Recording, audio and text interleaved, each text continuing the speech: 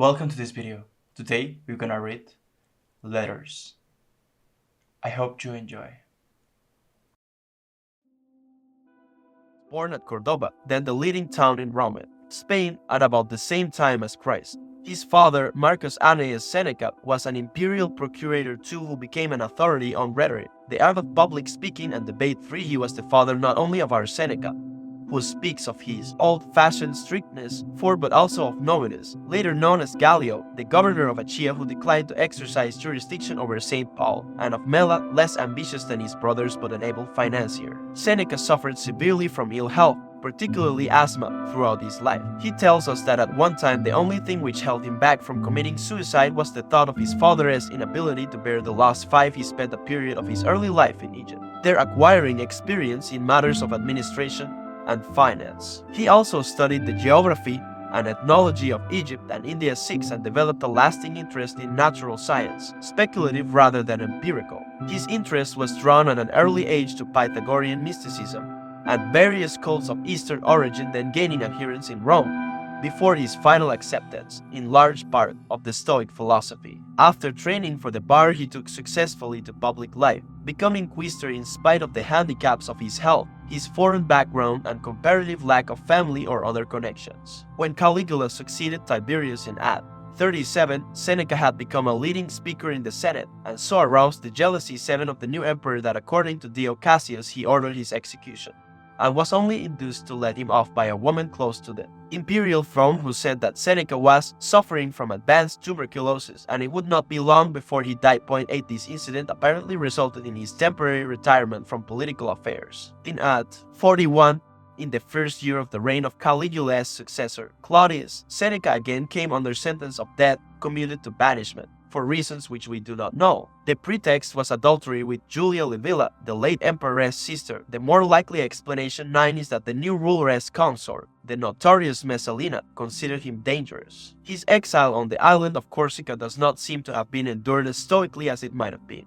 The encouraging spirit of an essay of consolation sent to his dearly loved mother Helvia is entirely absent in another addressed to Polybius, an ex-slave who had become a trusted servant of the emperor, which contains some abject flattery and was probably never meant to be published. He had by now suffered the loss not only of his father but of a son, and his first wife died while he was away. The only solace for him in these 8 long years of loneliness and near despair was the reception given to the poems, tragedies, and essays to friends which he continued composing during his banishment. His fortunes turned dramatically in AD 49. Messalina had been executed, and the emperor's new wife, Agrippina, had Seneca recalled to Rome, appointed to the high office of praetor and made tutor to her 12-year-old son Lucius Domitius Ahonobarmus. Agrippina's motives, according to Tacitus, apart from the instruction of her son, were a confidence that because of his literary fame the move would gain them popularity, and a belief that he would prove a reliable ally and a useful advisor to herself and Nero in their plans for future power.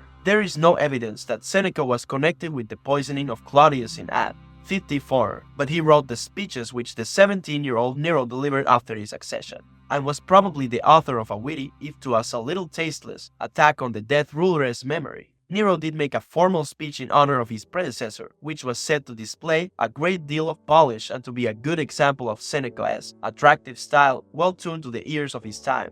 The new regime opened well, and Nero's first 5 years were later spoken of as a period of unequaled good government, the emperor Trajan even calling them the finest period in the history of imperial Rome. For this, Rome was indebted to Seneca and an army officer named Burrus. These two, the most influential as well. Lucius Seneca was born at Cordoba, then the leading town in Rome, Spain, at about the same time as Christ. His father, Marcus Annaeus Seneca, was an imperial procurator too who became an authority on rhetoric, the art of public speaking and debate. He was the father not only of our Seneca, who speaks of his old-fashioned strictness, but also of Nominus, later known as Gallio, the governor of Achaia who declined to exercise jurisdiction over St. Paul, and of Mela, less ambitious than his brothers but an able financier. Seneca suffered severely from ill health, particularly asthma, throughout his life. He tells us that at one time the only thing which held him back from committing suicide was the thought of his father's inability to bear the loss. He spent a period of his early life in Egypt, there acquiring experience in matters of administration and finance. He also studied the geography and ethnology of Egypt and India and developed a lasting interest in natural science, speculative rather than empirical. His interest was drawn at an early age to Pythagorean mysticism and various cults of Eastern origin, then gaining adherents in Rome, before his final acceptance, in large part, of the Stoic philosophy. After training for the bar, he took successfully to public life, becoming quaestor in spite of the handicaps of his health, his foreign background, and comparative lack of family or other connections. When Caligula succeeded Tiberius in AD 37, Seneca had become a leading speaker in the Senate, and so aroused the jealousy of the new emperor that, according to Dio Cassius, he ordered his execution, and was only induced to let him off by a woman close to the imperial throne, who said that Seneca was suffering from advanced tuberculosis and it would not be long before he died. 8. This incident apparently resulted in his temporary retirement from political affairs. In AD 41, in the first year of the reign of Caligula's successor, Claudius, Seneca again came under sentence of death, commuted to banishment, for reasons which we do not know. The pretext was adultery with Julia Livilla, the late emperor's sister. The more likely explanation 9 is that the new ruler's consort, the notorious Messalina, considered him dangerous. His exile on the island of Corsica does not seem to have been endured as stoically as it might have been. The encouraging spirit of an essay of consolation sent to his dearly loved mother Helvia is entirely absent in another addressed to Polybius, an ex-slave who had become a trusted servant of the emperor, which contains some abject flattery and was probably never meant to be published. He had by now suffered the loss not only of his father but of a son, and his first wife died while he was away. The only solace for him in these 8 long years of loneliness and near despair was the reception given to the poems, tragedies, and essays to friends which he continued composing during his banishment. His fortunes turned dramatically in AD 49. Messalina had been executed, and the emperor's new wife, Agrippina, had Seneca recalled to Rome, appointed to the high office of praetor, and made tutor to her 12-year-old son Lucius Domitius Ahonobarbus. Agrippina's motives, according to Tacitus, apart from the instruction of her son, were a confidence that because of his literary fame the move would gain them popularity, and a belief that he would prove a reliable ally and a useful advisor to herself and Nero in their plans for future power. There is no evidence that Seneca was connected with the poisoning of Claudius in AD 54, but he wrote the speeches which the 17-year-old Nero delivered after his accession, and was probably the author of a witty, if to us a little tasteless, attack on the dead ruler's memory. Nero did make a formal speech in honor of his predecessor, which was said to display a great deal of polish and to be a good example of Seneca's attractive style, well tuned to the ears of his time. The new regime opened well, and Nero's first 5 years were later spoken of as a period of unequaled good government, the Emperor Trajan even calling them the finest period in the history of imperial Rome. For this, Rome was indebted to Seneca and an army officer named Burrus. These two, the most influential as well as the most enlightened of the men who surrounded Nero, whose wide experience was common knowledge, prevented the hot-headed young man from carrying out a lot of murders on his accession, and aimed at channeling some of his energies into permissible pleasures. Only briefly alarmed by the poisoning of Britannicus and acting throughout in complete harmony, they succeeded in keeping public business out of Agrippina's hands and in their own. Tacitus ascribes the secret of the influence of Seneca to his tuition of Nero in public speaking and his engaging manners and high principles, that of Burrus to his military responsibilities and austerity of character. The two of them took over total power and exercised it to the utmost of their ability in the best and justest way conceivable, thus each alike arousing all men's approval. While Nero amused himself, they set about the problems of government. We notice, to give instances of their activity, legal and financial reforms including the reduction of indirect taxation and steps to prevent peculation and extortion by provincial governors, and the prosecution of a successful war in Armenia to settle the empire's eastern frontier. Seneca's geographical interests appear in the dispatch of an expedition to investigate the source of the Nile. Yet another of his interests was shorthand, the Roman system of which he is said to have completely revised. Neither he nor Burrus appears to have held any standing legal or constitutional office that could be said to give them the authority they wielded during these years. Seneca, the real master of the world, seems simply to have been the moving force behind the throne. It is probably safe to say that Nero was still under the influence of a teacher of undoubted personal charm, and was quite content to leave to him the direction of affairs in which he had little real interest. Once the young emperor began to listen to other advisers and increasingly to indulge his more violent and vindictive impulses, this happy situation was doomed. In Ad 58, Seneca was being attacked by people like Publius Suilius Rufus. Accusations seem to have ranged in gravity from sleeping with the emperor's mother. Obviously, the man had failed to learn his lesson from his thoroughly deserved banishment for seducing imperial princesses and the introduction of the emperor to pederasty, to the uselessness of his studies and the effectiveness of his oratorical style. But the campaign against him generally centered on the apparent contrast. It has been a stock criticism of Seneca right down the centuries, between his philosophical teachings and his practice. Instances of this hypocrisy, according to Suilius, were the philosopher's denunciations of tyranny, which did not stop him from being tutored to a tyrant, of flattery, ill according with the attitude he had adopted, especially from exile, towards ex-slaves who headed departments in Claudius' administration, of extravagance, in spite of giving banquets served at 500 identical tables of citrus wood with ivory legs, and, above all, of wealth. What kind of wisdom, asked Suilius, what philosophical teachings, had led him to acquire 300 million sesterces within the space of 4 years? In royal favor, the childless and their legacies had been, if he might so put it, enticed into Seneca's debt, whilst all Italy and the provinces were being sucked dry by his practice of lending money at unlimited rates of interest.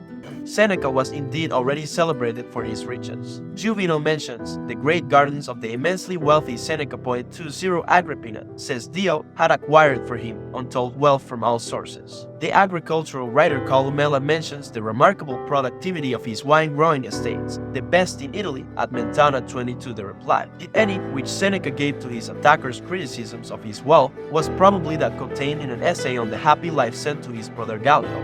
What counts, he says, is one's attitude to wealth, which is the wise man as servant and the fool as master. He, like any good Stoic, could lose all he had at any moment without being a whit less happy. This is the core of a long reply to the charge, which he states with complete frankness, that philosophers do not practice what they preach. His everyday life did not lend countenance to such attacks, and on this occasion he came to no harm from his enemies. In Ad 59, Nero had his mother put to death, the murder being carried out in cold blood after the calamitous failure of an attempt to stage an accident at sea. There is reason to believe that Seneca and Burrus had no knowledge of or part in the planning of this crime, but as the facts became known did their best to lessen its impact on public opinion. Seneca certainly drafted the letter sent to the Senate, explaining how her death was the result of the exposure of a dangerous plot of hers against the emperor's life.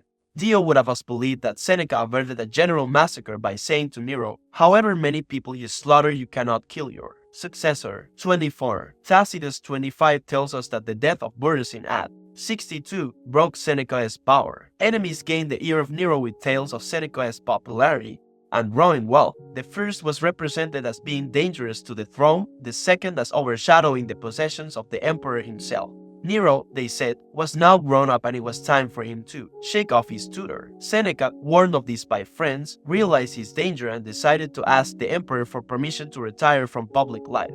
The request was granted and the parting was made amicable. For the last 3 years of his life, Seneca devoted himself to philosophy and writing, including the Epistles Morales to Lucilius Jr., a native of Pompeii, a hard-working hired civil servant who appears to have dabbled in literature and philosophy. Spending his time moving around southern Italy with Paulina, his second wife, Seneca now rarely visited Rome, and even, to disarm suspicion or for greater safety, gave his entire fortune to the emperor. Tacitus mentions a story of an attempt on his life by poisoning, averted either because a slave gave the plot away or because the philosopher was, in fear of just such an attack, living on an extremely simple diet of fruits growing wild and running water. 26. Then in Ad 65 came the disastrous conspiracy against the emperor by Piso and others, quite possibly including Seneca. There was a report of a sub-conspiracy to kill Piso as well and make Seneca emperor, being a man who seemed to be marked out for supreme power by the good qualities for which he was so famous. 27 Many people lost their lives on the discovery of the plot.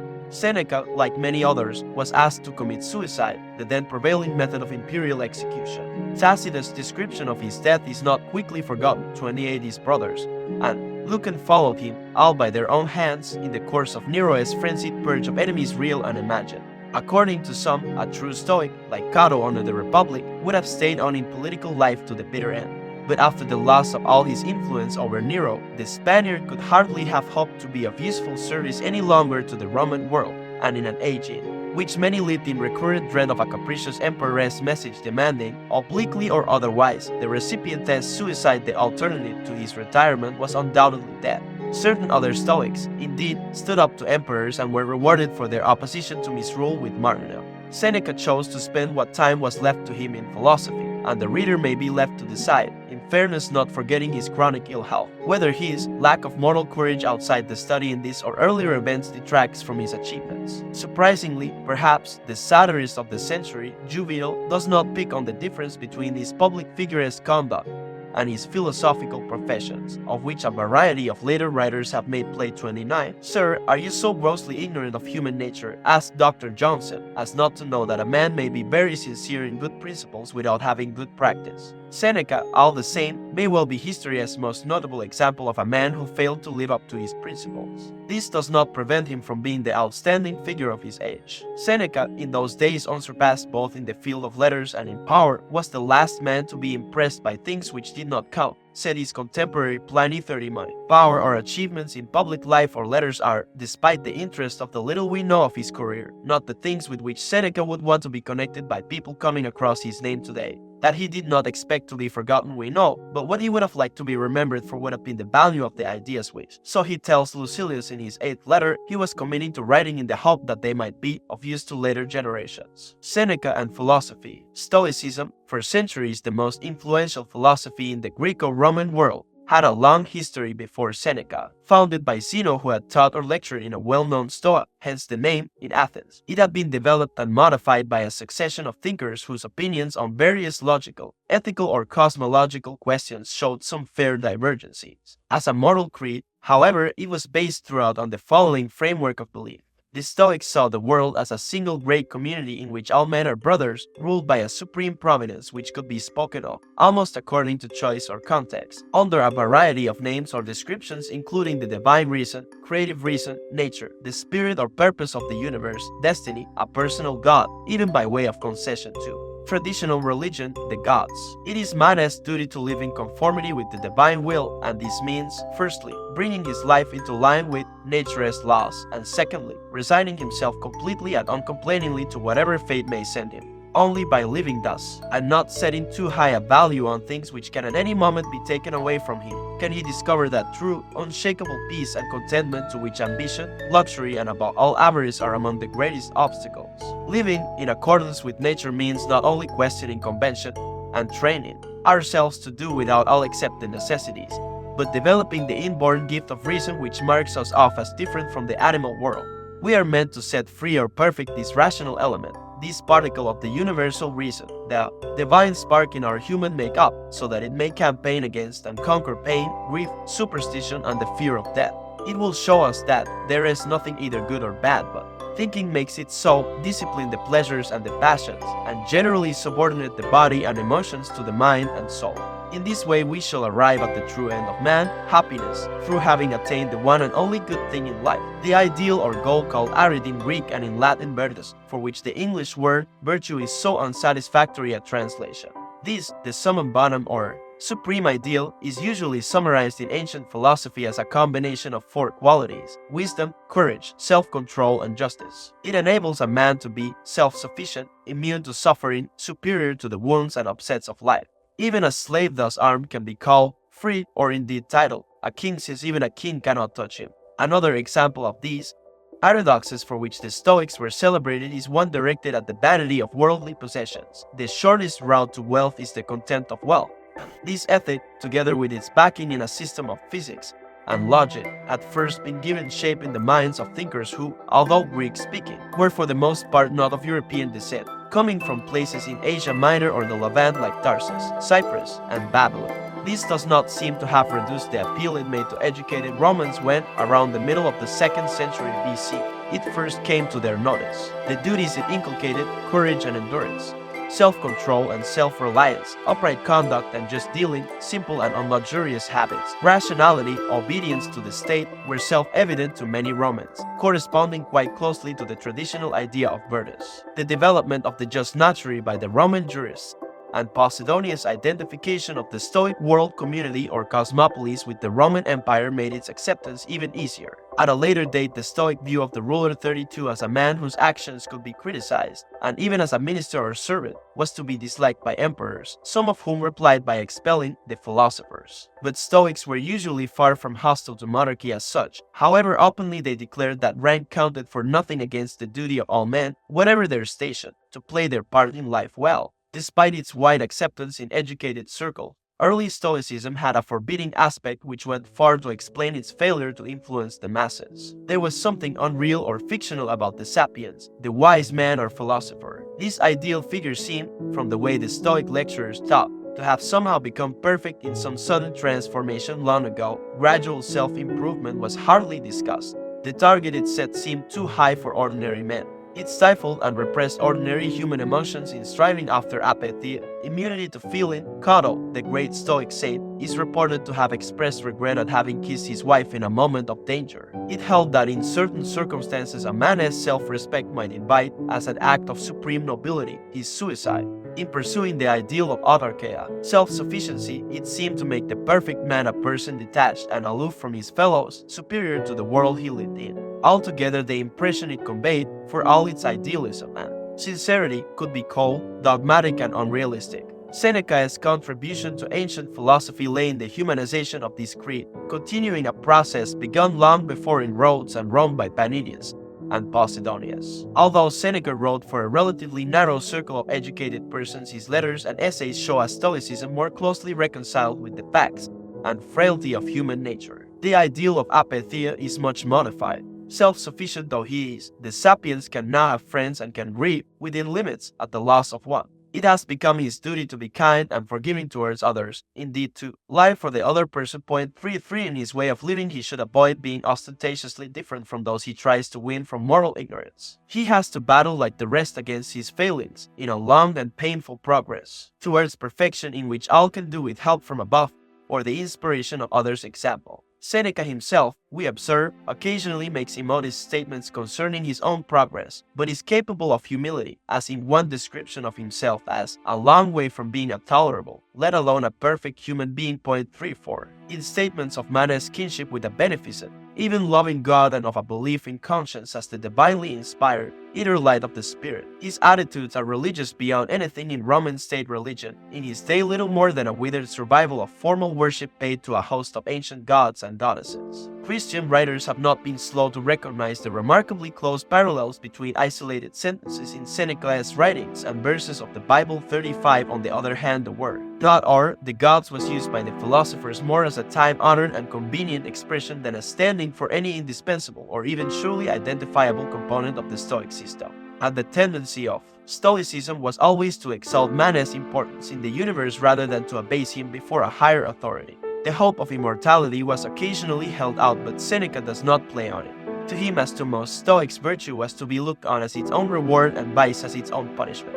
The religious hunger of the masses of his day was to be met not by philosophy, but by the cults of Isis and Mithras and Christianity. For the ancient world, then, apart from reviving philosophy in Latin literature, he spiritualized and humanized 36 Stoicism. What of Seneca and modern philosophy? The latter, at least in the universities of the English-speaking world, has for some time been set on a course which he would certainly have condemned. He would not have understood the attention it pays to ordinary language, and some of his letters make it clear that it would have come in for a share of his impatience with philosophers who in his eyes degraded philosophy by wasting their time on verbal puzzles or logical hair-splitting. But more than this, he would have denounced the opinion to which most philosophers, tacitly or otherwise, have come round in the last half-century, that it is no part of the business of philosophy to turn people into better persons, as tantamount to desertion or lese majeste. His tremendous faith in philosophy as a mistress was grounded on a belief that her end was the practical one of curing souls, of bringing peace and order to the feverish minds of men pursuing the wrong aims in life. What we say should be of use, not just entertaining. 37 Even speculation on the nature or meaning of the universe was of secondary importance, something which the philosopher might or might not, as he chose, take up in leisure moments. A philosopher's words should speak to our condition. Fieldiness observation that few people in the position of being overloaded with prosperity or adversity could be too wise or too foolish not to gain from reading Seneca might have gratified him not merely as an indication that his writings were proven of use to later generations, but also as showing that a philosopher could still be regarded as someone to be turned to for advice or consolation. To Seneca, as letter XC and other letters plainly show, the philosopher and the wise man were the same person. Whether or not his letters may still be turned to for their pointers to the contented life, they cannot be read without noticing how far in advance of their time are many of his ideas on the shows in the arena, for example, or the treatment of slaves. His implicit belief in the equality and brotherhood of man despite all barriers of race or class or rank was one resurrected from the days of the early Stoics, which led directly to great improvements in the legal position of slaves, besides explaining the then remarkable attitude towards slaves expressed in letter 47. The belief was also the germ of the notion of natural law, the law which was thought to transcend national boundaries and form a basis for the validity of international law. These elements of Stoicism made their not so small or indirect contribution to the French and American revolutions. Seneca and literature, his letters and other writings. Seneca, Quintilian tells us, turned his hand to practically everything which can be made the subject of study, speeches, poems, letters, dialogues all surviving. Much of this is lost, including all his speeches, a biography of his father, and essays or treatises on marriage, superstition, and a variety of other subjects, mainly scientific. The works remaining to us are of two main kinds. There are, first, the philosophical letters and essays, including treatises with such titles as The Happy Life, The Shortness of Life, Providence, Anger, Clemency, Problems in Natural Science, and Literary Consolations to Persons in Bereavement. And secondly, there are the tragedies, probably never staged and intended only for reading or recitation among a relatively small circle 38. The 124 letters to Lucilius comprise something entirely new in literature, for in these, which were his most conspicuous and immediate literary success, Seneca if anyone is the founder of the essay. As Francis Bacon put it to Prince Henry in the dedication of his own essays, the word is late, but the thing is ancient. For Seneca's epistles to Lucilius, if one marked them well, are but essays, that is, dispersed meditations, though conveyed in the form of epistles. The epistulae morales are essays in disguise. It has been said 39 that they were real letters edited for publication. It seems most likely that they were intended from the first for publication, possibly preceded by an interval of private circulation. No replies have come down to us. The atmosphere varies from that of lively, not to say colloquial, conversation to that of the serious treatise. It is occasionally raised to higher levels, 40, but generally remains informal. That teaching is generously eclectic. The first 30 letters each contain some quotation from or reference to writings of the main rival philosophical school, the Epicureans. The introduction of imaginary queries or objections from the correspondent, or another interjector, and the frequent and urgent exhortation of the listener to self-improvement suggest the atmosphere of the diatribe, while confidences about the writer's own character and the not uncommon choice of consolation or friendship as a theme serve to keep up the air of the letter. Personal happenings or surroundings are regularly made the occasion of, or the preliminary to, serious reflections in the abstract. There are also biting condemnations of ways of life around the writer, particularly among the bored and pleasure-seeking Roman aristocracy. Room is found too for culture in an assimilable form in balanced discussions of time-honored philosophical or ethical problems, or in the development of thoughts on, for example, poetry or physical phenomena or style. His style, with Seneca, is of considerable importance. Notwithstanding his own condemnation 42 of people who give less attention to what they have to say than to how they will say it, he is a signal example of a writer to whom form mattered as much as content. In writers like him, constant striving after terseness and originality of expression gave rise to an arresting and not easily digested style. There were reasons for the development of this pointed style. With the passing of the Republic and succession of a series of suspicious emperors, there had been a diminution both in the range of subject matter which was saved and in the practical value of a training in rhetoric for a career in public life. The leisured Roman turned his training to literary rather than political ends, and the means to the prime new end of stylistic brilliance were those of rhetoric. All this was encouraged by the fashion of giving public readings of one's work, in which success almost came to be measured by the ability of each and every sentence to win applause. Carried over, too, from the schools of rhetoric was a liking for sometimes daringly poetic words, especially from Virgil, and artificial forms of expression more typical of verse than prose. Going with the overriding aim of pithiness or epigrammatic brevity was an indulgence in colloquialisms. Seneca's use of popular turns of phrase and everyday expressions and deliberate cultivation of the easy, conversational matter are somehow reconciled with elements of style, even in the letters, which to us seem highly wrought and polished. The exploitation of such figures as antithesis, alliteration, homooutlute, and all manner of other plays upon words, paradox and oxymoron, apposition and asyndeted, the use of cases and prepositions in uncommon connotations, all contribute to the twin aims of brevity and sparkle. The result may read more naturally in Latin than it ever could in English, but is nonetheless apt to lead the reader. Dazzled and fatigued point forth all the wealth and ingenuity of epigram and illustration does not prevent us from feeling that the sentence is often simple. Repeat the same thought, clothed in constantly different guises, over and over again, as Fronto complained in the century following. At this reluctance, as it appears, to say what one has to say and then have done with it instead of continuing the restless manufacture of yet bolder, more hard-hitting or more finished sentences or proverbs, sometimes arouses the impatience of more modern readers. There is Macaulay's celebrated statement in a letter to a friend, "I cannot bear Seneca. His works are made up of mottos." There is hardly a sentence which might not be quoted, but to read him straightforward is like dining on nothing but anchovy sauce. Quintilian 44 considered that Seneca, whom by and large he respected and admired, weakened the force of his teaching by his manner of writing, and others have wondered whether his style is not unworthy of his subject. It is interesting to hear Quintilian speaking of his struggle to win his students away from such models as Seneca, as an academician who stood for orthodoxy, and a return to the older or Ciceronian manner. He could not bring himself to give the seal of his approval to an author whose writing showed, in his opinion, a degree of corruption all the more dangerous through the very attractiveness of the faults in which it abounds, and who had actually voiced the heresy. There are no fixed rules of style.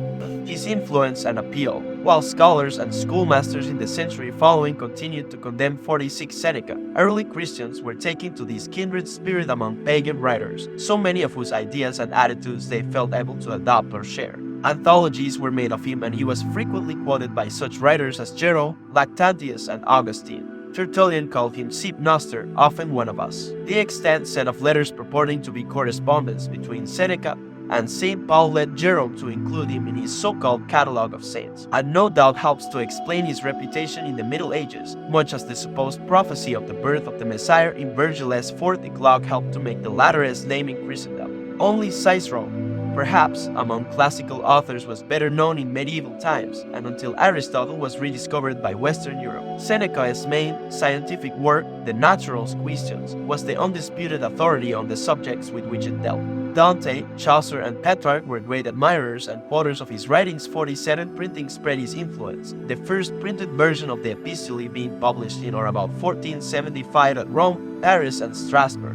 Erasmus 48 was the first person to produce a critical edition, and Calvin's first work was an edition in 1532 of the De Clementia, an essay originally written to encourage clemency in Nero, and incidentally inspiring much of the quality of mercy speech in The Merchant of Venice. Montaigne 49 was the first, and the most conspicuously indebted, borrower from Seneca among the great modern literary figures. Pasquiere's admiration for Montaigne prompted him to say, as for his essays, which I call masterpieces, there is no book in my possession which I have so greatly cherished. I always find something in it to please me.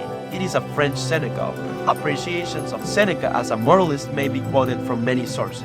John of Salisbury is supposed to have said, "If Quintilian will excuse my saying so, there are very few, if any, writers on conduct among non-Christians whose words and ideas can be more readily applied to all kinds of practical things." Emerson urged, "Make your own Bible. Select and collect all the words and sentences that in all your reading have been to you like the blast off." Triumph out of Shakespeare, Seneca, Moses, John, and Paul. He is placed in even more exalted company by Baudelaire in his essay The Lessons du Rire, in which he seems at one point to be ascribing modern civilized manners to La Venue de Jesus, Platon et Seneca. In letters to Peter Gilles we find Erasmus writing, in fraternal good humor, advising him to be regular at his work, to keep a journal, to remember that life was short, to study Plato and Seneca, love his wife, and disregard the world's opinion. Queen Elizabeth I did much admire Seneca's wholesome advisings, says her godson, Sir John Harrington, who saw much of her translating the rough .50. Although great literary figures have usually been fondest of the letters, it was his plays which, with all their faults, had the greatest effect on your appeal.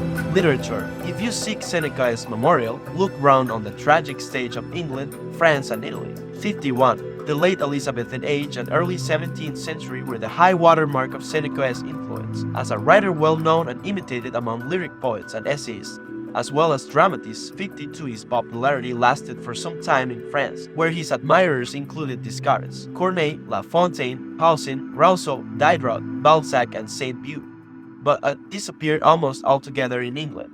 The enthusiasm of, for example, De Quincey is exceptional, and Seneca at the present time may be called a forgotten author. Note on translation and text. Translations and the aims and methods of individual translators are seldom hard to criticize. But however far men of letters may find themselves from agreement on the principles of translation from a classical author, the intelligent reader can no longer be satisfied with either a literal rendering on the painful model of the old-fashioned school crib, or an inspired paraphrase, however attractive the result has sometimes been when poet has rendered poet. Somewhere between these two kinds of offering lies the ideal translation, the aim of which I should define as the exact reproduction of the original without omission or addition, capturing its sound as well as its sense. Reproduction of the style presents, except with ordinary conversational or colloquial prose, formidable problems. The practitioner feels that the attempt is one which should be made, even in the case of poetry, with so difficult a feature of it as its metrical patterns. Yet the result must never be English so unnatural or contrived that the reader cannot stomach it. And this consideration has tempered my feeling that the brevity, or rhetoric or other elements of Seneca's matter should each be closely imitated. It is hardly possible, for instance, to reproduce the compression of such a sentence as haber eripiter, habvis nunquam or magis quis veteris quam po interest. In this field of style it is never possible to claim that a translation loses nothing of the qualities of the original, for when all is said and done a translation of a literary work must be readable, to spare the reader the jars which remind him that he is reading a translation. All but the few timeless versions of the classical authors need to be revised or done afresh perhaps every half-century. The same principle incidentally suggests that obscurities may be clarified or removed by slight expansion, and I have adopted this practice very occasionally as an alternative to a distracting reference to a note. The formal beginning and ending of each letter is omitted. Colloquialisms will be noticed here and there, they have been used only. Where Seneca's language is thoroughly colloquial, or where he is arguing in the second person with an imaginary interjector. If an earlier translator has hit on a phrase which one becomes convinced cannot be better, it is surely absurd. The more so if one believes that there is almost always only one best rendering in the language of the translator's day, to proceed with a poorer or less accurate one merely for the sake of originality. I am indebted in this way in a number of places to Gomir and Barker, the translators in the Loeb and Clarendon Press versions respectively. The translation, originally based on Beltrami's text, has been brought into line with the Oxford Classical text of Mr. L.D. Reynolds, to whom I am grateful for help on several points of difficulty. My appreciation is extended also to various friends who may not well recall the help or interest and encouragement at one time or another given by them, and among them to my former tutors Mr. T. C. W. Stinden and Mr. J. P. B. D. Boston, who have rescued me from a number of heresies in the parts of this work which they have seen. My thanks are due also to Dr. Michael Grant for permission to reprint from the Annals of Imperial Rome his translation of Tacitus' account of Seneca's death. It may be asked what criteria have been applied in deciding which letters should be included or omitted. The first has been their interest, as they set out a philosophy and contribute to a picture of a man and of his times. The second has been the avoidance of undue repetition of particular themes or topics of a moralist who tends towards repetitiveness. For similar reasons, one or two of the letters have been shortened by the omission of a few passages at places indicated. My ultimate defense must be the anthologist's plea or confession that the choice has been a personal one. Postscript to introduction. It is perhaps hard to resist quoting here from the preface and postscript to the anthology Seneca's Morals by way of abstract published by Sir Roger L. Estrange in 1673. Some other man, in my place, would perchance make you 20 apologies, for he is one of skill and address in governing this affair, but these are formal and pedantic fooleries, as if any man that first takes himself for a coxcomb in his own heart would afterwards make himself one in print too. This abstract, such as it is, you are extremely welcome to, and I am sorry it is no better, both for your sakes and my own. For if it were written up to the spirit of the original, it would be one of the most valuable presents that ever any private man bestowed upon the public. Books and dishes have this common fate: there was never any one of either of them that pleased all palates. And, in truth, it is a thing as little to be wished for as expected, for an universal applause is at least 2/3 of a scandal. So that though I deliver up these papers to the press, I invite no man to the reading of them, and whosoever reads and repents, it is his own fault. To conclude, as I made this composition principally for myself, so it agrees exceedingly well with my constitution. And yet, if any man has a mind to take part with me, he has free leave and welcome. But let him carry this consideration along with him, that he has a very unmannerly guest that presses upon another body's table, and then quarrels with his dinner. Letter 2. Judging from what you tell me and from what I hear, I feel that you show great promise. You do not tear from place to place and unsettle yourself with one move after another. Restlessness of that sort is symptomatic of a sick mind. Nothing, to my way of thinking, is a better proof of a well-ordered mind than a man's ability to stop just where he is and pass some time in his own company. Be careful, however, that there is no element of discursiveness and desultoriness about this reading you refer to, this reading of many different authors and books of every description. You should be extending your stay among writers whose genius is unquestionable, deriving constant nourishment from them if you wish to gain anything from your reading that will find a lasting place in your mind. To be everywhere is to be nowhere. People who spend their whole life traveling abroad end up having plenty of places where they can find hospitality, but no real friendships. The same must needs be the case with people who never set about acquiring an intimate acquaintanceship with any one great writer, but skip from one to another, paying flying visits to them all. Food that is vomited up as soon as it is eaten is not assimilated into the body, and does not do one any good. Nothing hinders a cure so much as frequent changes of treatment. A wound will not heal over if it is being made the subject of experiments with different ointments. A plant which is frequently moved never grows strong. Nothing is so useful that it can be of any service in the mere passing. A multitude of books only gets in one's way. So if you are unable to read all the books in your possession, you have enough when you have all the books you are able to read. And if you say, "But I feel like opening different books at different times," my answer will be this: tasting one dish after another is the sign of a fussy stomach, and where the foods are dissimilar and diverse in range, they lead to contamination of the system, not nutrition. So always read well-tried authors, and if at any moment you find yourself wanting a change from a particular author, go back to ones you have read before. Each day, too, acquire something which will help you to face poverty or death and other ills as well. After running over a lot of different thoughts, pick out one to be digested thoroughly that day. This is what I do myself. Out of the many bits I have been reading, I lay hold of one. My thought for today is something which I found in Epicurus. A cheerful poverty, he says, is an honorable state. But if it is cheerful, it is not poverty at all. It is not the man who has too little who is poor, but the one who hankers after more. What difference does it make how much there is laid away in a man's safe or in his barns? How many head of stock he grazes or how much capital he puts out at interest? If he is always after what is another's and only counts what he has yet to get, never what he has already.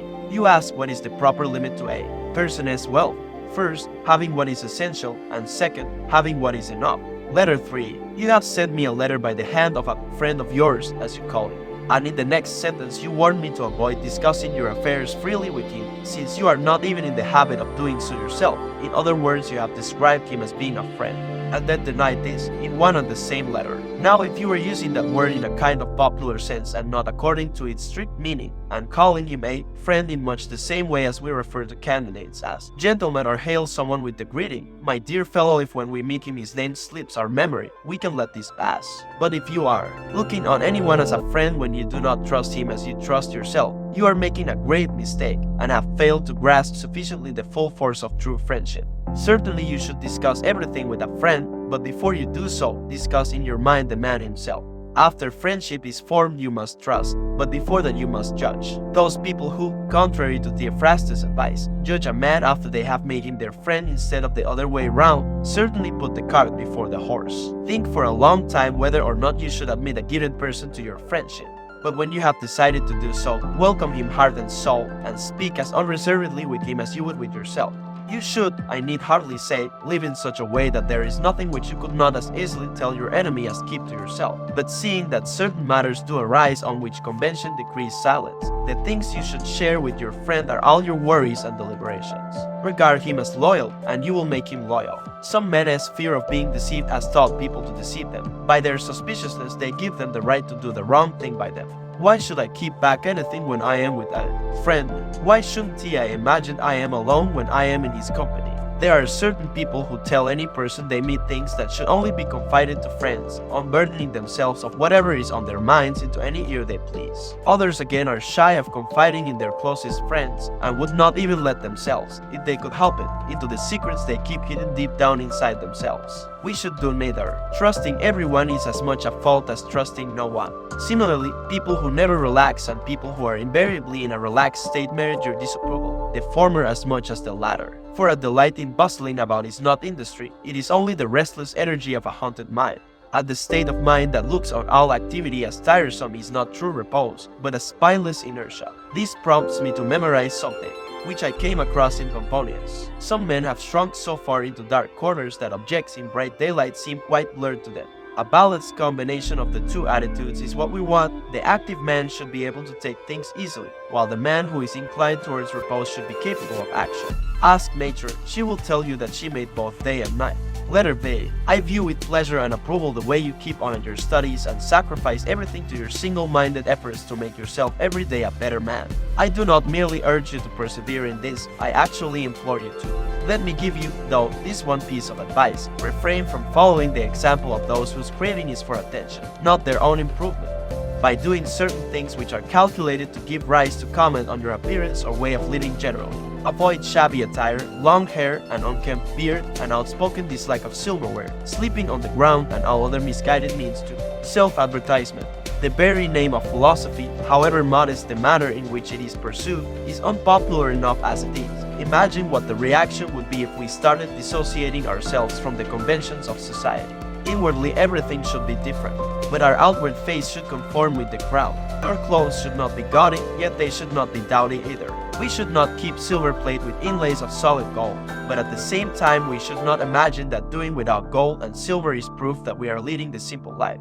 Let our aim be a way of life not diametrically opposed to, but better than that of the mob. Otherwise we shall repel and alienate the very people whose reform we desire. We shall make them, moreover, reluctant to imitate us in anything for fear they may have to imitate us in everything. The first thing philosophy promises us is the feeling of fellowship, of belonging to mankind and being members of a community. Being different will mean the abandoning of that manifesto. We must watch that the means by which we hope to gain admiration do not earn ridicule and hostility. Our motto, as everyone knows, is to live in conformity with nature. It is quite contrary to nature to torture one's body, to reject simple standards of cleanliness and make a point of being dirty, to adopt a diet that is not just plain but hideous and revolting. In the same way as a craving for dainties is a token of extravagant living, avoidance of familiar and inexpensive dishes betokens insanity. Philosophy calls for simple living, not for doing penance, and the simple way of life need not be a crude one. The standard which I accept is this: one's life should be a compromise between the ideal and the popular morality. People should admire our way of life, but they should at the same time find it understandable.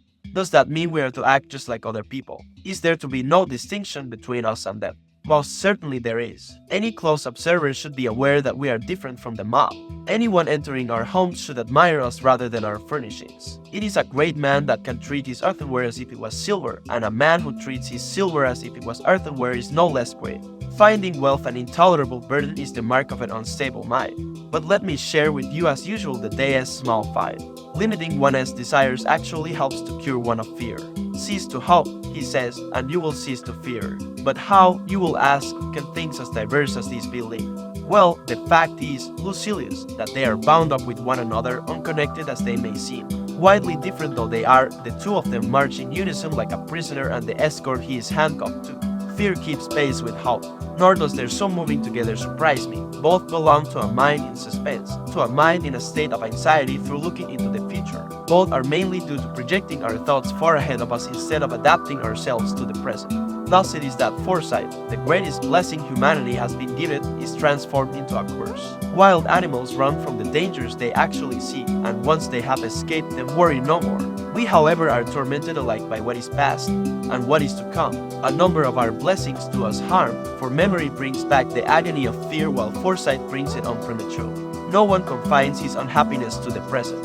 Letter VI. I see in myself, Lucilius, not just an improvement but a transformation, although I would not venture as yet to assure you, or even to hope, that there is nothing left in me needing to be changed. Naturally, there are a lot of things about me requiring to be built up or fined down or eliminated. Even this, the fact that it perceives the failings it was unaware of in itself before, is evidence of a change for the better in one's character. In the case of some sick people, it is a matter for congratulation when they come to realize for themselves that they are sick. I should very much like, then, to share this also sudden metamorphosis of mind with you. Doing so would make me start to feel a surer faith in the friendship that exists between us, that true friendship which not hope nor fear nor concern for personal advantage ever sunders, that friendship in which and for which people are ready to die. I can give you plenty of examples of people who have not been lacking a friend, but friendship, something that can never happen when mutual inclination draws two personalities together in a fellowship of desire for all that is honorable. Why cannot it happen? Because they know that everything, and especially their setbacks, is shared between them. You can't imagine how much of an alteration I see each day bringing about in me. Send me, too, you will be saying, the things you be found so effectual. Indeed, I desire to transfer every one of them to you. Part of my joy in learning is that it puts me in a position to teach. Nothing, however outstanding and however helpful, will ever give me any pleasure if the knowledge is to be for my benefit alone. If wisdom were offered me on the one condition that I should keep it shut away and not divulge it to anyone, I should reject it. There is no enjoying the possession of anything valuable unless one has someone to share it with. I shall send you, accordingly, the actual books themselves, and to save you a lot of trouble hunting all over the place for passages likely to be of use to you, I shall mark the passages so that you can turn straight away to the words I approve and admire. Personal converse, though, and daily intimacy with someone will be of more benefit to you than any discourse. You should really be here and on the spot, firstly because people believe their eyes rather more than their ears, and secondly because the road is a long one if one proceeds by way of precepts, but short and effectual if by way of personal example. Cleanthes would never have been the image of Zeno if he had merely heard him lecture. He lived with him, studied his private life, watched him to see if he lived in accordance with his own principle. Plato, Aristotle, and a host of other philosophers, all destined to take different paths, derived more from Socrates' character than from his words. It was not Epicurus' school, but living under the same roof as Epicurus that turned Metrodorus, Harmarchus, and Paulianus into great men. And yet I do not summon you to my side solely for the sake of your own progress, but for my own as well, for we shall be of the utmost benefit to each other. Meanwhile, since I owe you the daily allowance, I'll tell you what took my fancy in the writings of Hecato today. What progress have I made? I am beginning to be my own friend. That is progress indeed. Such a person will never be alone, and you may be sure he is a friend of all. Letter 7. You asked me to say what you should consider it particularly important to avoid. My answer is this: a mass crowd. It is something to which you cannot entrust yourself yet without risk. I at any rate am ready to confess my own frailty in this respect. I never come back home with quite the same moral character I went out with. Something or other becomes unsettled where I had achieved internal peace. Someone or other of the things I had put to flight reappears on the scene. We who are recovering from a prolonged spiritual sickness are in the same condition as invalids who have been affected to such an extent by prolonged indisposition that they cannot once be taken out of doors without ill effects. Associating with people in large numbers is actually harmful. There is not one of them that will not make some vice or other attracted to us, or leave us carrying the imprint of it or without all unawares with it. And inevitably enough, the larger the size of the crowd we mingle with, the greater the danger. But nothing is as ruinous to the character as sitting away one's time at a show, for it is then, through the medium of entertainment, that vices creep into one with more than usual ease. What do you take me to mean? That I go home more selfish, more self-seeking, and more self-indulgent. Yes, and what is more, a person crueler and less humane through having been in contact with human beings. I happened to go to one of these shows at the time of the lunch hour interlude, expecting there to be some light and witty entertainment then, some respite for the purpose of affording people's eyes a rest from human blood. Far from it. All the earlier contests were charity in comparison. The nonsense is dispensed with now. What we have now is murder pure and simple. The combatants have nothing to protect them. Their whole bodies are exposed to the blows. Every thrust they launch gets home. A great many spectators prefer this to the ordinary matches and even to the special, popular demand ones. And quite naturally, there are no helmets and no shields repelling the weapons. What is the point of armor? Or of skill? All that sort of thing just makes the death slower in coming. In the morning men are thrown to the lions and the bears, but it is the spectators they are thrown to in the lunch hour. The spectators insist that each on killing his man shall be thrown against another to be killed in his turn, and the eventual victory is reserved by them for some other form of butchery. The only exit for the contestants is death. Fire and steel keep the slaughter going. And all this happens while the arena is virtually empty. But he was a highway robber, he killed a man. And what of it? Granted that as a murderer he deserved this punishment. What have you done, you wretched fellow, to deserve to watch it? Kill him, flog him, burn him. Why does he run at the other man's weapon in such a cowardly way? Why isn't he less half-hearted about killing? Why isn't he a bit more enthusiastic about dying? Whip him forward to get his wounds. Make them each offer the other a bare breast, and trade blow for blow on them. And when there is an interval in the show, let us have some throats cut in the meantime, so that there is something happening. Come now, I say, surely you people realize, if you realize nothing else, that bad examples have a way of recoiling on those who set them. Give thanks to the immortal gods that the men to whom you are giving a lesson in cruelty are not in a position to profit from it. When a mind is impressionable and has none too firm a hold on what is right, it must be rescued from the crowd. It is so easy for it to go over to the majority. A Socrates, a Cato, or a Laelius might have been shaken in his principles by a multitude of people different from himself. Such is the measure of the inability of any of us, even as we perfect our personality as adjustment, to withstand the onset of vices when they come with such a mighty following. A single example of extravagance or greed does a lot of harm. An intimate who leads a pampered life gradually makes one soft and flabby. A wealthy neighbor provokes cravings in one. A companion with a malicious nature tends to rub off some of his rust even on someone of an innocent. An open-hearted nature, what then do you imagine the effect on a person's character is when the assault comes from the world at large? You must inevitably either hate or imitate the world. But the right thing is to shun both courses. You should neither become like the bad because they are many, nor be an enemy of the many because they are unlike you. Retire into yourself as much as you can. Associate with people who are likely to improve you. Welcome those whom you are capable of improving. The process is a mutual one.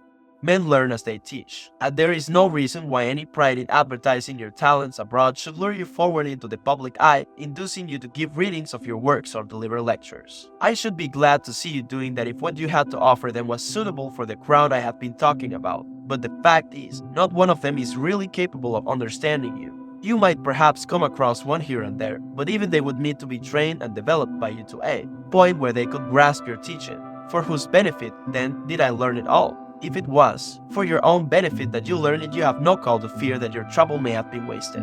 Just to make sure that I have not been learning solely for my own benefit today, let me share with you 3 fine quotations I have come across, each concerned with something like the same idea. One of them is by way of payment of the usual debt so far as this letter is concerned, and the other 2 you are to regard as an advance on account. To me, says Democritus, a single man is a crowd, and a crowd is a single man. Equally good is the answer given by the person, whoever it was, who when asked what was the object of all the trouble he took over a piece of craftsmanship when it would never reach more than a very few people, replied, "A few is enough for me, so is one, and so is none." The third is a nice expression used by Epicurus in a letter to one of his colleagues. "I am writing this," he says, "not for the eyes of the many, but for yours alone, for each of us is audience enough for the other. Lay this up in your heart, my dear Lucilius, that you may scorn the pleasure that comes from the majority as approval. The many speak highly of you, but have you really any grounds for satisfaction with yourself if you are the kind of person the many understand? Your merits should not be outward-facing." Letter 8. Are you, of all people, you write, really telling me to avoid the crowd, to retire from the world and find contentment in a good conscience? Where are those stoic rules of yours that call on a man to die in harness? Come now, do I really give you the impression that I advocate a life of inactivity? I have only buried myself away behind closed doors in order to be able to be of use to more people. With me no day is ever whiled away at ease. I claim a good part of my nights for study. I have no time for sleep. I just succumb to it, keeping my eyes at their work when they are heavy-lidded and exhausted from lack of rest. I have withdrawn from affairs as well as from society, and from my own affairs in particular. I am acting on behalf of later generations. I am writing down a few things that may be of use to them. I am committing to writing some helpful recommendations, which might be compared to the formulae of successful medications, the effectiveness of which I have experienced in the case of my own sores, which may not have been completely cured but have at least ceased to spread. I am pointing out to others the right path, which I have recognized only late in life, when I am worn out with my wanderings. Avoid, I cry, whatever is approved of by the mob, and things that are the gift of chance. Whatever circumstance brings some welcome thing your way, stop in suspicion and alarm. Wild animals and fish alike are taken in by this or that inviting prospect. Do you look on them as presents given you by fortune? They are snares. Anyone among you who wishes to lead a secure life will do his very best to steer well wide of these baited bounties, which comprise yet another instance of the errors we miserable creatures fall into. We think these things are ours when in fact it is we who are caught.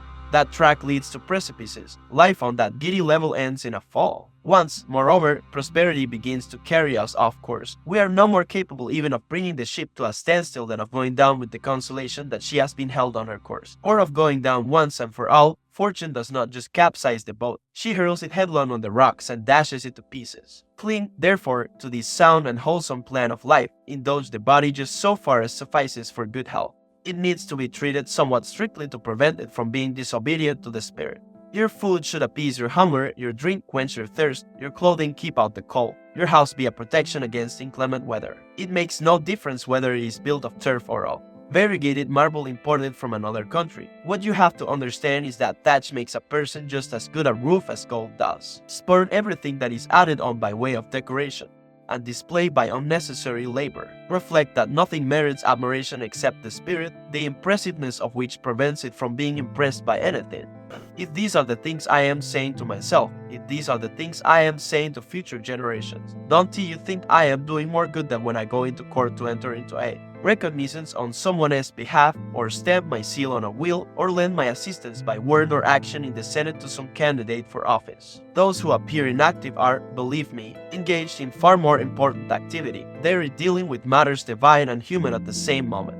But the time has come to make an end, and in accordance with the practice Ivy started to make some disbursement on this letter's behalf. For this I shall not draw on my own resources. I am still turning over the pages of Epicurus, and the following saying, when I read today, comes from him. To win true freedom you must be a slave to philosophy. A person who surrenders and subjects himself to her does he have his application deferred from day to day, he is emancipated on the spot, the very service of philosophy being freedom. Quite possibly you'll be demanding to know why I am quoting so many fine sayings from Epicurus rather than ones belonging to our own school. But why should you think of them as belonging to Epicurus, and not as common property? Think how many poets say things that philosophers have said, or ought to have said. Not to mention the tragedians or our native Roman drama. Think of the quantity of brilliant lines to be found lying about in farces alone. Think of the number of Publilius verses that really ought to be spoken by actors wearing the tragedy. Buskins instead of barefooted pantomime actors. I'll quote one verse of his which belongs to philosophy, and the same facet of philosophy that I was occupied with just now, a verse in which he proclaims that gifts which chance brings our way are not to be regarded as possessions. If you pray a thing may and it does come your way, 'tis a long way from being your own. I recall your expressing the same idea a good deal more happily and succinctly. What fortune has made yours is not your own. And I can't pass over that even happier expression of yours. The boon that could be given can be withdrawn. Letter IX. You desire to know whether Epicurus is right in one of his letters in criticizing those who maintain that the wise man is content with himself, and therefore needs no friend. This is what Epicurus objects to in Stillboat, and those who believe that the supreme ideal in life is a mind devoid of feeling, or as we say, impatience. We are bound to involve ourselves in ambiguity if we try to express in a single word the meaning of the Greek term apatheia by transferring it straight into our word impatience, for it may be understood in the opposite sense to the one we wish, with people taking it to signify the man who is unable to endure anything that goes badly for him instead of what we mean by it, the man who refuses to allow anything that goes badly for him to affect him. Consider then whether it might not be preferable to call it a mind that is invulnerable or, above all, suffering. The difference here between the Epicurean and our own school is this: our wise man feels his troubles but overcomes them, while their wise man does not even feel them.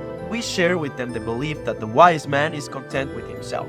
Nevertheless, self-sufficient though he is, he still desires a friend, a neighbor, a companion. Notice how self-contented he is. On occasion, such a man is content with a mere partial self. If he loses a hand as a result of war or disease, or has one of his eyes, or even both, put out in an accident, he will be satisfied with what remains of himself and be no less pleased with his body now that it is maimed and incomplete than he was when it was whole. But while he does not hanker after what he has lost, he does prefer not to lose them. And this is what we mean when we say the wise man is self-content. He is so in the sense that he is able to do without friends, not that he desires to do without them. When I speak of his being able to do this, what I am saying in fact amounts to this: he bears the loss of a friend with equanimity. Not that he will then be without a friend, for it is his to decide how soon he makes good the loss. Just as Phidias can carve another statue straight away if he loses one, so our wise man with his skill in the art of making friends will fill the place of someone he has lost. I suppose you will want to know how he will be able to make a friend so quickly. Well, I shall tell you, provided we agree that I may make this the moment to pay my debt and square my account so far as this letter is concerned. I shall show you, said Hecato, a love philter compounded without drug or herb or witch's spell. It is this: if you wish to be loved, love.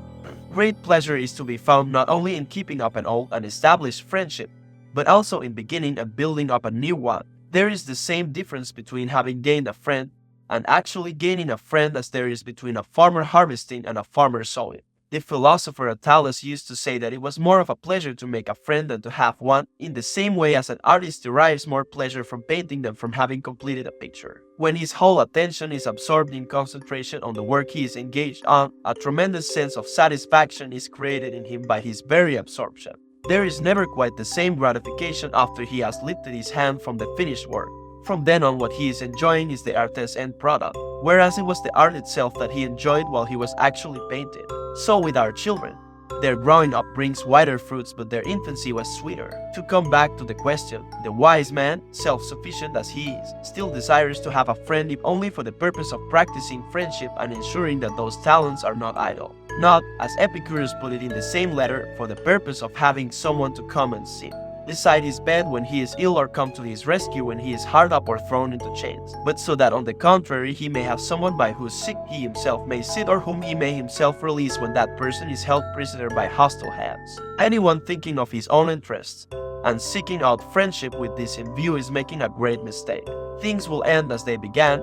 He has secured a friend who is going to come to his aid if captivity threatens. At the first clank of a chain, that friend will disappear. These are what are commonly called fair-weather friendships. A person adopted as a friend for the sake of his usefulness will be cultivated only for so long as he is useful. This explains the crowd of friends that clusters about successful men, and the lonely atmosphere about the ruin, their friends running away when it comes to the testing point. It explains the countless scandalous instances of people deserting or betraying others out of fear for themselves. The ending inevitably matches the beginning. A person who starts being friends with you because it pays him will similarly cease to be friends because it pays him to do so. If there is anything in a particular friendship that attracts a man, other than the friendship itself, the attraction of some reward or other will counterbalance that of the friendship.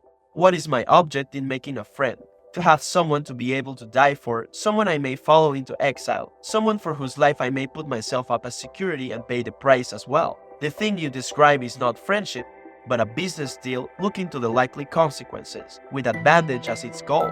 There can be no doubt that the desire lovers have for each other is not so very different from friendship. You might say it was friendship gone mad. Well, then, does anyone ever fall in love with a view to a profit, or advancement, or celebrity? Actual love in itself, heedless of all other considerations, inflames people's hearts with a passion for the beautiful object, not without the hope, too, that the affection will be mutual. How then can the nobler stimulus of friendship be associated with any ignoble desire? You may say we are not at present concerned with the question whether friendship is something to be cultivated for its own sake.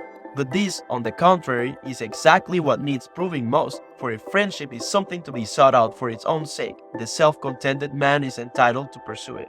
And how does he approach it? In the same way as he would any object of great beauty, not drawn by gain, not out of alarm at the vicissitudes of fortune. To procure friendship only for better, and not for worse, is to rob it of all its dignity. The wise man is content with himself. A lot of people, Lucilius, put quite the wrong interpretation on this statement. They remove the wise man from all contact with the world outside, shutting him up inside his own skin. We must be quite clear about the meaning of this sentence and just how much it claims to say. It applies to him so far as happiness in life is concerned, For this all he needs is a rational and elevated spirit that treats fortune with disdain. For the actual business of living he needs a great number of things. I should like to draw your attention to a similar distinction made by Chrysippus. The wise man, he said, lacked nothing but needed a great number of things, whereas the fool, on the other hand, needs nothing but lacks everything. The wise man needs hands and eyes and a great number of things that are required for the purposes of day-to-day life. But he lacks nothing, for lacking something implies that it is a necessity, and nothing, to the wise man, is a necessity. Self-contented as he is, then, he does need friends and wants as many of them as possible, but not to enable him to lead a happy life. This he will have even without friends. The supreme ideal does not call for any external aids. It is homegrown, wholly self-developed. Once it starts looking outside itself for any part of itself, it is on the way to being dominated by fortune.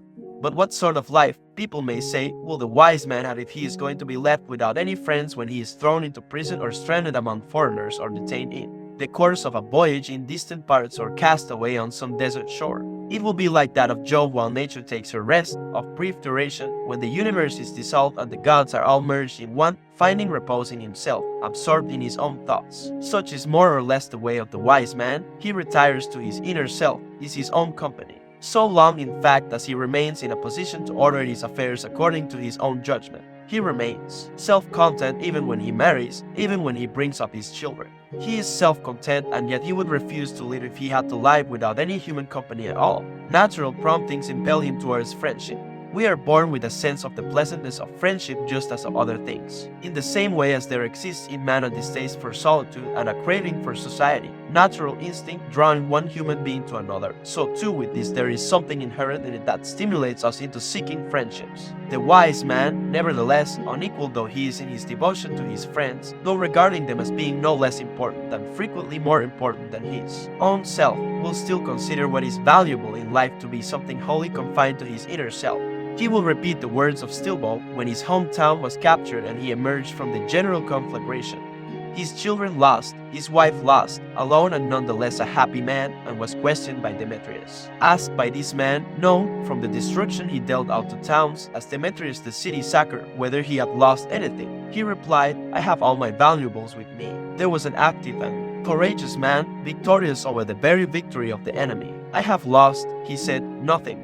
He made Demetrius wonder whether he had won a victory after all. All my possessions, he said, are with me, meaning by this the qualities of a just, a good and an enlightened character, and indeed the very fact of not regarding as valuable anything that is capable of being taken away. We are impressed at the way some creatures pass right through fire without physical harm. How much more impressive is the way this man came through the burning and the bloodshed and the ruins uninjured and unscathed. Does it make you see how much easier it can be to conquer a whole people than to conquer a single man? Those words of Stilboes are equally those of the Stoic. He too carries his valuables intact through cities burned to ashes, for he is contented with himself. This is the line he draws as the boundary for his happiness. In case you imagine that we Stoics are the only people who produce noble sayings, let me tell you something. See that you put this down to my credit. Even though I have already settled my account with you for today, Epicurus himself, who has nothing good to say for Stilbo, has uttered a statement quite like this one of Stilboes. Any man, he says, who does not think that what he has is more than ample, is an unhappy man, even if he is the master of the whole world. Or if you prefer to see it expressed like this, a man is unhappy though he reign the world over if he does not consider himself supremely happy. To show you, indeed, that these are sentiments of a universal character prompted, evidently, by nature herself, you will find the following verse in a comic poet.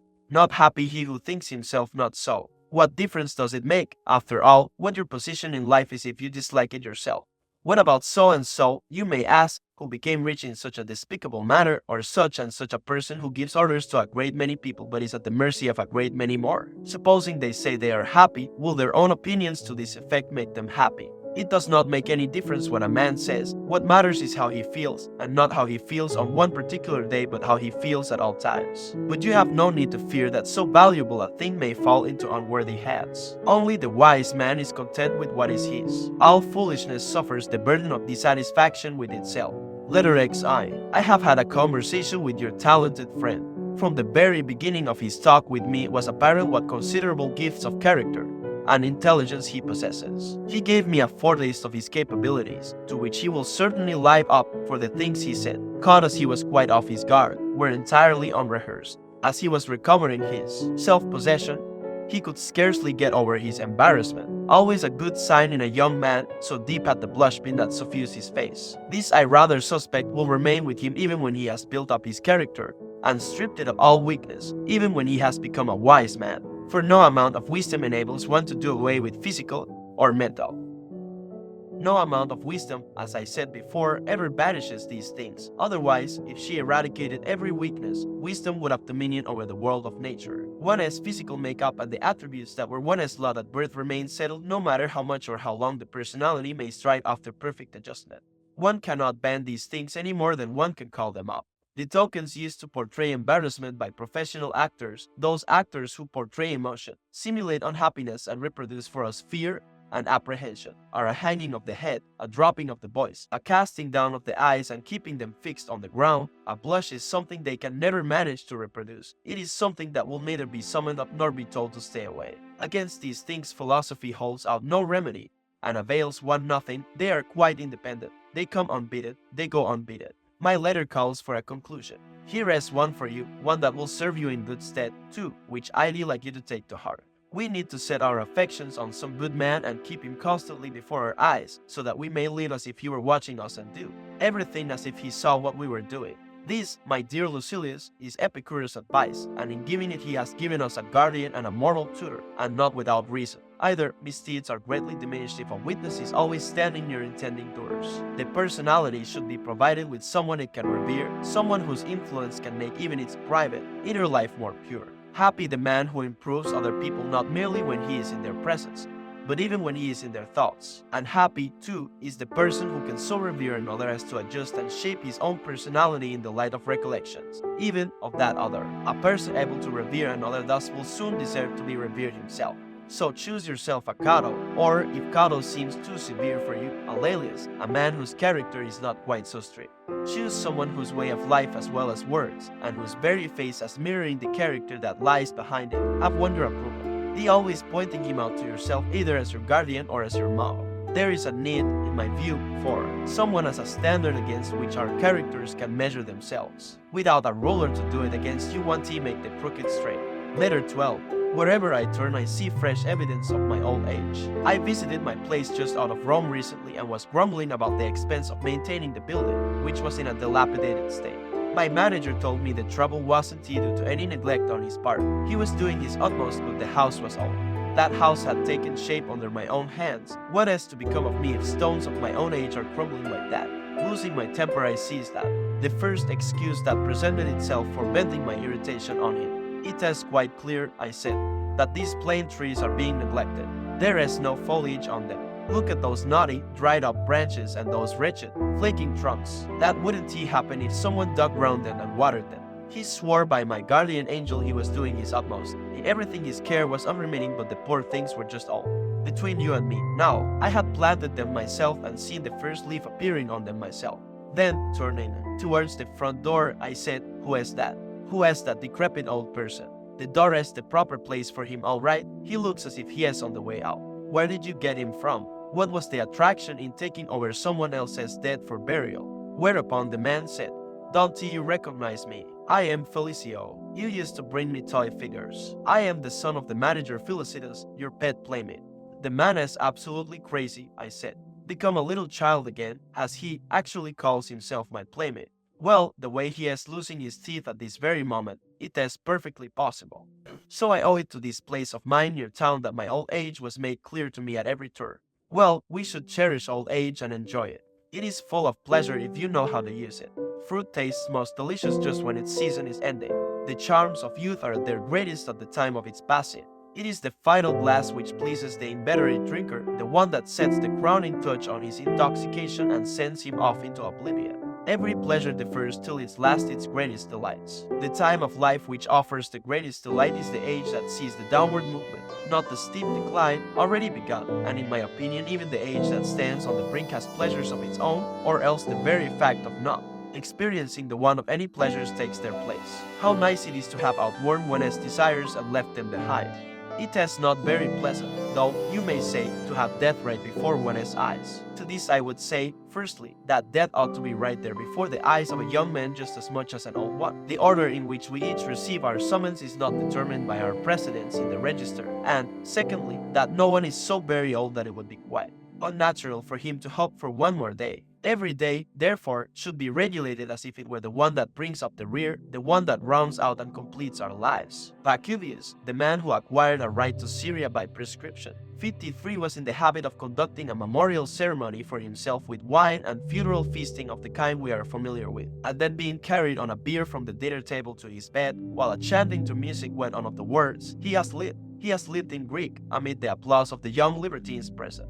Never a day passed but he celebrated his own funeral. What he did from discreditable motives we should do from honorable ones, saying in all joyfulness and cheerfulness as we retired to our beds, I have lived, I have completed now the course that fortune long ago allotted me. If God adds the morrow, we should accept it joyfully. The man who looks for the morrow without worrying over it knows a peaceful independence and a happiness beyond all others. Whoever has said, I have lived, receives a windfall every day he gets up in the morning. But I must close this letter now. What, you'll be saying? Is it coming to me just as it is, without any parting contribution? Don't you worry, it is bringing you something. Why did I call it something, though? It is a great deal, for what could be more splendid than the following, saying which I am entrusting to this letter of mine for delivery to you. To live under constraint is a misfortune, but there is no constraint to live under constraint. Of course not, when on every side there are plenty of short and easy roads to freedom there for the taking. Let us thank God that no one can be held a prisoner in life. The very constraints can be trampled underfoot. It was Epicurus who said that, you protest. What business have you got with someone else's property? Whatever is true is my property, and I shall persist in inflicting Epicurus on you in order to bring it home to the people who take an oath of allegiance to someone and never afterwards consider what is being said, but only who said it, that the things of greatest merit are common property. Letter XV. Our ancestors had a custom, observed right down as far as my own lifetime, of adding to the opening words of a letter, I trust this finds you as it leaves me, in good health. We have good reason to say, I trust this finds you in pursuit of wisdom, for this is precisely what is meant by good health. Without wisdom the mind is sick, and the body itself, however physically powerful, can only have the kind of strength that is found in persons in a demented or delirious state. So this is the sort of healthiness you must make your principal concern. You must attend to the other sort as well, but see that it takes second place. It won't cost you any great trouble if good health is all you want.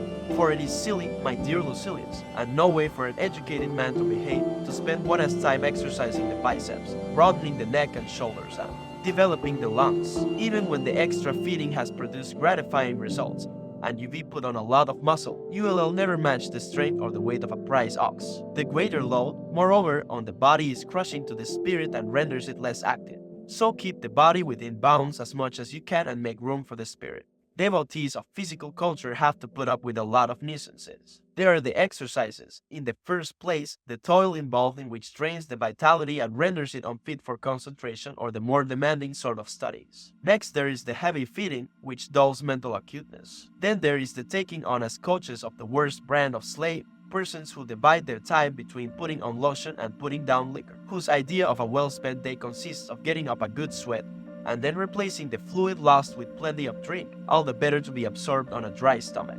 Drinking and perspiring, it is the life of a dyspeptic. There are short and simple exercises which will tire the body without undue delay and save what needs especially close accounting for time. There is running, swinging weights about and jumping, either high jumping or long jumping or the kind indulged in by the priests of Mars, if one may so describe it, or to be rather more disrespectful, by the laundress. Pick out any of these for ease and straightforwardness. But whatever you do, return from body to mind very soon. Exercise it day and night. Only a moderate amount of work is needed for it to thrive and develop. It is a form of exercise to which cold and heat, and even old age are no obstacle. Cultivate an asset which the passing of time itself improves. I am not telling you to be always bent over book or writing tablets. The mind has to be given some time off, but in such a way that it may be refreshed, not relaxed till it goes to pieces. Traveling in one's carriage shakes the body up and doesn't interfere with intellectual pursuits. You can read, dictate, speak, or listen, nor does walking, for that matter, preclude any of these activities. sense. Nor need you look down on voice training, though I will not be practicing any of this ascending and then descending again by degrees through set scales. If you start that, you will be going on to take lessons in walking. Once led into your house the sort of person that Humber teaches unheard of occupation. And you'll have someone regulating the way you walk and watching the way you use your jaws as you do. And in fact going just as far as your patience and credulity lead his audacity on. Are you to conclude from what Ivy just said that your voice should start its exercises with immediate shouting at full force? The natural thing is to lead up to it through easy stages. So natural in fact that even persons involved in a quarrel beginning conversational tones, only later do they go on to rend the air. No one makes an impassioned appeal for the help and support of all true men of Rome at the very outset. Our purpose in all this is not to give the voice exercise, but to make it give us exercise. I have relieved you, then, of no little bother. To these favors there shall be added the following small contribution, a striking maxim that comes from Greece. Here it is, the life of folly is empty of gratitude, full of anxiety, it is focused wholly on the future. Who said that? You ask. The same man as before. And what sort of life do you think is meant by the life of folly, Bobless and ECOS? Plus no, he means our own life, precipitated by blind desire into activities that are likely to bring us harm and will certainly never bring us satisfaction. If they could ever satisfy us, they would have done so by now, never thinking how pleasant it is to ask for nothing, how splendid it is to be complete and be independent of fortune. So continually remind yourself, Lucilius, of the many things you have achieved. When you look at all the people out in front of you, think of all the ones behind you. If you want to feel appreciative where the gods and your life are concerned, just think how many people you be outdone. Why be concerned about others? Come to that when you be outdone your own self. Set yourself a limit which you couldn't even exceed if you wanted to, and say goodbye at last to those deceptive prizes more precious to those who hope for them than to those who have won them. If there were anything substantial in them, they would sooner or later bring a sense of fullness. As it is, they simply aggravate the thirst of those who swallow them. Away with pomp and show. As for the uncertain lot that the future has in store for me, why should I demand from fortune that she should give me this and that rather than demand from myself that I should not ask for them? Why should I ask for them, after all? Am I to pile them up in total forgetfulness of the frailty of human existence? What is the purpose of my labors going to be? See, this day is my last, or maybe it isn't, but it is not so far away from it. Letter XVI. It is clear to you, I know, Lucilius, that no one can lead a happy life, or even one that is bearable, without the pursuit of wisdom, and that the perfection of wisdom is what makes the happy life, although even the beginnings of wisdom make life bearable. Yet this conviction, clear as it is, needs to be strengthened and given deeper roots through daily reflection. Making noble resolutions is not as important as keeping the resolutions you have made already. You have to persevere and fortify your pertinacity until the will to good becomes a disposition to good. So you needn't go in for all this long-winded protestation or say any more on the subject. I am well aware that you have made a great deal of progress. I realize the feelings that prompt you to put these things in your letter, and there is no pretense or speciousness about them. But to give you my honest opinion at this stage, although I have great hopes of you, I do not yet feel quite confident about you, and I should like you to adopt the same attitude. You have no grounds for forming a ready, hasty belief in yourself. Carry out a searching analysis and close scrutiny of yourself in all sorts of different lights. Consider above all else whether you be advanced in philosophy or just in actual years. Philosophy is not an occupation of a popular nature, nor is it pursued for the sake of self-advertisement. Its concern is not with words, but with facts. It is not carried on with the object of passing the day in an entertaining sort of way and taking the boredom out of leisure. It molds and builds the personality, orders one's life, regulates one's conduct, shows one what one should do and what one should leave undone, sits at the helm, and keeps one on the correct course as one is tossed about in perilous seas. Without it, no one can lead a life free of fear or worry. Every hour of the day, countless situations arise that call for advice, and for that advice we have to look to philosophy. Someone may say, what help can philosophy be to me if there is such a thing as fate? What help can philosophy be if there is a deity controlling all? What help can it be if all is governed by chance? For it is impossible either to change what is already determined or to make preparations to meet what is undetermined. Either, in the first case, my planning is forestalled by a God who decrees how I am to act, or, in the second case, it is fortune that allows me no freedom to plan. Whichever of these alternatives, Lucilius, is true, even if all of them are true, we still need to practice philosophy. Whether we are caught in the grasp of an inexorable law of fate, whether it is God who as Lord of the universe has ordered all things, or whether the affairs of mankind are tossed and buffeted haphazardly by chance, it is philosophy that has the duty of protecting us. She will encourage us to submit to God with cheerfulness, and to fortune with defiance. Still, my determination to put your mortal strength of purpose to the test is such that I propose to give even you the following direction found in great men's teaching. Set aside now and then a number of days during which you will be content with the plainest of food, and very little of it, and with rough, coarse clothing. And will ask yourself, is this what one used to dread? It is in times of security that the spirit should be preparing itself to deal with difficult times. While fortune is bestowing favors on it, then is the time for it to be strengthened against her rebuffs. In the midst of peace, the soldier carries out maneuvers, throws up earthworks against a non-existent enemy, and tires himself out with unnecessary toil in order to be equal to it when it is necessary. If you want a man to keep his head when the crisis comes, you must give him some training before it comes. This was the aim of the men who once every month pretended they were poor, bringing themselves face to face with want to prevent their ever being terrified by a situation which they had frequently rehearsed. You must not at this point imagine that I mean meals like Timanes or the poor man's room or anything else to which the extravagance of wealth resorts to amuse away its tedium. That palate must be a real one, and the same applies to your smock, and your bread must be hard and grimy. Endure all this for 3 or 4 days at a time, sometimes more, so that it is a genuine trial and not an amusement. At the end of it, believe me, Lucilius, you will revel in being sated, for a penny, and will come to see that security from care is not dependent on fortune. For even when she is angry, she will always let us have what is enough for our needs. There is no reason, mind you, why you should suppose yourself to be performing a considerable feat in doing this. You will only be doing something done by thousands upon thousands of slaves and paupers. But take credit on one account that you will be doing it of your own free choice, and finding it no more difficult to endure on a permanent basis than to try out once in a while. We should be practicing with a dummy target, getting to be at home with poverty so that fortune cannot catch us unprepared. We shall be easier in our minds when rich if we have come to realize how far from burdensome it is to be poor. The great Hellenist teacher Epicurus used to observe certain periods during which he would be niggardly in satisfying his hunger with the object of seeing to what extent, if at all, one thereby fell short of attaining full and complete pleasure, and whether it was worth going to much trouble to make the deficit good. At least so he says in the letter he wrote to Paulinus in the year Charles was in office. He boasts in it indeed that he is managing to feed himself for less than a halfpenny, whereas Metroverse, not yet having made such good progress, needs a whole halfpenny. Do you think such fare can do no more than fill a person up? It can fill him with pleasure as well, and not the kind of insubstantial, fleeting pleasure that needs constant renewal, but a pleasure which is sure and lasting.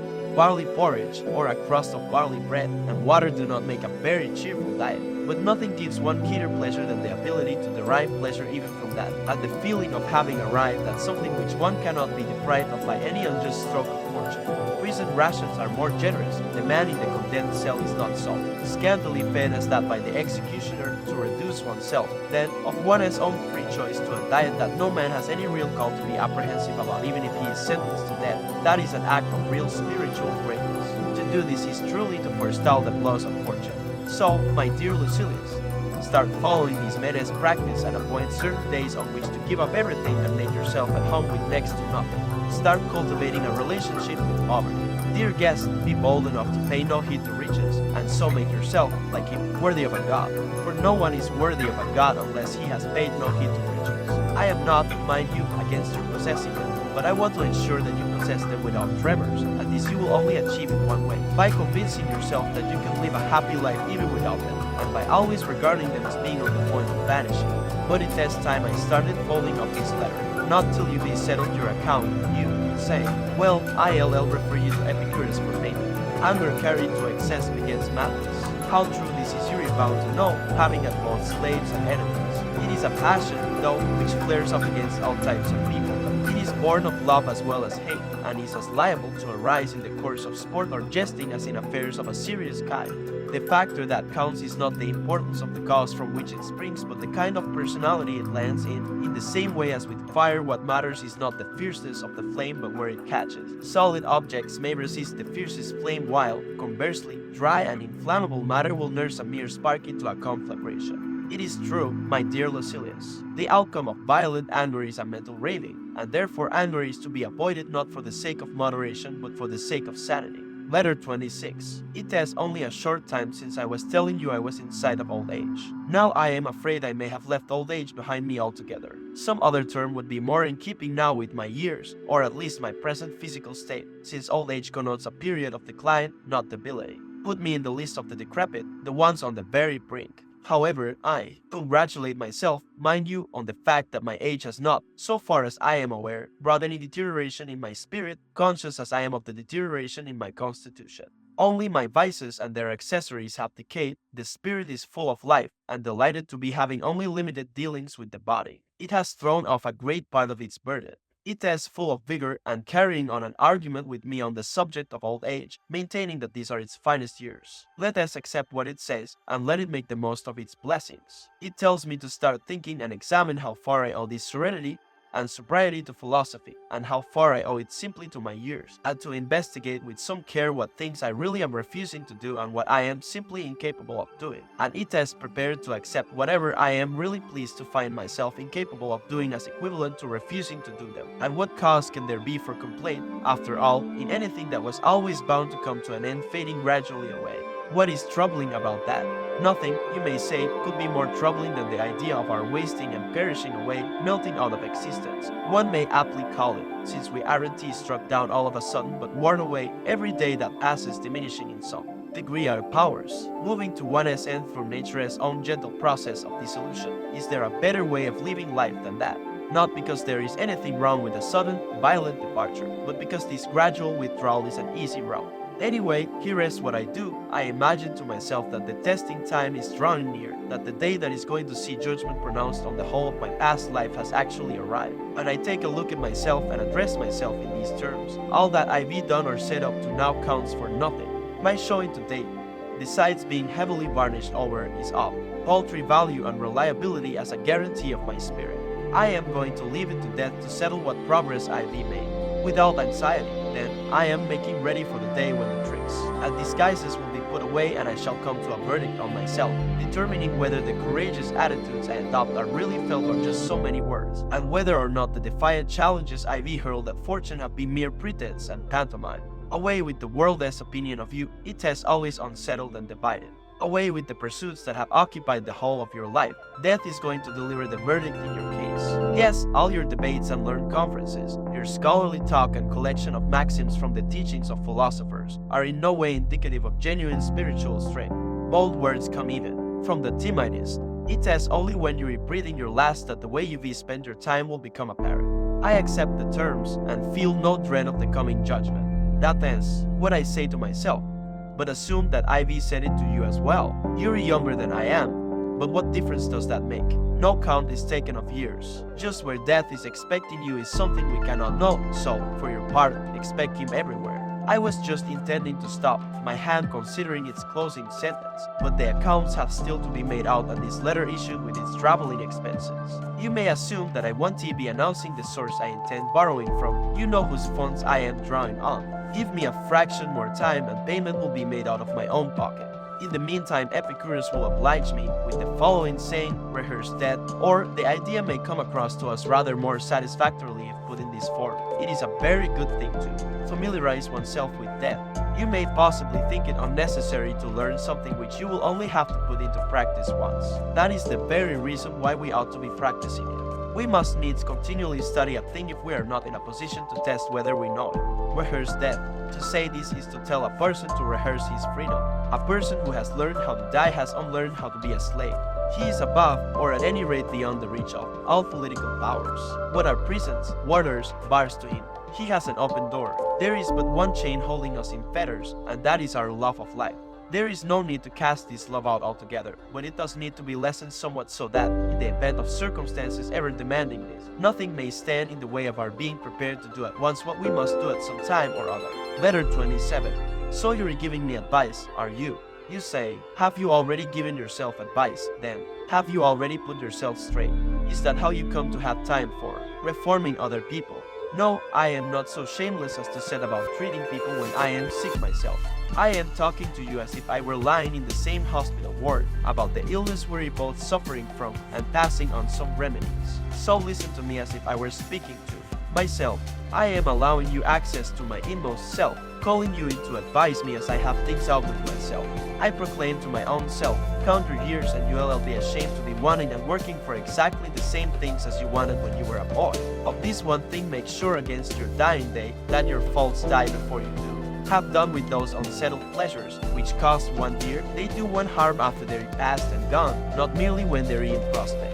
Even when they're over, pleasures of a depraved nature are apt to carry feelings of dissatisfaction, in the same way as a criminal's anxiety does in the end with the commission of the crime, even if it is undetected at the time. Such pleasures are insubstantial and unreliable, even if they don't do one any harm, they're fleeting in character. Look around for some enduring good instead, and nothing answers this description except what the spirit discovers for itself within itself. A good character is the only guarantee of everlasting, carefree happiness. Even if some obstacle to this comes on the scene, its appearance is only to be compared to that of clouds which drift in front of the sun without ever defeating its light. How soon will you be fortunate enough to attain to this happiness? Well, you haven't been dragging your steps up till now, but your pace could be increased. There is a lot of work remaining to be done, and if you want to be successful, you must devote all your waking hours and all your efforts to the task personally. This is not something that admits of delegation. It is a different branch of learning which has room for development. There was a rich man called Caudicius Sabinus in my own lifetime who had a freedman's brains along with a freedman's fortune. I have never seen greater vulgarity in a successful man. His memory was so bad that at one moment or another the names of Ulysses, or Achilles, or Priam, characters he knew as well as we knew our early teachers, would slip his memory. No doddering butler ever went through the introductions of a mass of colors committing quite such solecisms, not announcing people as names so much as foisting names on them, as Sabinus did with the Greek and Trojan heroes. But this didn't stop him wanting to appear a well-read man. And to this end he thought of the following shortcut. He spent an enormous amount of money on slaves, one of them to know Homer by heart, another to know Hesiod, while he assigned one apiece to each of the 9 lyric poets. That the cost was enormous is hardly surprising, not having found what he wanted in the market he had them made to order. After this collection of slaves had been procured for him, he began to give his theater guests nightmares. He would have these fellows at his elbow so that he could continually be turning to them for quotations from these poets which he might repeat to the company, and then it happened frequently. He would break down halfway through a word. Sadlius Quadratus, who regarded stupid millionaires as fair game to be sponged off, and consequently also fair game for flattery, as well as, and this goes with the other two things, fair game for facetiousness at their expense, suggested to him that he should keep a team of scholars to pick up the bits, on Sabinus letting it be known that the slaves had set him back 100,000 sesterces apiece. He said, yes, for less than that you could have bought the same number of bookcases. Sabinus was nonetheless quite convinced that what anyone in his household knew he knew personally. It was Sadlius, again, who started urging Sabinus, a pale and skinny individual whose health was poor, to take up wrestling. When Sabinus retorted, how can I possibly do that? It is as much as I can do to stay alive. Sadlius answered, now please, don't say that. Look how many slaves you got in perfect physical condition. A sound mind can neither be bought nor borrowed, and if it were for sale, I doubt whether it would find a buyer. And yet unsound ones are being purchased every day. But let me pay you what I owe you and say goodbye. Poverty brought into accord with the law of nature is wealth. Epicurus is constantly saying this in one way or another. But something that can never be learned too thoroughly can never be said too often. With some people you only need to point to a remedy, others need to have it rammed into them. Letter 28. Do you think you are the only person to have had this experience? Are you really surprised, as if it were something unprecedented, that so long a tour and such diversity of scene have not enabled you to throw off this melancholy and this feeling of depression? A change of character, not a change of air, is what you need. Though you cross the boundless ocean, though, to use the words of our poet Virgil, lands and towns are left astern, whatever your destination, you will be followed by your failings. Here is what Socrates said to someone who was making the same complaint. How can you wonder your travels do you no good when you carry yourself around with you? You are saddled with the very thing that drove you away. How can novelty of surroundings abroad and becoming acquainted with foreign scenes or cities be of any help? All that dashing about turns out to be quite futile. And if you want to know why all this running away cannot help you, the answer is simply this: you are running away in your own company. You have to lay aside the load on your spirit. Until you do that, nowhere will satisfy you. Imagine your present state as being like that of the prophetess whom our Virgil represents in a roused and excited state, largely taken over by a spirit not her own. The Sibyl raves about as one possessed, in hopes she may dislodge the mighty god within her bosom. You rush hither and thither with the idea of dislodging a firmly seated weight when the very dashing about just adds to the trouble it causes you, like the cargo in a ship, which does not weigh her down unduly so long as it does not shift. But if it rolls more to one side than the other, it is liable to carry the side on which it settles down into the water. Whatever you do is bad for you, the very movement in itself being harmful to you, since you are in fact shaking off a ship. Man, once you have rid yourself of the affliction there, though every change of scene will become a pleasure. You may be banished to the ends of the earth, and yet in whatever outlandish corner of the world you may find yourself stationed, you will find that place, whatever it may be like, a hospitable home. Where you arrive does not matter so much as what sort of person you are when you arrive there.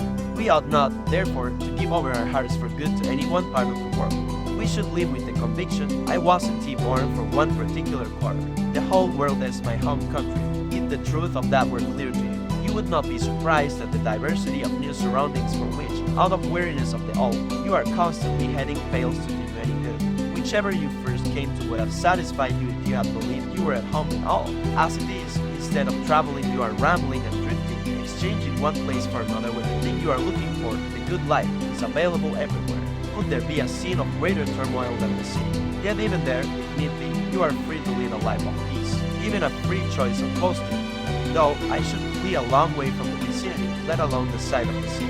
For in the same way as there are unpleasant climates which are trying even to the most robust constitution, there are others which are none too wholesome for the mind, even though it be a sound one when it is still in an imperfect state and building up its strength. I do not agree with those who recommend a stormy life and plunge straight into the breakers, waging a spirited struggle against worldly obstacles every day of their lives. The wise man will put up with these things, not go out of his way to meet them. He will prefer a state of peace to a state of war. It does not profit a man much to have managed to discard his own failings if he must ever be at loggerheads with other people as Socrates. They will tell you, at the 30 tyrants standing over him, and yet they could not break his spirit.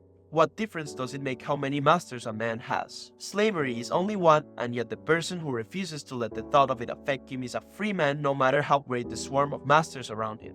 It is time I left off, not before I have paid the usual duty, though. A consciousness of wrongdoing is the first step to salvation. This remark of Epicurus is to me a very good one, for a person who is not aware that he is doing anything wrong has no desire to be put right. You have to catch yourself doing it before you can reform. Some people boast about their failings. Can you imagine someone who counts his faults as merits ever giving thought to their cure? So, to the best of your ability, demonstrate your own guilt, conduct inquiries of your own into all the evidence against yourself. Play the part first of prosecutor, then of judge, and finally of pleader in mitigation. Be harsh with yourself at times. Letter 33. You feel that my present letters should be like my earlier ones and have odd sayings of leading Stoics appended to them. But they never busied themselves with philosophical gems. Their whole system is too virile for that. When things stand out and attract attention in a work, you can be sure there is an uneven quality about it. One tree by itself never calls for admiration when the whole forest rises to the same height. Poetry is replete with such things, so is history. So please don't think them peculiar to Epicurus. They are general, and ours more than anyone else, although they receive more notice in him because they occur at widely scattered intervals, because they are unlooked for, and because it is rather a surprise to find spirited sayings in a person who, so most people consider, was an advocate of soft living. In my own view, Epicurus was actually, in spite of his long sleeves, a man of spirit as well. Courage, energy, and a warlike spirit are as commonly given to persons as to people with a style of dress more suited to action. So there is no call for you to press for stock excerpts, seeing that the sort of thing which in the case of other thinkers is excerpted is in our case continuous writing. That is why we don't going for that business of window dressing. We don't mislead the customer, so that when he enters the shop he finds nothing in stock apart from the things on display in the window. We allow him to pick up samples from wherever he likes. And suppose we did want to separate out individual aphorisms from the mass, whom should we attribute them to? Zeno, Cleanthes, Chrysippus, Panaetius, Posidonius. We Stoics are no monarchist subjects. Each asserts his own freedom. Among Epicureans, whatever Hermachus or Metrodorus says is credited to one man alone. Everything ever said by any member of that fraternity was uttered under the authority and auspices of one person. I say again, then, that for us, try as we may, it is impossible to pick out individual items from so vast a stock in which each thing is as good as the next. The poor man sees that counts his flock. Wherever you look, your eye will light on things that might stand out if everything around them were not of equal standard.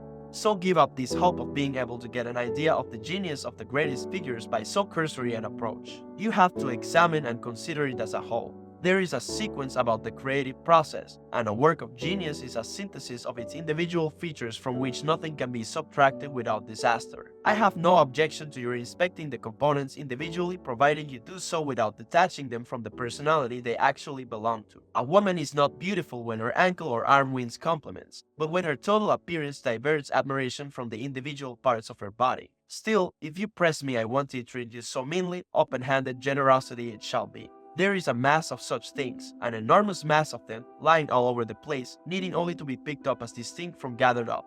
They come not in dribs and drabs, but in a closely interconnected and continuous stream. I have no doubt, too, they may be very helpful to the uninitiated and those who are still novices, for individual aphorisms in a small compass, rounded off in units rather like lines of verse, become fixed more readily in the mind. It is for this reason that we give children proverbs and what the Greeks call prior to learn by heart, a childless mind being able to take this in at a stage when anything more would be beyond its capacity.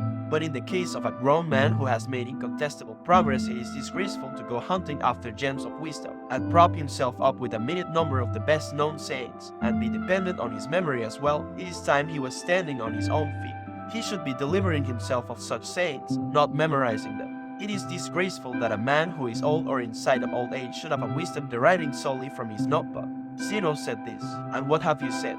Cleon said that. What have you said? How much longer are you going to serve under others' orders? Assume authority yourself and utter something that may be handed down to posterity. Produce something from your own resources. This is why I look on people like this as a spiritless lot, the people who are forever acting as interpreters and never as creators, always lurking in someone else's shadow. They never venture to do for themselves the things they have spent such a long time learning. They exercise their memories on things that are not their own. It is one thing, however, to remember, another to know. To remember is to safeguard something entrusted to your memory, whereas to know, by contrast, is actually to make each item your own, and not to be dependent on some. Original and be constantly looking to see what the master said. Zeno said this, Cleon's that. Let us have some difference between you and the books. How much longer are you going to be a pupil? From now on, do some teaching as well. Why, after all, should I listen to what I can read for myself? The leading voice, it may be answered, counts for a great deal. Not when it is just acting in a kind of secretarial capacity, making itself an instrument for what others have to say. A further point, too, is that these people who never attain independence follow the views of their predecessors. First, in matters in which everyone else without exception has abandoned the older authority concerned, and secondly, in matters in which investigations are still not complete. But no new findings will ever be made if we rest content with the findings of the past. Besides, a man who follows someone else not only does not find anything, he is not even looking. But surely you are going to walk in your predecessor's footsteps. Yes, indeed, I shall use the old road, but if I find a shorter and easier one, I shall open it up. The men who pioneered the old routes are leaders, not our masters. Truth lies open to everyone. There has yet to be a monopoly of truth, and there is plenty of it left for future generations too. Letter 38. You are quite right in urging that we should exchange letters oftener. The utmost benefit comes from talk because it steals little by little into the mind. Lectures prepared beforehand and delivered before a listening audience are more resounding but less intimate. Philosophy is good advice, and no one gives advice at the top of his voice. Such harangues, if I may call them that, may need to be resorted to now and then where a person in a state of indecision is needing a push. But when the object is not to make him want to learn but to get him learning, one must have recourse to these lower tones, which enter the mind more easily and stick in it. What is required is not a lot of words but effectual ones. Words need to be sown like seed. No matter how tiny a seed may be, when it lands in the right sort of ground it unfolds its strength and from being made it expands and grows to a massive size. Reason does the same. To the outward eye its dimensions may be insignificant, but with activity it starts developing. Although the words spoken are few, if the mind has taken them in as it should they gather strength and shoot upwards. Yes, precepts have the same features as seeds. They are of compact dimensions and they produce impressive results, given, as I say, the right sort of mind to grasp at and assimilate them. The mind will then respond by being in its turn created, and will produce a yield exceeding what was put into it. Letter XL. Thank you for writing so often. By doing so, you give me a glimpse of yourself in the only way you can. I never get a letter from you without instantly feeling weary together. If pictures of absent friends are a source of pleasure to us, refreshing the memory and relieving the sense of void with a solace however insubstantial and unreal, how much more so are letters, which carry marks and signs of the absent friend that are real. For the handwriting of a friend affords us what is so delightful about seeing him again, the sense of recognition. You say in your letter that you went and heard the philosopher Serapio when his ship put in where you are. His words, you say, tend to be tumbled out at a tremendous pace, pounded and driven along rather than poured out, for they come in a volume no one voice could cope with. I do not approve of this in a philosopher, whose delivery, like his life, should be well ordered. Nothing can be well regulated if it is done in a breakneck hurry. That is why in Homer the impetuous type of eloquence, which he compares to snow that keeps on coming down, without a break, is given to the orator, while from the old man there comes a gentle eloquence that flows sweeter than honey. You should take the view, then, that this copious and impetuous energy in a speaker is better suited to a hawker than to someone who deals with a subject of serious importance, and is also a teacher. Yet I am just as much against his words coming in a trickle as in a stream. He should not keep people's ears on the stretch any more than he should swamp them. For the other extreme of thinness and poverty means less attentiveness on the part of the listener as he becomes tired of this slowness with all its interruptions. Nonetheless, what is waited for does sink in more readily than what goes flying past. One speaks in any event of instruction as being handed on to those being taught, and something that escapes them is hardly being handed on. Language, moreover, which devotes its attention to truth ought to be plain and unadorned. This popular style has nothing to do with truth.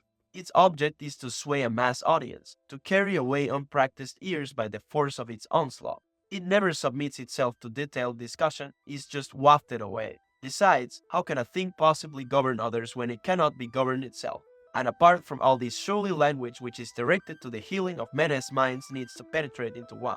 Medicines do no good unless they stop some length of time in one. There is, moreover, a great deal of futility and emptiness about this style of speaking, which has more noise about it than effectiveness. There are my terrors to be quieted, incitements to be quelled, illusions to be dispelled, extravagance to be checked, greed to be reprimanded. Which of these things can be done in a hurry? What doctor can heal patients merely in passing? One might add, too, that there is not even any pleasure to be found in such a noisy, promiscuous torrent of words. Just as with a lot of things that one would never believe possible, one finds it quite enough to have seen them once proved possible. So with these performers with words, to have heard them once is more than enough. What is there in them, after all, that anyone could want to learn or imitate? What view is one likely to take of the state of a person's mind when his speech is wild and incoherent, and knows no restraint? This rapidity of utterance recalls a person running down a slope and unable to stop where he meant to, being carried on instead a lot farther than he intended. At the mercy of his body's momentum, it is out of control and unbecoming to philosophy, which should be placing her words, not throwing them around, and moving forward step by step. But surely she can move on to a higher plane now and then as well. Certainly, but it must be without prejudice to her dignity of character, and this vehement, excessive energy strips her of that. Power she should have, great power, but it should be controlled. She should be a never-failing stream, not a spade. Even in an advocate I should be loath to allow such uncontrollable speed in delivery. All in an unruly rush, how could a judge be expected to keep up with it? Even on the occasions when an advocate is carried away by an ungovernable passion, or a desire to display his powers, he should not increase his pace and pile on the words beyond the capacity of the hearer. He will be doing the right thing. Therefore, if you do not go to listen to people who are more concerned about the quantity than the quality of what they say, and choose yourself, if you have to speak in the manner of Publius Vinicius. When Asellius was asked how Vinicius spoke, he described it as being at a slow pace. Geminus Varius in fact remarked, "How you can call the man eloquent I simply don't know. He can't string 3 words together. Is there any reason why of the two you should not choose Vinicius' style? You can expect to be interrupted by persons with as little taste as the one who, when Vinicius was jerking the words out one by one, as if he were dictating rather than speaking, exclaimed, 'I call on the speaker to speak.' The pace of Quintus Haterius, a celebrated speaker of his day, is something I should have a sensible man keep well clear of. With him there was never a hesitation or a pause, only one start and only one stop. But I also think that certain styles are suitable in a greater or lesser degree to different nationalities. In a Greek one will tolerate this lack of discipline, while we have acquired the habit of punctuating what we say in writing as well as speech. Our own Cicero, too, from whom Roman oratory really sprang, was a steady goer. Roman discourse is more given to self-examination, appraising itself and inviting appraisal. Fabianus, who added outstanding oratory to those more important distinctions of his way of life and his learning, would discuss a subject with dispatch rather than with haste. You might describe his oratory as being not rapid but fluid. This I am ready to see in a philosopher, but I do not insist on it. His delivery is not to be halted, but I should rather have the words issued forth than flowing forth. And a further reason I have for warning you against that disease is the fact that you can only acquire it successfully if you cease to feel any sense of shame. You really need to give the skin of your face a good rub and then not listen to yourself, for that unguarded pace will give rise to a lot of expressions of which you would otherwise be critical. You cannot, I repeat, successfully acquire it and preserve your modesty at the same time. One needs, moreover, constant daily practice for it. It requires a switch of attention, too, from subject matter to words. And even if it does transpire that the words come readily to the tongue and are capable of reeling off without any effort on your part, they will still need to be regulated. A way of speaking which is restrained, not bold, suits a wise man in the same way as an unassuming sort of walk does. The upshot, then, of what I have to say is this: I am telling you to be a slow-speaking person. Letter XL line. You are doing the finest possible thing and acting in your best interest. If, as you say in your letter, you are persevering in your efforts to acquire a sound understanding, this is something it is foolish to pray for when you can win it from your own self. There is no need to raise our hands to heaven. There is no need to implore the temple warden to allow us close to the ear of some graven image, as though this increased the chances of our being heard. God is near you, is with you, is inside you. Yes, Lucilius, there resides within us a divine spirit, which guards us and watches us in the evil and the good we do. As we treat him, so will he treat us. No man, indeed, is good without God. Is anyone capable of rising above fortune unless he has help from God? He it is that prompts us to noble and exalted endeavors. In each and every good man, a God dwells. If you have ever come on a dense wood of ancient trees that have risen to an exceptional height, shutting out all sight of the sky with one thick screen of branches upon another, the loftiness of the forest, the seclusion of the spot, your sense of wonderment at finding so deep and unbroken a gloom out of doors, will persuade you of the presence of a deity. Any cave in which the rocks have been eroded deep into the mountain resting on it, its hollowing out into a cavern of impressive extent not produced by the labors of men, but the result of processes of nature, will strike into your soul some kind of inkling of the divine. We venerate the sources of important streams. Places where a mighty river bursts suddenly from hiding are provided with altars. Hot springs are objects of worship. The darkness or unfathomable depth of pools has made their waters sacred. And if you come across a man who is never alarmed by dangers, never affected by cravings, happy in adversity, calm in the midst of storm, viewing mankind from a higher level, and the gods from their own, is it not likely that a feeling will find its way into you, of veneration for him? Is it not likely that you will say to yourself, here is a thing which is too great, too sublime for anyone to regard it as being in the same sort of category as that puny body inhabits? Into that body there has descended a divine power. The soul that is elevated and well regulated, that passes through any experience as if it counted for comparatively little, that smiles at all the things we fear or pray for, is impelled by a force that comes from heaven. A thing of that soulless height cannot stand without the prop of a deity. Hence the greater part of it is situated where it descends from, in the same way as the sun's rays touch the earth but are really situated at the point from which they emanate. A soul possessed of greatness and holiness, which has been sent down into this world in order that we may gain a nearer knowledge of the divine, associates with us, certainly, but never loses contact with its source. On that source it depends, that is the direction in which its eyes turn, and the direction it strives to climb in. The manner in which it takes part in our affairs is that of a superior being. What, then, is this soul? Something which has a luster that is due to no quality other than its own. Could anything be more stupid than to praise a person for something that is not his? Or more crazy than admiring things which in a single moment can be transferred to another? It is not a golden bit that makes one horse superior to others.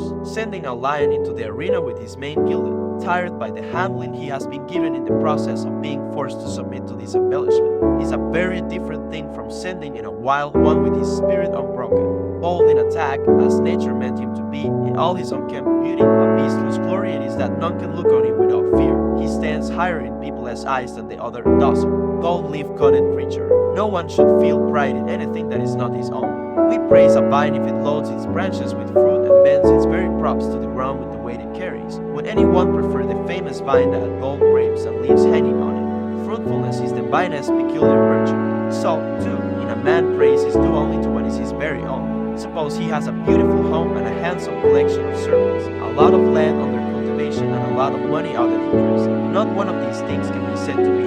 They are just things around him, praising him what can neither be given nor snatched away. What is peculiarly a man is? You ask what that is. It is his spirit and the perfection of his reason in that spirit. For man is a rational animal. Man's ideal state is realized when he has fulfilled the purpose for which he was born. And what is it that reason demands of him? Something very easy, that he live in accordance with his own nature. Yet this is turned into something difficult by the madness that is universal among men. We push one another into vices. And how can people be called back to spiritual well-being when no one is trying to hold them back and the crowd is urging them on? Letter 46. The book you promised me has come. I was intending to read it at my convenience, and I opened it on arrival without meaning to do any more than just get an idea of its contents. The next thing I knew, the book itself had charmed me into a deeper reading of it there and then. How lucid its style is you may gather from the fact that I found the word light reading, although a first glance might well convey the impression that the writer was someone like Livy or Epicurus, it's both being rather unlike you or me. It was so enjoyable, though, that I found myself held and drawn on until I ended up having read it right through to the end without a break. All the time the sunshine was inviting me out, hunger prompting me to eat, the weather threatening to break, but I gulped it all down in one sitting. It was a joy, not just a pleasure, to read it. There was so much talent and spirit about it. Ideas said, forcefulness, too, if it had been written on a quieter plane now and then and periodically raised onto a higher one. As it was, there was no such forcefulness, but instead there was a sustained evenness of style. The writing was pure and virile, and yet not lacking in that occasional entertaining touch, that bit of light relief at the appropriate moment. The quality of nobility, of sublimity you have, I want you to keep it, and to carry on just the way you're doing. Your subject also contributed to the result, which is a reason why you should always select a fertile one that will engage the mind's attention and stimulate it. But I'll write and say more about the book when I've got over it again. At the moment my judgment isn't really a sufficiently settled one, it tests as if I'd heard it all rather than read it. You must let me go into it thoroughly, too. You needn't be apprehensive, you'll hear nothing but the truth. How fortunate you are in possessing nothing capable of inducing anyone to tell you a lie over a distance as great as the one that separates us, except that even in these circumstances, when all reason for it is removed, we still find habit a reason for telling lies. Letter 47. I am glad to hear from these people who've been visiting you that you live on friendly terms with your slaves. It is just what one expects of an enlightened, cultivated person like yourself. They're slaves, people say. No, they're human beings. They're slaves, but they share the same roof as ourselves. They're slaves. No, they're friends, humble friends. They're slaves. Strictly speaking, they are fellow slaves, if you once reflect that fortune has as much power over us as over them. This is why I laugh at those people who think it degrading for a man to eat with his slave. Why do they think it degrading? Only because the most arrogant of conventions has decreed that the master of the house be surrounded at his dinner by a crowd of slaves, who have to stand around while he eats more than he can hold, loading an already distended belly in his monstrous greed until it proves incapable any longer of performing the function of a belly, at which point he expends more effort in vomiting everything up than he did in forcing it down. At all this time the poor slaves are forbidden to move their lips to speak, let alone to eat. The slightest murmur is checked with a stick. Not even accidental sounds like a cough, or a sneeze, or a hiccup are let off repeating. All night long they go on standing about, dumb and hungry, paying grievously for any interruption. The result is that slaves who cannot talk before his face talk about him behind his back. The slaves of former days, however, whose mouths were not sealed on purpose, were able to make conversation not only in the presence of their master but actually were ready to bear their necks to the execution. To divert unto themselves any danger that threatened them, they talked at dinner but on the torture they kept their mouths shut. It is just this high-handed treatment which is responsible for the frequently heard saying, "You be as many enemies as you be slaves." They are not our enemies when we acquire them, we make them so. For the moment I pass over other instances of our harsh and inhuman behavior, the way we abuse them as if they were beasts of burden instead of human beings, the way, for example, from the time we take our places on the dinner couches, one of them mops up the spittle and another stationed at the foot of the couch collects up the leavings of the drunken diners. Another carves the costly game birds, slicing off choice pieces from the breast and rump with the unerring strokes of a trained hand, unhappy man, to exist for the one and only purpose of carving a fat bird in the proper style, although the person who learns the technique from sheer necessity is not quite so much to be pitied as the person who gives demonstrations of it for pleasure's sake. Another, the one who serves the wine, is got up like a girl and engaged in a struggle with his years, He cannot get away from his boyhood, but is dragged back to it all the time. Although he already has the figure of a soldier, he is kept free of hair by having it rubbed away or pulled out by the roots. His sleepless night is divided between his master's drunkenness and sexual pleasures, boy at the table, man in the bedroom. Another, who has the privilege of rating each guest's character, has to go on standing where he is, poor fellow, and watch to see whose powers of flattery and absence of restraint in appetite or speech are to secure them an invitation for the following day. Add to these the caterers with their highly developed knowledge of their master's palate, the men who know the flavors that will sharpen his appetite, know what will appeal to his eyes, what novelties can tempt his stomach when it is becoming poisoned, what dishes he will push aside with the eventual coming of sheer satiety, what he will have a craving for on that particular day. These are the people with whom a master cannot tolerate the thought of taking his dinner, assuming that to sit down at the same table with one of his slaves will seriously impair his dignity. The very idea, he says. Yet have a look at the number of masters he has from the ranks of these very slaves. Take Callistus, one-time master. I saw him once actually standing waiting at Callistus' door and refused admission while others were going inside. The very master who had attached a price ticket to the man and put him up for sale along with other rejects from his household staff. There is a slave who has paid his master back, one who was pushed into the first lot, 2. The batch on which the auctioneer is merely trying on his voice. Now it was the slave's turn to strike his master off his list, decide that he is not the sort of person he wants in his house. Callistus' master sold him, yes, and look how much it cost him. How about reflecting that the person who called your slave traces his origin back in the same stock as himself, has the same sky above, dies as you do. It is as easy for you to see in him a free-born man as for him to see a slave in you. Remember the Varus disaster. Many a man of the most distinguished ancestry, who was doing his military service as the first step on the road to a seat in the Senate, was brought low by fortune, condemned by her to look after a steading, for example, or a flock of sheep. Now think contemptuously of these people as lot in life, in whose very place, for all your contempt, you could suddenly find yourself. I don't want to involve myself in an endless topic of debate by discussing the treatment of slaves, towards whom we Romans are exceptionally arrogant, harsh, and insulted.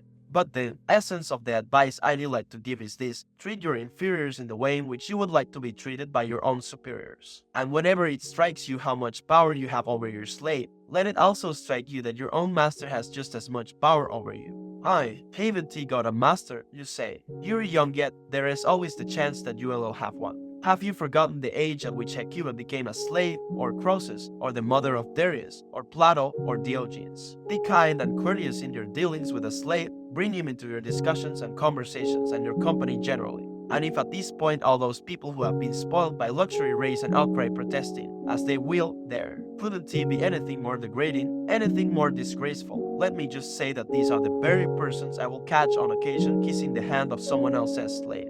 Don't you notice, too, how our ancestors took away all odium from the master's position and all that seemed insulting or degrading in the lot of the slave by calling the master father of the household and speaking of the slaves as members of the household, something which survives to this day in the mind. They instituted, too, a holiday on which master and slave were to eat together, not as the only day this could happen, of course, but as one on which it was always to happen. And in the household they allowed the slaves to hold official positions and to exercise some jurisdiction in it. In fact, they regarded the household as a miniature republic. Do you mean to say, comes the retort, that I am to have each and every one of my slaves sitting at the table with me? Not at all, any more than you're to invite to it everybody who isn't a slave. You're quite mistaken, though, if you imagine that I debar from the table certain slaves on the grounds of the relatively menial or dirty nature of their work, that muleteer, for example, or that cowhand. I propose to value them according to their character, not their jobs. Each man has a character of his own choosing. It is chance or fate that decides his choice of job. Have some of them dine with you because they deserve it, others in order to make them so deserving. For if there is anything typical of the slave about them as a result of the low company they are used to living in, it will be rubbed off through association with men of better breeding. You needn't think, my dear Lucilius, look for friends only in the city or the Senate. If you keep your eyes open, you will find them in your own home. Good material often lies idle for want of someone to make use of it. Just give it a try. A man who examines the saddle and bridle and not the animal itself when he is out to buy a horse is a fool. Similar, only an absolute fool values a man according to his clothes, or according to his social position, which after all is only something that we wear like clothing. He is a slave, but he may have the spirit of a free man. he as a slave. But is that really to count against him? Show me a man who isn't he a slave. One is a slave to sex, another to money, another to ambition. All are slaves to hope or fear. I could show you a man who has been a consul who is a slave to his little old woman, a millionaire who is the slave of a little girl in domestic service. I could show you some highly aristocratic young men who are utter slaves to stage artists. And there is no state of slavery more disgraceful than one which is self-imposed. So you needn't allow yourself to be deterred by the snobbish people I've been talking about from showing good humor towards your slaves instead of adopting an attitude of arrogant superiority towards them. Have them respect you rather than fear you. Here, just because Ivy said they should respect a master rather than fear him, someone will tell us that I am now inviting slaves to proclaim their freedom and bringing about their employers' overthrow. Our slaves to pay their respects like dependent followers or early morning callers. That is what he means, I suppose. Anyone saying this forgets that what is enough for a god, in the shape of worship, cannot be too little for a master. To be really respected is to be loved, and love and fear will not mix. That is why I think you're absolutely right in not wishing to be feared by your slaves, and in confining your lashings to verbal ones as instruments of correction. Beatings are for animals only. Besides, what annoys us does not necessarily do us any harm, but we masters are apt to be robbed of our senses by mere passing fancies, to the point where our anger is called out by anything which fails to answer to our will. We assume the mental attitudes of tyrants, for they too forget their own strength and the helplessness of others and grow white-hot with fury as if they had received an injury, when all the time they are quite immune from any such danger through the sheer exaltedness of their position.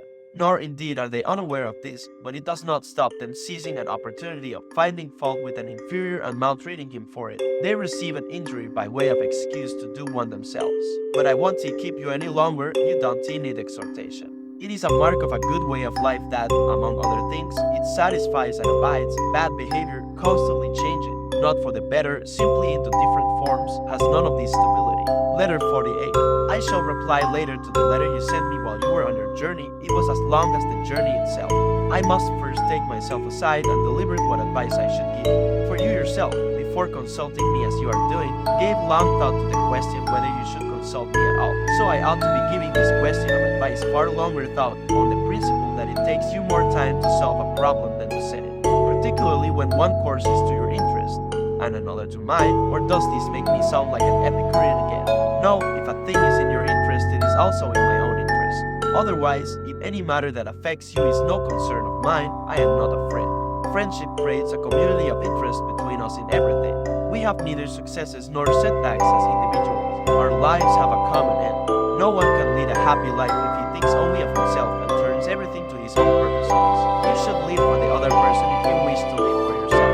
The assiduous and scrupulous cultivation of this bond, which leads to our associating with our fellow men and believes in the existence of a common law for all mankind, contributes more than anything else to the maintenance of that more intimate bond I was mentioning, friendship.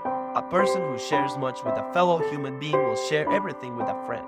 What I should like those subtle thinkers, you know the ones I mean, my peerless Lucilius, to teach me is this: what my duties are to a friend and to a man, rather than the number of senses in which the expression friend is used and how many different meanings the word man has. Before my very eyes wisdom and folly are taking their separate stands. Which shall I join? Whose side am I to follow? For one person, man is equivalent to friend. For another, man and friend are far from being identified. And in making a friend, one man will be seeking an asset, while another will be making himself an asset to the other. And in the midst of all this, what you people do for me is pull words about and cut off syllables. One is led to believe that unless one has constructed syllogisms of the craftiest kind, and reduced fallacies to a compact form in which a false conclusion is derived from a true premise, one will not be in a position to distinguish what one should aim and what one should do. It makes one ashamed that men of our advanced age should turn a thing as serious as this into a game. Mouse is a syllable, and a mouse nibbles cheese. Therefore, a syllable nibbles cheese. Suppose for the moment I can't detect the fallacy in that. What danger am I placed in by such lack of insight? What serious consequences are there in it for me? What I have to fear, no doubt, is the possibility, one of these days, of my catching a syllable in a mousetrap or even having my cheese eaten up by a book if I am not careful.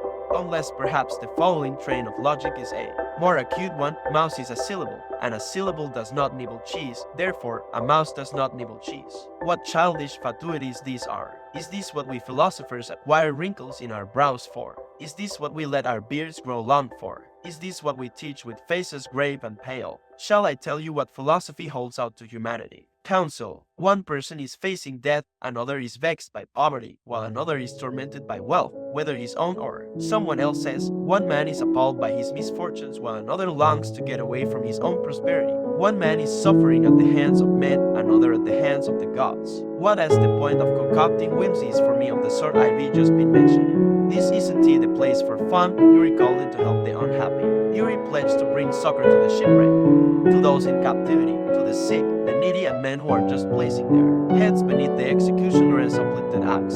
Where are you off to? What are you about? The person you're engaging in wordplay with is in fear. Go to his aid. All mankind are stretching out their hands to you on every side.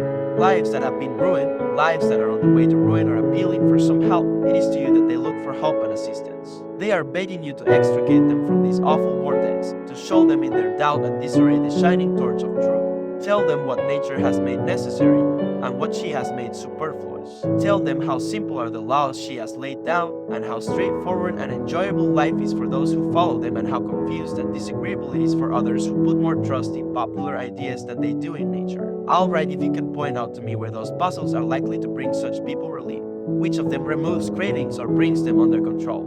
If only they were simply unhelpful. They were actually harmful. I'll give you the clearest proof whenever you like of their tendency to weaken and enfeeble even eminent talents once applied to such quibbles. And when it comes to saying how they equip people proposing to do battle with fortune, and what weapons they offer them, one hangs one's head with shame. Is this the way to our supreme ideal? Do we get there by means of all that, if X, Y, or if not Y, Z one finds in philosophy? And by means of quibbles that would be shameful and discreditable even among persons occupying themselves with law. Reports. When you're leading the person you're questioning into a trap, aren't you just making it look as if he has lost his case on a purely technical point of pleading? The preterist court, however, restores litigants losing in this way to their rightful position. And philosophy does the same for the people thus questioned. Why do philosophers like you abandon the magnificent promises you have made? After assuring me in solemn terms that you will see to it that my eyes shall no more be overwhelmed by the glitter of gold than by the glitter of a sword, that I shall spur with magnificent strength of purpose the things all other men pray for and the things all other men are afraid of, why do you have to descend to the schoolroom of BC? What do you say? Is this the way to the heavens? For that is what philosophy has promised me, that she will make me goddess equal. That is the invitation, and that is what I become for. Be as good as your word. Keep clear, then, my dear Lucilius, as far as you can, of the sort of quibbles and qualifications I've been mentioning in philosophers. Straightforwardness and simplicity are in keeping with goodness. Even if you had a large part of your life remaining before you, you would have to organize it very economically to have enough for all the things that are necessary. As things are, isn't it the height of folly to learn essential things when time is so desperately short? Letter 53. I wonder whether there is anything I couldn't be persuaded into now, after letting myself be persuaded recently into taking a trip by sea. The sea was quite calm when we cast off. The sky was certainly heavily overcast, with the kind of dark clouds that generally break in a squall or downpour. But in spite of the uncertain, threatening skies, I thought it would be perfectly feasible to make it across the few miles from your Parthenon over to Puteoli. And so, with the object of getting the crossing over quicker, I headed straight for Nisus over the open water to cut out all the intervening curves of the coastline. Now, when I had got so far across that it made no odds whether I went over or turned back, first of all the smoothness which had tempted me to my undoing disappeared. There was no storm as yet, but a heavy swell was running by. Then, as the waves were steadily getting rougher, I began asking the helmsman to put me ashore somewhere. He kept saying the coast was a rugged one without a haven anywhere, and that there was nothing he feared quite so much in a storm as a lee shore. I was in far too bad a way, though, for any thought of possible danger to enter my head, as I was suffering the torments of that sluggish brand of seasickness that will not bring one relief, the kind that upsets the stomach without clearing it. So I put pressure on him and compelled him, willy-nilly, to make for the shore. Once we were closing, there was no waiting on my part for anything to be done in the manner commanded by Virgil. Bows faced seawards or anchor cast from bow. Remembering my training as a long-standing devotee of cold baths, I dived into the sea in just the way a cold water addict ought to, in my woolly clothes. You can imagine what I suffered as I crawled out over the rocks, as I searched for a road to safety or fought my way there. It made me realize how right sailors are in being afraid of a lee shore. What I endured, in my inability to endure my then self, is beyond belief. You can take it from me that the reason Ulysses got himself wrecked everywhere was not so much because Neptune was against him from the day he was born, but because he was given to seasickness like me. It'll take me 20 years to reach my destination. 2. If I ever have to journey anywhere by sea, as soon as I desettled my stomach and rubbed myself over with embrocation to put some life back into my body, I began to reflect how we are attended by an appalling forgetfulness of our weaknesses, even the physical ones, which are continually bringing themselves to our notice, and much more so with those that are not only more serious but correspondingly less apparent. A slight feverishness may deceive a person, but when it has developed to the point where a genuine fever is raging, it will extract an admission that something is wrong from even a tough and hardened condition. Suppose our feet ache with little niggling pains in the joints at this stage. We pass it off and say we may sprain an ankle or strain something in some exercise or other, while the disorder is in its indeterminate, commencing phase. Its name eludes us, but once it starts bending the feet in just the way an ankle rack does and makes them both misshapen, we have to confess that we begot the gout. With afflictions of the spirit, though the opposite is the case, the worse a person is, the less he feels it. You needn't feel surprised, my dearest Lucilius. A person sleeping lightly perceives impressions in his dreams and is sometimes even aware during sleep that he is asleep, whereas a heavy slumber blots out even dreams and plunges the mind too deep for consciousness of self. Why does no one admit his failings? Because he is still deep in them. It is the person who has awakened who recounts his dream, and acknowledging one's failings is a sign of health. So let us rouse ourselves, so that we may be able to demonstrate our errors. But only philosophy will wake us, only philosophy will shake us out of that heavy sleep. Devote yourself entirely to her. You are worthy of her, she is worthy of you. Fall into each other's arms. Say a firm, plain no to every other occupation. There is no excuse for your pursuing philosophy merely in moments when occasion allows. If you were sick, you would take a rest from attending to your personal affairs and drop your practice in the courts. And during a spell of improvement in your condition, you wouldn't look on any client as being so important that you did undertake his case in court. No, you did devote your entire attention to recovering from your illness in the quickest possible time. Well, then, aren't you going to do the same in these circumstances? Away with every obstacle, and leave yourself free to acquire a sound mind. No one ever attains this if he is busy with other things. Philosophy wields an authority of her own. She doesn't just accept time, she grants one it. She is not something one takes up in odd moments. She is an active, full-time mistress, ever present and demanding. When some state or other offered Alexander a part of its territory and half of all its property, he told them that he hadn't come to Asia with the intention of accepting whatever they cared to give him, but of letting them keep whatever he chose to leave them. Philosophy, likewise, tells all other occupations, it is not my intention to accept whatever time is left over from you. You shall have, instead, what I reject. Give your whole mind to her, sit at her side and pay her constant court, and an enormous gap will widen between yourself and other men. You will end up far in advance of all mankind, and not far behind the gods themselves. Would you like to know what the actual difference between yourself and the gods will be? They will exist for longer, and yet to me what an indisputable mark it is of a great artist to have captured everything in a tiny compass. A wise man has as much scope before him as a god with all eternity. There is one thing, too, which the wise man actually surpasses any god. A god has nature to thank for his immunity from creation, while the wise man can thank his own efforts for this. Look at that for an achievement, to have all the frailty of a human being and all the freedom from care of a god. Philosophy has power to blunt all the blows of circumstances beyond belief. Never a missile lodges in her, she has strong, impenetrable defenses. Some blows she breaks the force of, burying them with the slack of her gown as if they were trivial. Others she flings off and hurls back at the sender. Letter LIV.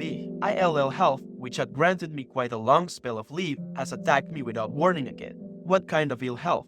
ULL be asking, and well you may, for there isn't a single kind I haven't experienced. There is one particular ailment, though, for which I've always been singled out, so to speak. I see no reason why I should call it by its Greek name, difficulty in breathing being a perfectly good way of describing it. Its onslaught is of very brief duration, like a squall, it is generally over within the hour. One could hardly, after all, expect anyone to keep on drawing his last breath for long, could one? I've been visited by all the troublesome or dangerous complaints there are, and none of them, in my opinion, is more unpleasant than this one, which is hardly surprising, is it, when you consider that with anything else you're merely ill, while with this you're constantly at your last gasp. This is why doctors have nicknamed it rehearsing death, since sooner or later the breath does just what it has been trying to do all those times. Do you imagine that as I write this I must be feeling in high spirits at having escaped this time? No, it would be just as absurd for me to feel overjoyed at its being over as if this meant I was a healthy man again, as it would be for a person to think he has won his case on obtaining an extension of time before trial. Even as I fought for breath,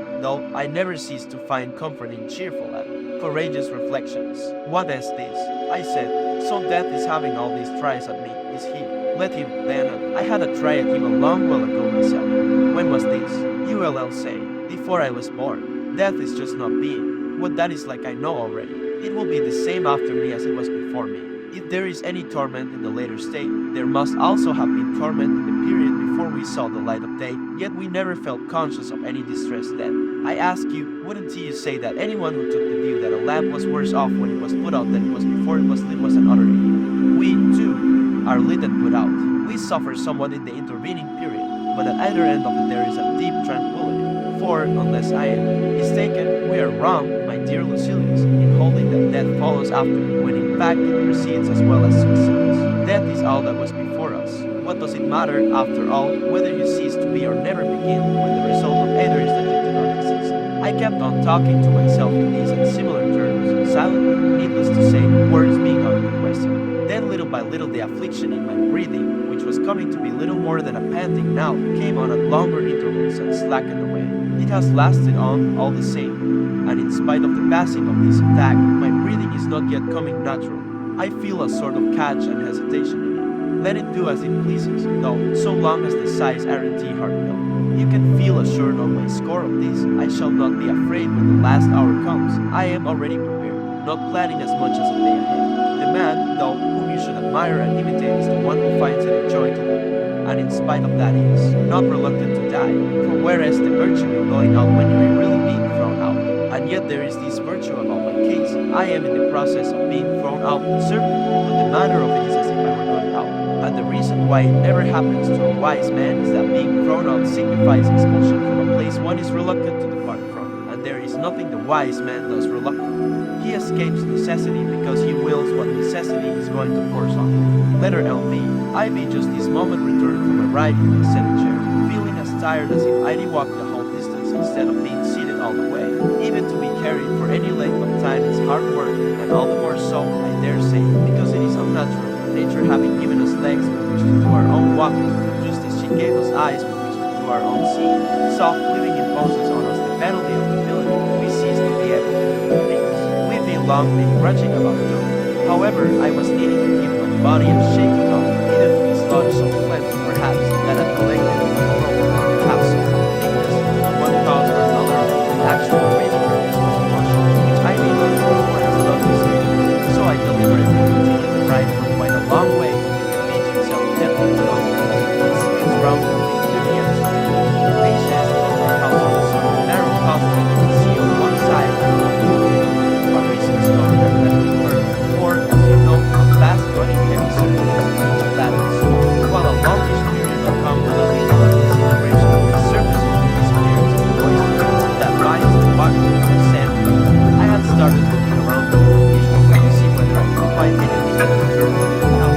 My eyes turned to the house which it was along the bridge. This was the place where Nation passed the latter part of his life. A wealthy man who had held the office of a peer was famed for nothing but his life of retirement. Considered a fortunate man of that ground.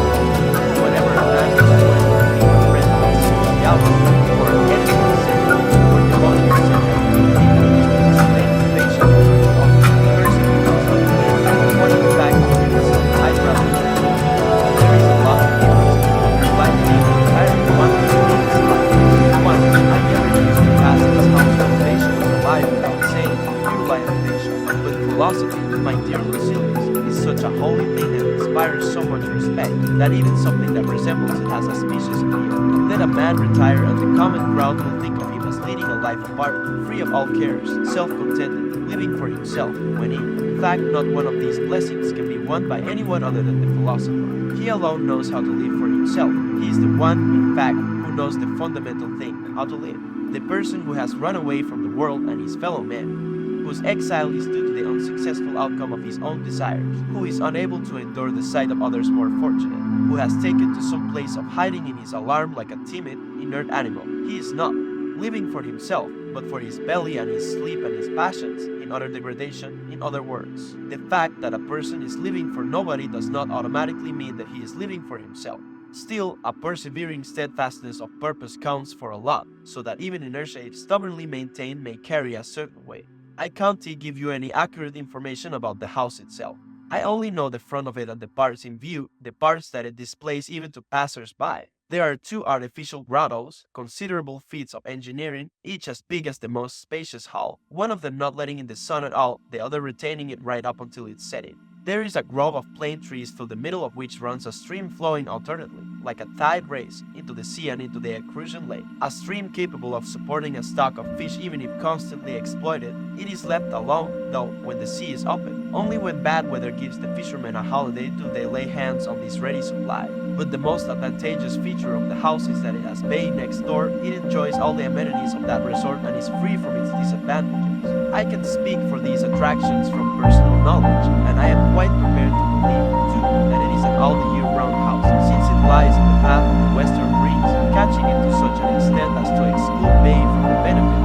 Leisure seems to have been no fool in choosing this place as the one in which he would spend his retirement, sluggish and senile as that retirement had become.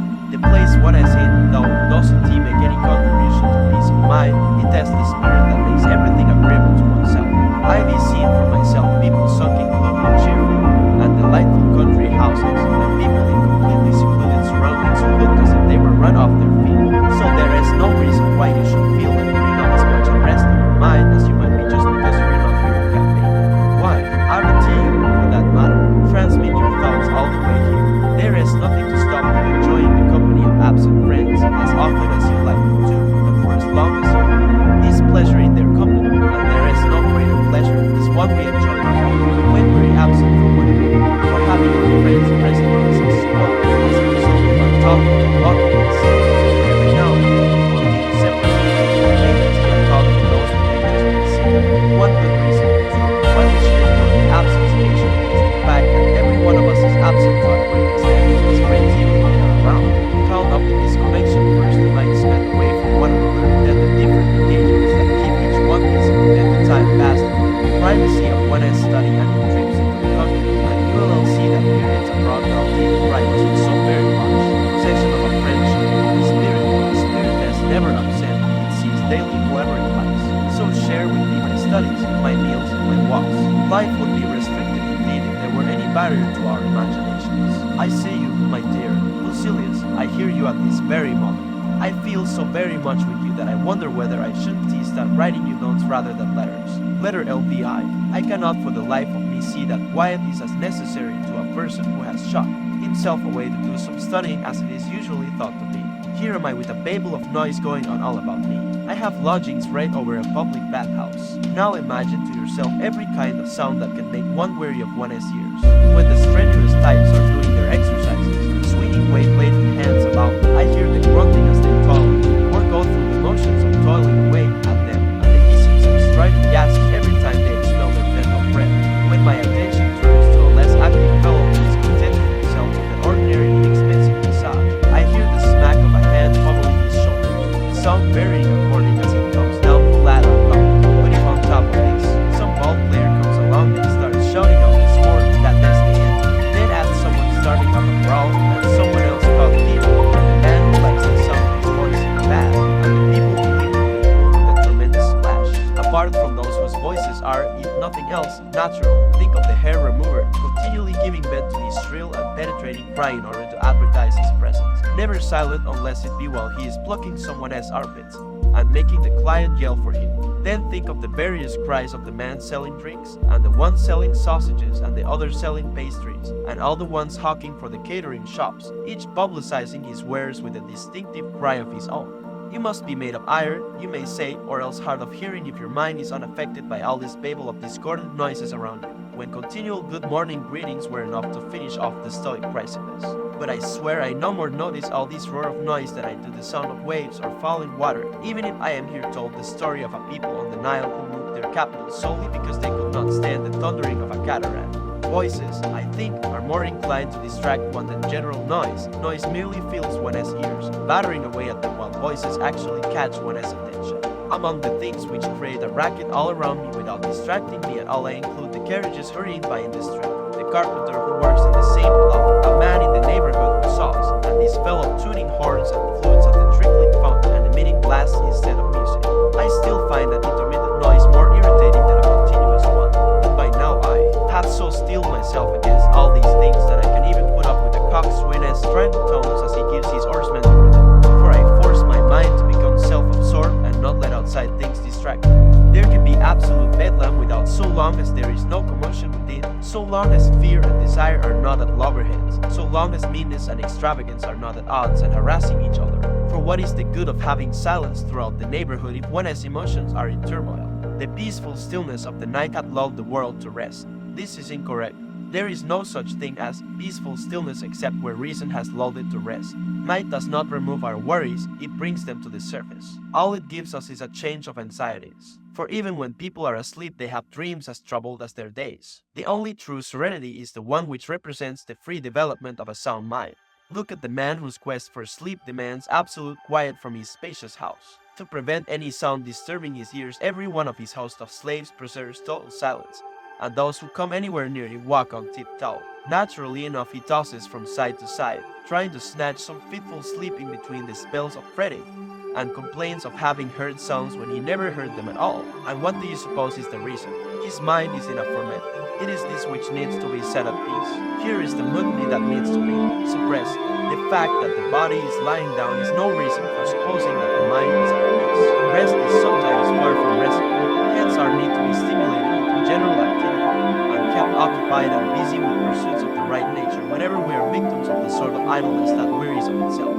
When great military commanders notice indiscipline among their men, they suppress it by giving them some work to do, mounting expeditions to keep them actively employed. People who are really busy never have enough time to become skittish, and there is nothing so certain as the fact that the harmful consequences of inactivity are dissipated by activity. We commonly give the impression that the reasons for our having gone into political retirement are our disgust with public life and our dissatisfaction with so uncongenial and unrewarding goals. Yet every now and then ambition rears its head again in the retreat into which we were really driven by our apprehensions and our waning interest. For our ambition did not cease because it had been rooted out, but merely because it had tired or become weak, perhaps, at its lack of success. I would say the same about extravagant living, which appears on occasion to have led one and then one has to learn from the simple life that places temptation in the way. In the middle of one's program of frugality, it sets out after pleasures which one had discarded but not condemned, its pursuit of them indeed being all the more ardent the less one is aware of it. For when they are in the open, vices invariably take a more moderate form. Diseases too are on the way towards being cured when once they have broken out, instead of being laid and made their presence felt. So it is with the love of money, the love of power, and the other maladies that affect the minds of men. You may be sure that it is when they abate and give every appearance of being cured that they are at their most dangerous.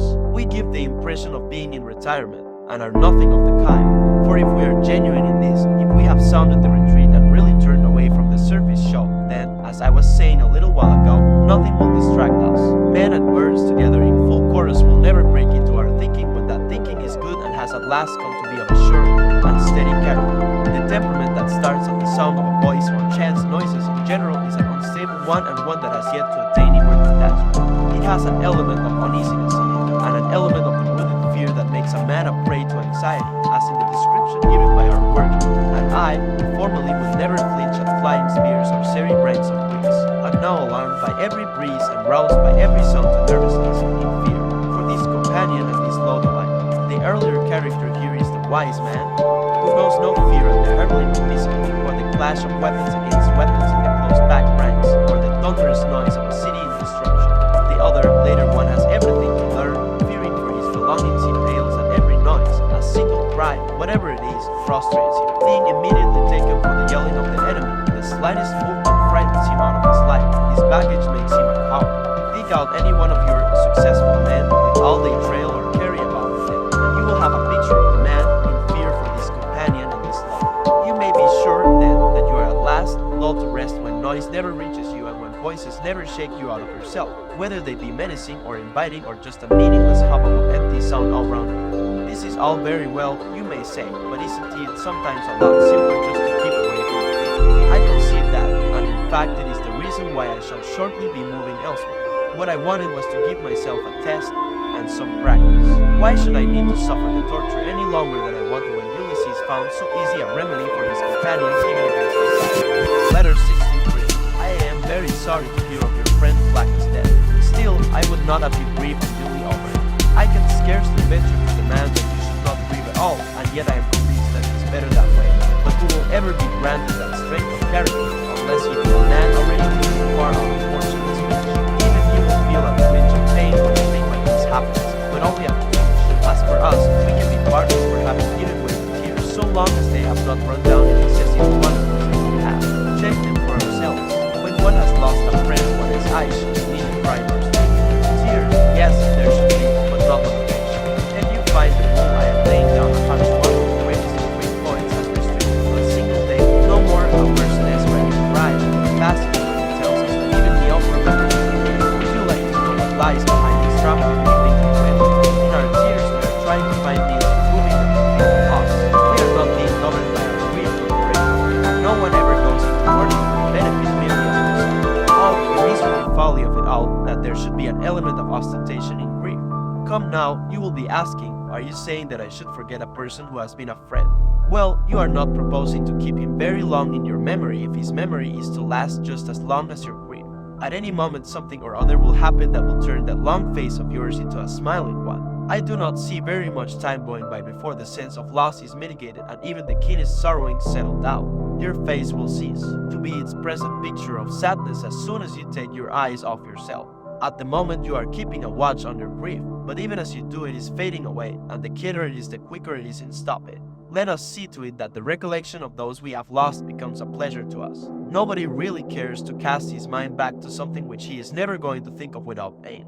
Inevitable as it is that the names of persons who were dear to us and are now lost should cause us a gnawing sort of pain when we think of them, that pain is not without a pleasure of its own. As my teacher Attalus used to say, in the pleasure we find in the memory of departed friends there is a resemblance to the way in which certain bitter fruits are agreeable, or the very acidity of an exceedingly old wine has its attraction. But after a certain interval all that painless is obliterated and the enjoyment comes to us unalloyed. If we are to believe him, thinking of friends who are alive and well is like feasting on cakes and honey. Recalling those who are gone is pleasant but not without a touch of sourness. Who would deny, though, that even acid things like this with a harshness in their taste do stimulate the palate? Personally, I do not agree with him there. Thinking of departed friends is to me something sweet and mellow, for when I had them with me it was with the feeling that I was going to lose them, and now that I have lost them I keep the feeling that I have them with me still.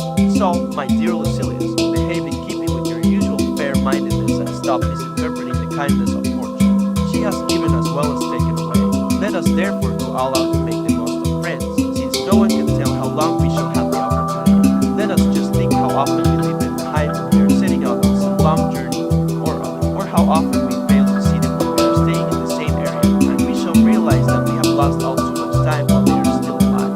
Then you stand people who treat their friends with complete neglect, and then mourn them to distraction, never caring about anyone unless they have lost him. And the reason they lament them so extravagantly then is that they are afraid people may wonder whether they did care. They are looking for related means of demonstrating their devotion. If we have other friends, we are hardly kind or appreciative of them if they count for so very little when it comes to consoling us with what we bear. If we have no other friends, we have done ourselves a greater injury than fortune has done us. She has deprived us of a single friend, we have deprived ourselves of every friend who has failed. A person, moreover, who has not been able to care about more than one friend cannot have cared even about that person. Supposing someone lost his one and only shared in a robbery, we do not think of an utter idiot who can judge his whale was lost rather than look about him for some means of keeping up his moment and find something that is over his shoulder. We have buried someone to love. Now look for someone to love. It is better to think of the loss of a friend than to cry over it. What I am about to go on to say is, I know you will come to me, but I am not going to go with you because everyone has sinned. Even a person who has lost a living friend and his grief finds an end in the passage of time. I'm really growing weary of sorrow like sins as a means to bring sorrow to the like I should prefer to see you abandon your grief than to abandon it. Much as you may wish to, you will not be able to keep it up for very long, so give it up as early as possible. For women, our forefathers fixed the period of mourning at a year with the intention, not that women should warning as long as that, but that they should not go on any longer, for men no period is prescribed at all, because none would be decent. Yet out of all the pathetic females you know of were only dragged away from the graveside, or even torn from the body itself, with the greatest of difficulty. Can you show me one whose tears lasted for a whole month? Nothing makes itself unpopular quite so quickly as a person as weight. When it is fresh, it attracts people to its side, finds someone to offer it consolation.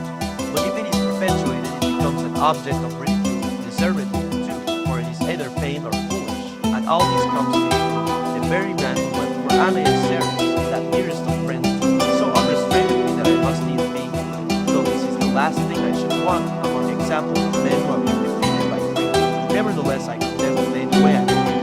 I realize now that my sorrow in the way I feel was mainly due to the fact that I have never considered the possibility of his dying before. That he was younger than I was, and a good deal younger thought, was all that ever occurred to me, as if fate paid any regard to seniority. So let us bear it constantly in mind that those we are fond of are just as liable to death as we are ourselves. What I should have said before was, my friend Seneca is younger than I am, but what difference does that make? He should die later than me, but it is quite possible he will die before me.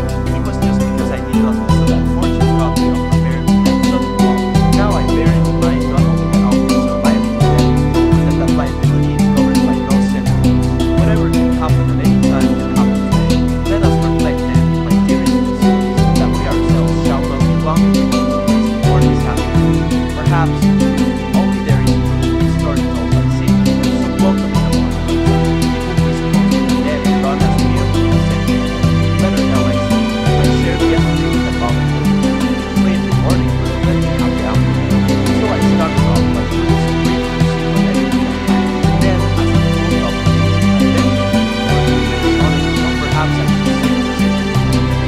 Right, I was approaching more than the customary concentration. Two, one with the difficulty of the subject and my refusal to give it, until some friends of mine put a stop to it, applying force to restrain me as if I were an invalid who was recklessly overdoing things. The pen gave place to talk, which included the following matter of dispute that I shall now state to you. We have appointed you as arbitrator, and you have more of a case on your hands than you think, for the contest is a three-quarter one. Our Stoic philosophers, as you know, maintain that there are two elements in the universe from which all things are derived, namely cause and matter. Matter lies inert and inactive, a substance with unlimited potential, but destined to remain idle if no one sets it in motion. And it is cause which turns matter to whatever end it wishes and fashions it into a variety of different products. There must, then, be something out of which things come into being and something else by means of which things come into being. The first is matter and the second is cause. Now all art is an imitation of nature. So apply what I was saying about the universe to man's handiwork. Take a statue, it had the matter to be worked on by the sculptor, and it had the sculptor to give configuration to the matter, bronze, in other words, in the case of the statue, being the matter and the craftsman the cause. It is the same with all things. They consist of something which comes into being and something else which brings them into being. Stoics believe that there is only one cause, that which brings things into being. Aristotle thinks that the term cause can be used in three different ways. The first cause, he says, is matter. Without it nothing can be brought into existence. The second is the craftsman, and the third is form, which is impressed on every single piece of work as on a statue. This last is what Aristotle calls the idols, and he says there is a fourth as well, the purpose of the whole work. Let me explain what this means. The first cause of the statue is the bronze, as it would never have been made unless there had been something out of which it could be cast upon. The second cause is the sculptor, as the bronze could not have been shaped into the state in which it is without those skilled hands having come to it. The third cause is the form, as our statue could not have been called. The man with the spear or the boy tying up his hair had this not been the guise impressed on it. The fourth cause is the end in view in its making, for had this not existed, the statue would never have been made at all. What is this end? It is what attracted the sculptor, what his goal was in creating it. It may have been money, if when he worked it he was going to sell it, or fame, if the aim of his endeavors was to win a name, or religion, if it was a work for presentation to a temple. This too, then, is a cause of the statue as coming into being, unless you take the view that things in the absence of which the statue would never have been created should not be included among the causes of the particular creation. To these four causes, Plato adds a fifth in the model, what he himself calls the idea, this being what the sculptor had constantly before his eyes as he executed the intended work. It does not matter whether he has his model without, one to which he can direct his eyes, or within, conceived and set up by the artist inside his own head. God has within himself models like this of everything in the universe, his mind embracing the designs and calculations for his projects. He is full of these images which Plato calls ideas, eternal, immutable, ever dynamic. So, though human beings may perish, humanity in itself, the pattern on which every human being is molded, lasts on, and while human beings go through much and pass away, itself remains quite unaffected. As Plato has it, then, there are five causes: the material, the agent, the form, the model, and the end, and finally we get the result of all these. In the case of the statue, to use the example we began with, the material is the bronze, the agent is the sculptor, the form is the guise it is given, the model is what the sculptor making it copies, the end is what the maker has in view, and the final result is the statue itself. The universe as well, according to Plato, has all these elements. The maker is God, matter is the material, the form is the general character and layout of the universe as we see it. The model, naturally enough, is the pattern which God adopted for the creation of this stupendous work in all its beauty. The end is what God had in view when he created it, and that, in case you are asking what is the end God has in view, is goodness. That at any rate is what Plato says. What was the cause of God as creating the universe? He is good, and whoever is good can never be grudging with anything good, so he made it as good a world as it was in his power to make it. Now it is for you as judge to pronounce your verdict and declare whose statement in your opinion seems to be not the truest, but most like the truth. This assortment of causes which Aristotle and Plato have collected together embraces either too much or too little. For if they take the view that everything in the absence of which a thing cannot be brought into being is a cause of its creation, they have failed to name enough. They should be including time in their list of causes. Nothing can come into being without time. They should be including place. A thing will certainly not come into being if there is nowhere for this to happen. They should be including motion. Without this, nothing either comes into existence or goes out of existence. Without motion, there is no such thing as art and no such thing as change.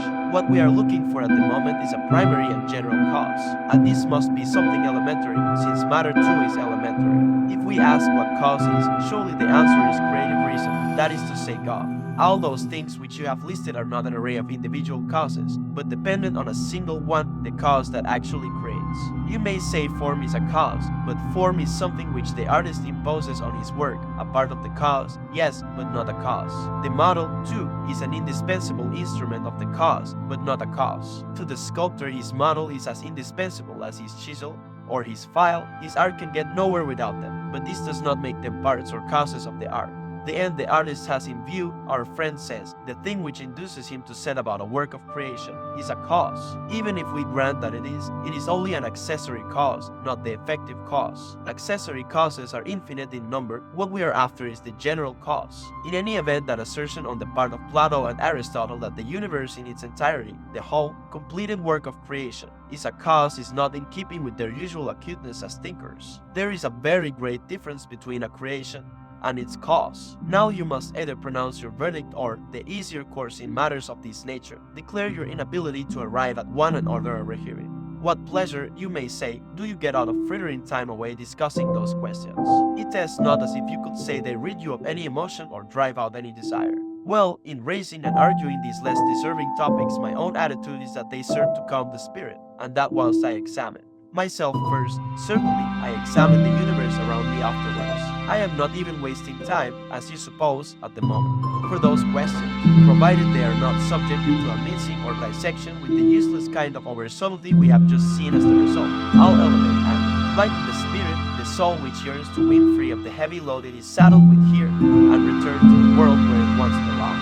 For to it this body of ours is a burden and a torment, and harassed by the body as overwhelming weight, the soul is in captivity unless philosophy comes to its rescue, bidding it breathe more freely in the contemplation of nature, releasing it from earthly into heavenly surroundings. This to the soul means freedom, the ability to wander far and free. It steals away for a while from the prison in which it is confined and has its strength renewed in the world above. When craftsmen engaged on some intricate piece of work which imposes a tiring strain on the eyes have to work by an inadequate and undependable light, they go out into the open air and treat their eyes to the free sunshine in some open space or other dedicated to public recreation. In the same way, the soul, shut away in this dim and dismal dwelling, as often as it can makes for the open and finds its relaxation in contemplating the natural universe. The wise man and devotee of philosophy is needless to say inseparable from his body, and yet he is detached from it so far as the best part of his personality is concerned, directing his thoughts towards things far above. He looks on this present life of his, much like the man who has signed on as a soldier, as the term he has to serve out, and he is so made that he neither loves life nor hates it. He endures the lot of mortality even though he knows there is a fighter one in store for him. Are you telling me not to investigate the natural world? Are you trying to bar me from the whole of it and restrict me to a part of it? Am I not to inquire how everything in the universe began?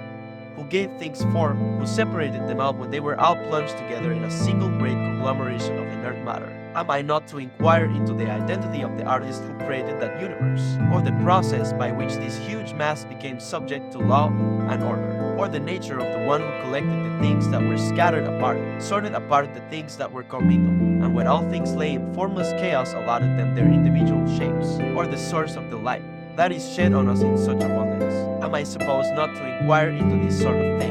Am I not to know where I am descended from, whether I am to see this world only once or be born into it again time after time, what my destination is to be after my stay here, what abode will await my soul on its release from the terms of its serfdom on earth? Are you forbidding me to associate with heaven? In other words, already through life with my eyes bent on the ground. I am too great, was born to too great a destiny, the body as so far as I am concerned, the body is nothing more or less than a fetter of my freedom. I place it squarely in the path of fortune, letting her expend her onslaught on me, not allowing any blow to get through into my actual self. For that body is all that is vulnerable about me. Within this dwelling so liable to injury there lives a spirit that is free. Never shall that flesh compel me to feel fear, never shall it drive me to any pretense unworthy of a good man, never shall I tell a lie out of consideration for this petty body. I shall dissolve our partnership when this seems the proper course, and even now while we are bound one to the other, the partnership will not be on equal terms. The soul will assume undivided authority. Refusal to be influenced by one's body assures one's freedom. And to this freedom even the kind of inquiries we were talking about just now have a considerable contribution to make. We know that everything in the universe is composed of matter and of God. God, encompassed within them, controls them all, they follow in his leadership and guidance. Greater power and greater value reside in that which creates than in the matter on which God works. Well, the place which in this universe is occupied by God is in man the place of the Spirit. What matter is in the universe, the body is in us. Let the worse, then, serve the better. Let us meet with bravery whatever may befall us. Let us never feel a shudder at the thought of being wounded or of being made a prisoner, or of poverty or persecution. What is death? Neither a transition or an end. I am not afraid of coming to an end, this being the same as never having begun, nor of transition, for I shall never be in confinement quite so cramped anywhere else as I am here. Letter 77. Today we saw some boats from Alexandria, the ones they call the mail packets, coming to view all of a sudden. They were the ones which are normally sent ahead to announce the coming of the fleet that will arrive behind them. The sight of them is always a welcome one to the campaigners. The whole of Puteoli crowded onto the wharves, all picking out the Alexandrian vessels from an immense crowd of other shipping by the actual trim of their sails, these boats being the only vessels allowed to keep their topsails spread. Out at sea all ships carry these sails, for nothing makes quite the same contribution to speed as the upper canvas, the area from which a boat derives the greatest part of its propulsion. That is why whenever the wind stiffens and becomes unduly strong, sail is shortened, the wind having less force lower down, on entering the channel between Capri and the headland from which, upon the storm-swept summit, Alice keeps her high lookout. Regulations require all other vessels to confine themselves to carrying a mainsail, and the topsail is accordingly conspicuous on the Alexandrian boats. While everyone around me was hurrying thus from all directions to the waterfront, I found a great deal of pleasure in refusing to bestir myself. Although there would be letters from me from my people over there, I was in no hurry to know what reports they might be carrying or what might be the state of my financial interests. For a long time now, I was not concerned with the profit or loss. This particular pleasure was one that I ought to have been experiencing even if I were not an old man, but being old in fact made it all the greater, for it meant that however little money I might have, I should still have more left to cover the journey than distance left to be covered, especially as the journey on which we have all set out is one which does not have to be traveled to the very end. An ordinary journey will be incomplete if you come to a stop in the middle of it, or anywhere short of your destination, but life is never incomplete if it is an honorable one. At whatever point you leave life, if you leave it in the right way, it is a whole. and there are many occasions on which a man should live life not only bravely but for reasons which are not as pressing as they might be, the reasons which restrain us being not so pressing either. Tullius Marcellinus, whom you knew very well, a man old before his years, who found tranquility early in life, began to meditate suicide after he had gone down with a disease which was not an incurable one but at the same time was a protracted, troublesome one, importunate in its demands. He called together a large number of his friends, and each one offered him advice. This consisted either of urgings that he should just take whichever course he himself felt urged to take, or of whatever counsel flattering admirers thought would be most likely to gratify someone meditating suicide, until a Stoic friend of mine, an outstanding personality for whom I can find no more fitting compliment than that of calling him a man of fighting courage, gave what I thought was the most inspiring advice. This was how he began. My dear Marcellinus, he said, you mustn't let this worry you as if you were having to make a great decision. There is nothing so very great about living. All your slaves and all the animals do it. What is, however, a great thing is to die in a manner which is honorable, enlightened, and courageous. Think how long now you've been doing the same as them. Food, sleep, sex, the never-ending cycle. The desire for death can be experienced not merely by the enlightened or the brave or the unhappy, but even by the squeamish. Well, Marcellinus wanted no urging, only a helper. His slaves refused to obey him in this, whereupon our Stoic talked away their fears, letting them know that the household staff would only be in danger if there had been any room for doubt as to whether their master's death had been a voluntary one. Besides, he told them, it was just as bad to let other people see you ordering your master not to kill himself as actually to kill him. He then suggested to Marcellinus himself that it would not be an unkind gesture, in the same way as at the end of a dinner the leftovers are divided among the attendants. Something were offered at the end of his life to those who had served throughout it. Marcellinus had a generous and good-natured disposition which was no less evident where it meant personal expense, and he distributed accordingly little sums of money among his slaves, who were now in tears, and went out of his way to comfort them all. He did not need to resort to a weapon or to shedding blood. After going without food for 3 days, he had a steam tent put up in his own bedroom. A bath was brought in which he lay for a long time, and as fresh supplies of hot water were continually poured in, he passed almost imperceptibly away. Not without, as he commented more than once, a kind of pleasurable sensation, one that is apt to be produced by the gentle fading out of which those of us who have ever fainted will have some experience. I have digressed, but you will not have minded hearing the story, since you will gather from it that your friendless departure was not a typical or happy one. Although his death was self-inflicted, the manner of his passing was supremely relaxed, a mere gliding out of life. Yet the story is not without its practical value for the future, for frequently enough necessity demands just such examples. The times are frequent enough when we cannot reconcile ourselves to dying or to knowing that we ought to die. No one is so ignorant as not to know that someday he must die. Nevertheless, when death draws near, he turns, wailing and trembling, looking for a way out.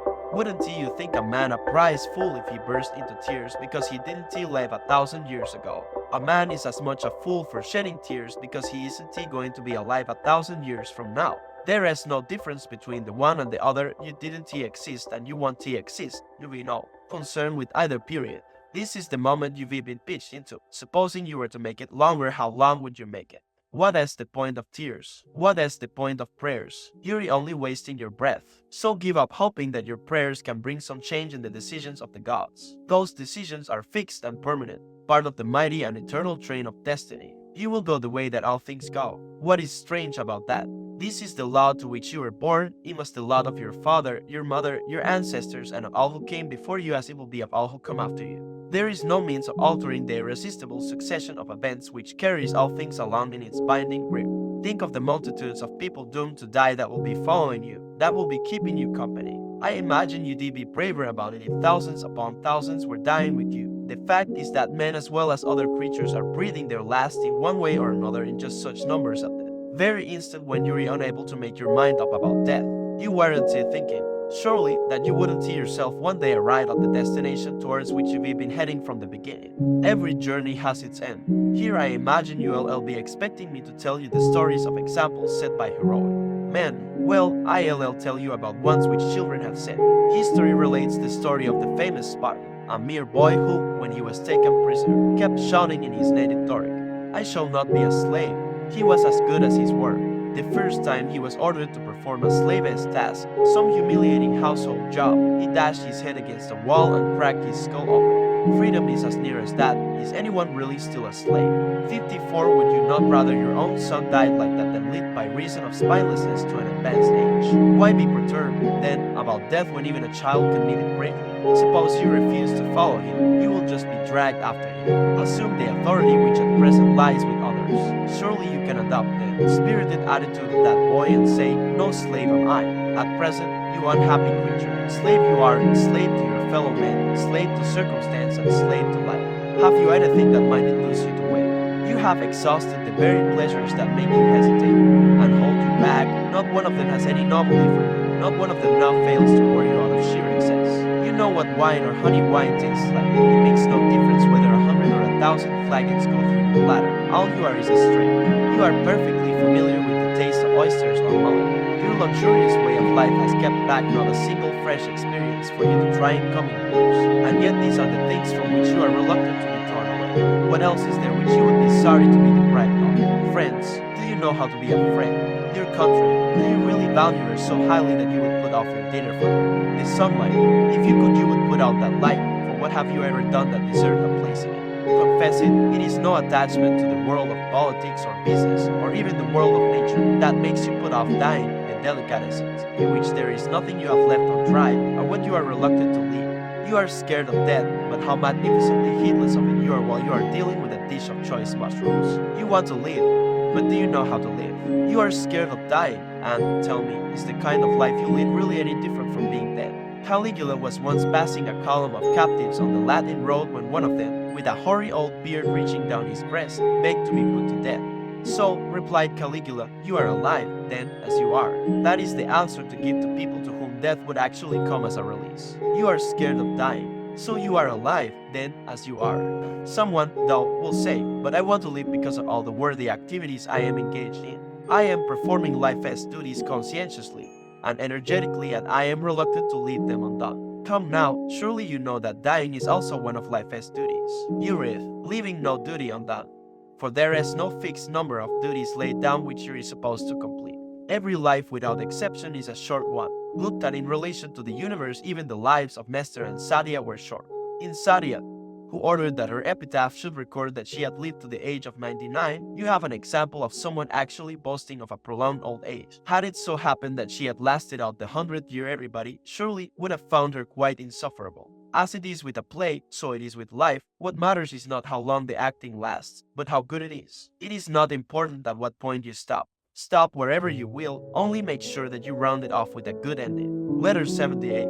I am all the more sorry to hear of the trouble you are having with constant catarrh, and the spells of feverishness which go with it when it becomes protracted to the point of being chronic, because this kind of ill health is something I have experienced myself. In its early stages, I refused to let it bother me, being still young enough then to adopt a defiant attitude to sickness and put up with hardships, but eventually I succumbed to it altogether. Reduced to a state of complete emaciation, I had arrived at a point where the catarrhal discharges were virtually carrying me away with them altogether. On many an occasion I felt an urge to cut my life short there and then, and was only held back by the thought of my father, who had been the kindest of fathers to me and was then in his old age, having in mind not how bravely I was capable of dying, but how far from bravely he was capable of bearing the loss. I commanded myself to live. There are times when even to live is an act of bravery. Let me tell you the things that provided me with consolation in those days, telling you to begin with that the thoughts which brought me this peace of mind had all the effect of medical treatment.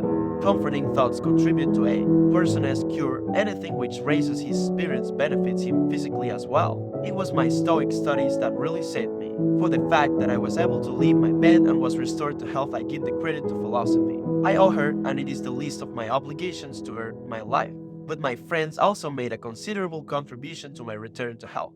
I found a great deal of relief in their cheering remarks, in the hours they spent at my bedside, and in their conversations with me. There is nothing, my good Lucilius, quite like the devotion of one's friends for supporting one in illness and restoring one to health, or for dispelling one's anticipation and dread of death. I even came to feel that I could not really die when these were the people I would leave surviving me, or perhaps I should say I came to think I would continue to live because of them, if not among them, for it seemed to me that in death I would not be passing away but passing on my spirit to them.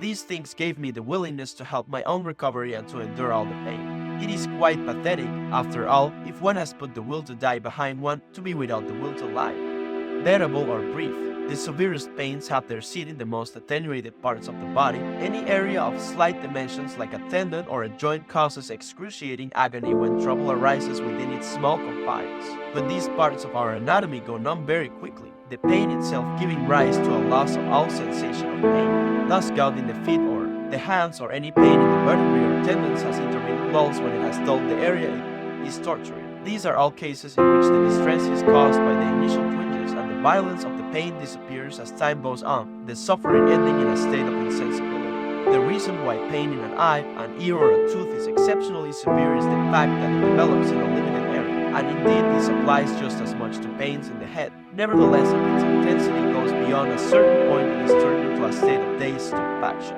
So there is the comforting thing about extremities of pain: if you feel it too much, you are bound to stop feeling it. What in fact makes people who are morally unenlightened upset by the experience of physical distress is their failure to acquire the habit of contentment in the spirit. They have instead been preoccupied by the body. That is why a man of noble and enlightened character separates body from spirit, and has just as much to do with the form, the frail and complaining part of our nature, as is necessary, and no more, and a lot to do with the better, the divine element. But it does hard having to do without pleasures we're used to, having to give up food and go thirsty as well as hunger. Tiresome it is in the first stages of abstinence. Later, as the organs of appetite decline in strength and exhaustion, the cravings die down. Thereafter, the stomach becomes fussy, unable to stand things it could never have enough of before. The desires themselves die away, and there is nothing harsh about having to do without things for which you have ceased to have any craving. Another point is that every pain leaves off altogether, or at least falls off in intensity, from time to time. Moreover, one can guard against its arrival, and employ drugs to forestall it just as it is coming on, for every pain gives one advance warning of its coming. In illness, the suffering is always bearable so long as you refuse to be affected by the ultimate threat. So do not go out of your way to make your troubles any more tiresome than they are, and burden yourself with fretting, provided that one's thinking has not been adding anything to it. Pain is a trivial sort of thing. If by contrast you start giving yourself encouragement, saying to yourself, it is nothing, or nothing much, anyway, let us stick it out, it'll be over presently, then in thinking it a trivial matter you will be ensuring that it actually is. Everything hangs on one's thinking. The love of power or money or luxurious living are not the only things which are guided by popular thinking. We take our cue from people as thinking even in the way we feel pain. A man is as unhappy as he has convinced himself he is, and complaining away about one's sufferings after they are over is something I think should be banned. Even if all this is true, it is past history. What is the good of dragging up sufferings which are over, of being unhappy now just because you were dead? What is more, doesn't everyone add a good deal to his tale of hardships, and deceive himself as well in the matter? Besides, there is a pleasure in having succeeded in enduring something the actual enduring of which was very far from pleasant. When some trouble or other comes to an end, the natural thing is to be glad. There are two things, then, the recollecting of trouble in the past as well as the fear of troubles to come, that I have to put up. The first is no longer of any concern to me, and the second has yet to be solved. And when a man is in the grip of difficulties, he should say, there may be pleasure in the memory of even these events one day. He should put his whole heart into the fight against them. If he gives way before them, he will lose the battle. If he exerts himself against them, he will win. What in fact most people do is pull down on their own heads when they should be holding up against. When something is in imminent danger of falling on you, the pressure of it bearing heavily on you, it will only move after you and become an even greater weight to support if you back away from it. If instead you stand your ground, willing yourself to resist, it will be forced back. Look at the amount of punishment that boxers and wrestlers take to the face and the body generally. They will put up nonetheless with any suffering in their desire for fame, and will undergo it all not merely in the course of fighting but in preparing for their fights as well. Their training in itself constitutes suffering. Let us too overcome all things, with our reward consisting not in any wreath or gauntlet, not in trumpet calls for silence for the ceremonial proclamation of our name, but in moral worth, in strength of spirit, in a peace that is won forever once in any contest fortune has been utterly defeated. I am suffering severe pain, you may say. Well, does it stop you suffering it if you endure it in a womanish fashion? In the same way as the enemy can do far more damage to your army if it is in full retreat, every trouble that may come our way presses harder on the one who has turned tail and is giving ground. But it is really severe. Well, is courage only meant to enable us to bear up under what is not severe? Would you rather have an illness that is long drawn out, or one that is short and quick? If it is a long one, it will have the odd interval, giving one opportunity for rallying, granting one a good deal of time free of it, having of necessity to pause in order to build up again. An illness that is swift and short will have one of two results, either oneself or it will be snuffed out. And what difference does it make whether I or it disappears? Either way, there is an end to the pain. Another thing which will help is to turn your mind to other thoughts, and that way get away from your suffering. Call to mind things which you have done that have been upright or courageous. Run over in your mind the finest parts that you have played, and cast your memory over the things you have most admired. This is a time for recollecting all those individuals of exceptional courage who have triumphed over pain. The man who steadily went on reading a book while he was having varicose veins cut out. The man who never stopped smiling on the torture, albeit that this angered his tormentors into trying on him every instrument of cruelty they had. If pain has been conquered by a smile, will it not be conquered by reason? And here you may mention anything you care to name. Catarrh, a fit of uninterrupted coughing so violent that it brings up parts of the internal organs, having one's very entrails seared by a fever, thirst, having limbs wrenched in different directions with dislocation of the joints, or worse than these, being stretched on the rack or burned alive, or subjected to the red-hot flames and instruments designed to reopen and deepen swelling wounds. There have been men who have undergone these experiences and never uttered a groan. He needs more, he hasn't he asked for mercy.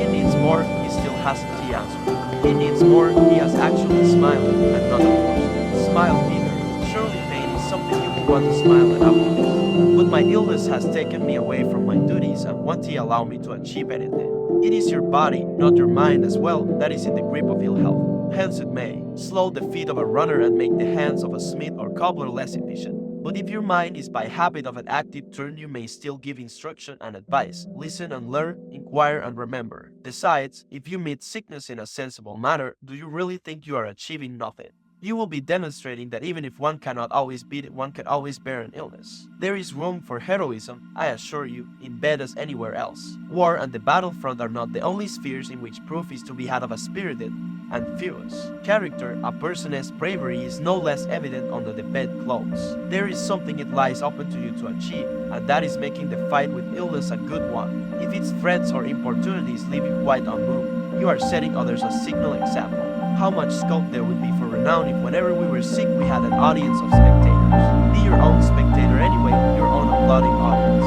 Pleasures, moreover, are of two kinds. The physical pleasures are the ones which illness interferes with, though it does not do away with them altogether. Indeed, if you take a true view of the matter, they are actually sharpened by illness. A man deriving greater pleasure from drinking something when he is thirsty and finding food all the more welcome through being hungry. Anything said before one after one has had to fast being greeted with a heightened appetite. But no doctor can refuse his patient those other greater and surer pleasures, the pleasures of the mind and spirit. Anyone who follows these and genuinely knows them pays no attention whatever to all the enticements and necessities. How very unfortunate he is, people say, to be sick like that. Why? Because he isn't he melting snow in his wine. Because he isn't he breaking ice into a copper goblet to keep the drink he has mixed in the sugar. Because lukewarm oysters aren't he being up before him on his table. Because there isn't he any bustling of cooks about the dining room, bringing in not just the viands themselves, but actually the apparatus alone. For this is the latest innovation of our churches, having the kitchen accompanied with dinner at the table so as to prevent any of the food and avoid anything being objective to scalding into hours which are nowadays like that. How very unfortunate it is to be sick, they say. In fact, he will be eating just as much as he will digest. There won't he be a whole board lying somewhere where people will see it, conveying the impression that it has been banished from the table as being too cheap and ordinary a piece of meat to be ordered. Nor will he have his trout pile high, now that he will think it not quite nice to see the whole bird with carved breast of fowl. And what is so bad about your being deprived of that? You may be eating like a sick man, but you will at last be eating in the way a healthy man should. But given one thing, we shall find it easy to put up with the potions and warm drinks and all the rest of it. All the things that seem unbearable to people who have become spoiled, who have become soft through a life of luxury, ailing more in the mind than they ever are in the body. The one requirement is that we cease to dread death. And so we shall, as soon as we have learned to distinguish the good things and the bad things in this world, then and then only shall we stop being weary of living as well as scared of dying. For a life spent viewing all the variety, the majesty, the sublimity in things around us can never succumb to humility. The feeling that one is tired of being, of existing, is usually the result of an idle and inactive nature. Truth will never pall on someone who explores the world of nature, wearied as a person will be by the curious things. Moreover, even if death is on the way with a summons for him, though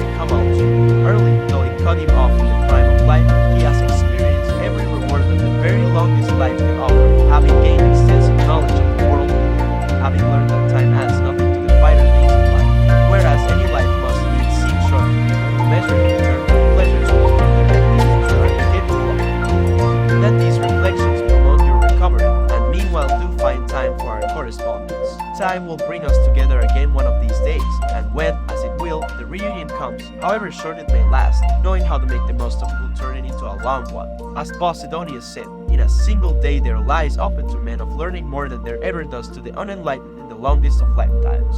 In the meantime, cling tooth and nail to the following rule: not to give in to adversity, never to trust prosperity, and always take fall. Know the Fortunate's habit of behaving just as she pleases, treating her as if she were actually going to do everything it is in her power to do. Whatever you have been expecting for some time comes as less of a shock. Letter 83. You demand an account of my days, generally as well as individually. You think well of me if you suppose that there is nothing in them for me to hide. And we should, indeed, live as if we were in public view, and think, too, as if someone could peer into the inmost recesses of our hearts, which someone can. For what is to be gained if something is concealed from man when nothing is barred from God? He is present in our minds, in attendance in the midst of our thoughts. Although by attendance I do not mean to suggest that he is not at times absent from our thoughts. I shall do as you say, then, and gladly give you a record of what I do and in what order. I shall put myself under observation straight away, and undertake a review of my day, a course which is of the utmost benefit. What really ruins our characters is the fact that none of us looks back over his life. We think about what we are going to do, and only rarely of that, and fail to think about what we have done, yet any plans for the future are dependent on the past.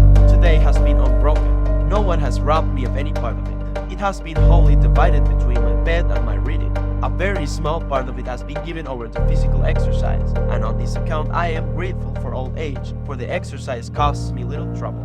I only have to stir and I am weary, and that after all is the end of exercise even for the strongest. Interested in having my trainers. One is enough for me, Farius, a likable young fellow, as you know, but he is due for a change. I am looking now for someone rather more youthful. He in fact declares that we're both at the same climacteric since we're both losing our team. But Ivy reached the stage where I can only keep up with him with difficulty when we're out for a run, and before many days are out I want to be able to keep up with him at all. See what daily exercise does for one. When two people are going in opposite directions, there is soon a big distance between them. He is coming up at the same time as I am going downwards, and you know how much quicker travel is in the second of these directions. But I am wrong, the age I am at isn't one that is going downwards, it is one that is in headlong descent. However, you'd like to hear how today's race ended. Well, we made it a tie, something that doesn't often happen with runners. After this, more a spell of exhaustion than of exercise, I had a cold plunge, cold, with me, meaning just short of warm. Here I am, once celebrated as a devotee of cold baths, regularly paying my respects to the canal on the 1st of January and jumping into the maiden pool in just the same way as I read. Wrote and spoke some sentence or other every new year in order to ensure good luck in the coming year, and now Ivy shifted mine. Scene of operations, first to the Tiber, then to my own pool here, which, even when I am feeling my heartiest and don't itchy, has had the chill taken off it by the sun, it is a short step to a hot bath. The next thing is breakfast, which consists of some dry bread, no table laid, and no need to wash the hands after such a meal. I then have the briefest of naps. You know this habit of mine, of dropping off for a moment or two, just slipping off the harness, as you might say. I find it enough to have simply stopped being awake. Sometimes I know I've been asleep, sometimes merely guess I have been. Zeno was a very great man as well as the founder of our Stoic school, a school with an unequaled record for courageous and saintly living. Well, listen to the way in which, desiring to deter us from drunkenness, he deduces the principle that the good man won't get drunk. No.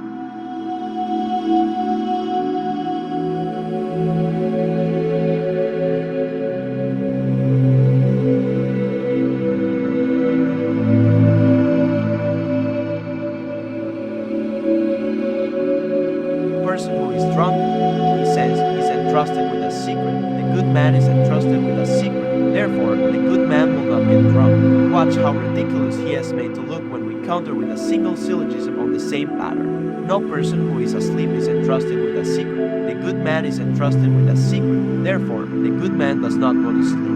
Now just let each of us name for himself the people he knows can be trusted with a secret, though they can't be trusted with a bottle. I'll give, all the same, one solitary example myself, just to prevent its being lost to human memory. Life needs a stock of noteworthy examples, nor need we always go running to antiquity for them. Lucius Piso was drunk from the very moment of his appointment as warden of the city of Rome. He regularly spent most of the night wining and dining in company, and slept from then until around midday, noon to him being early morning. He nevertheless discharged his duties, which embraced the general welfare of the whole city, with the the utmost efficiency. The late Emperor Augustus as well as Tiberius entrusted him with secret orders, the former on appointing him governor of Thrace, the latter when he left Rome for Campania, leaving behind him in the capital many objects of distrust and hostility. I imagine it was because Viceroy's drunken habits had been such a success so far as he was concerned that Tiberius later appointed Causus to be prefect of the city. This man, otherwise dignified and self-controlled, steeped himself in liquor, soaking it up to such an extent that on one occasion in the Senate, having come there straight from a body, he succumbed to a slumber from which nothing could rouse him and had to be carried out. Yet this did not stop Tiberius writing a number of letters to Causus, the contents of which he did not consider suitable for communication even to his minister, and Causus never let slip a single secret, whether private or official. If you want to arrive at the conclusion that the good man ought not to be drunk, why set about with simple consequences? Tell people how disgusting it is for a man to not pour into himself and to give home, not to know the capacity of his own stomach. Tell them of all the things men do to take the flesh and soul, and that drunkenness is nothing but a state of self-desire. For imagine the drunken man has a behavior extended over 7 days, you hesitate to think of all of his mind. As things of the difference is simply one operation, not a point. Point to the example of Alexander the Macedonian, stabbing his nearest towards the red on the wrist and writing, "One who died as a fiend should have done," and you realize the enormity of what he had done. Drunkenness claims to place barrier to vice, and to preserve that access to check on the forces to wrong the people. For people abstain from commit things far more often than feeling of condition when it comes to doing what is wrong and inconvenient. Add to this the drunkenness of the situation, his mistake of the service, his inability to walk through, his unsteady eye of so intent on the very moment of state of motion, as if the whole house had been set spinning with some cycle, in order to his stomach of the wine. Where is the glory of the everlasting? When the victory rests, when all the complete life lost discovering the mountain, planning all your calls for the close, when you find yourself the only person in the body still on your feet, when your mighty prowess has enabled you to beat all comers and no one has proved able to match your intake, a barrel is nonetheless enough to beat you. What else was it but drinking to excess, together with a passion for Cleopatra itself as potent as drink, that ruined that great and gifted man, Mark Antony, dragging him down into foreign ways of living and un-Roman vices. This it was that made him an enemy of the state. This is what made him no match for his enemies. It was this that made him cruel, having the heads of his country as leading men brought into him at the dinner table, identifying the hands and features of liquidated opponents in the course of banquets marked by sumptuous magnificence and regal pomp, still thirsting for blood when filled to the full with wine. Explain, then, why the good man should avoid getting drunk, using facts, not words, to show its ugliness and offensiveness.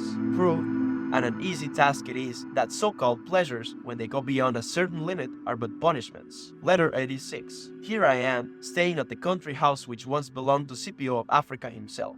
I am writing after paying my respects to his departed spirit as well as to an altar which I rather think may be the actual tomb of that great soldier. His soul will have gone to heaven, returned in fact to the place from which it came. What convinces me of this is not the size of the armies he commanded, for Cambyses equally had such armies, and Cambyses was merely a madman who turned his madness to good account, but his quite exceptional self-restraint and sense of duty. This is something in him which I find even more deserving of admiration at the time when he finally left his country than during the time when he was fighting for her. Was Scipio to stay in Rome, or was Rome to stay a free democracy? That was then the choice. What did Scipio say? "I have no wish," he said, "to have the effect of weakening in the least degree our laws or institutions. All Roman citizens must be equal before the law. I ask my country, then, to make the most of what I have done for her, but without me. If she owes it to me that she is today a free country, let me also prove that she is free. If my stature has grown too great for her best interests, then on I go. Am I not justified in admiring that nobility of character which led him to retire, to go into voluntary exile to relieve the state of an embarrassing burden? Events had come to the point where either Scipio or democracy was going to suffer at the other's hands. Neither of these two things could justly be permitted to happen. So he gave way to her constitution, and, proposing that the nation should be no less indebted to him for his absence from the scene than for Hannibal's, he went off into retirement at Liverpool. I have seen the house, which is built of square stone blocks, the walls surrounding the park, and the towers built out on both sides of the house for purposes of defense, the well concealed among the greenery and outbuildings, with sufficient water to provide for the needs of a whole army, and the tiny little bath situated after the old-fashioned custom in the evening. Our ancestors believing that the only place where one could probably have a hot bath was in the dark. He was starting with my reflections that occasioned me a good deal of enjoyment as I compared Scipio's way of life and our own. In this corner, the famous terror of Carthage, to whom Rome owes it that she has only once in her history been captured, used to wash a body weary from work on the farm, for he kept himself fit for toil, cultivating his fields by his own labor, as was the regular way in the old days. And this was the ceiling, dingy in the extreme, under which he stood, and this the equally undistinguished paving that carried his way. Who is there who could bear to have a bath in such surroundings nowadays? We think ourselves poorly off, living like paupers, if the walls are not ablaze with large and costly circular mirrors, if our Alexandrian marbles are not decorated with panels of Numidian marble, if the whole of their surface has not been given a decorative overlay of elaborate patterns having all the variety of fresco murals, unless the ceiling cannot be seen from glass, unless the pools into which we lower bodies with all the strength drained out of them by lengthy periods in the sweating room are edged with dashed marble, unless the water pours from silver taps. And so far we have only been talking about the ordinary fellow's plumbing. What about the bath houses of certain former slaves? Look at their arrays of statues, their assemblies of columns that do not support a thing but are put up purely for ornament, just for the sake of spending money. Look at the cascades of water splashing noisily down from one level to the next. We have actually come to such a pitch of choosiness that we object to walking on anything other than precious stones. In this bathroom of Scipio's there are tiny chinks, you could hardly call them windows, pierced with the masonry of the wall in such a way as to let in light without in any way weakening its defensive character.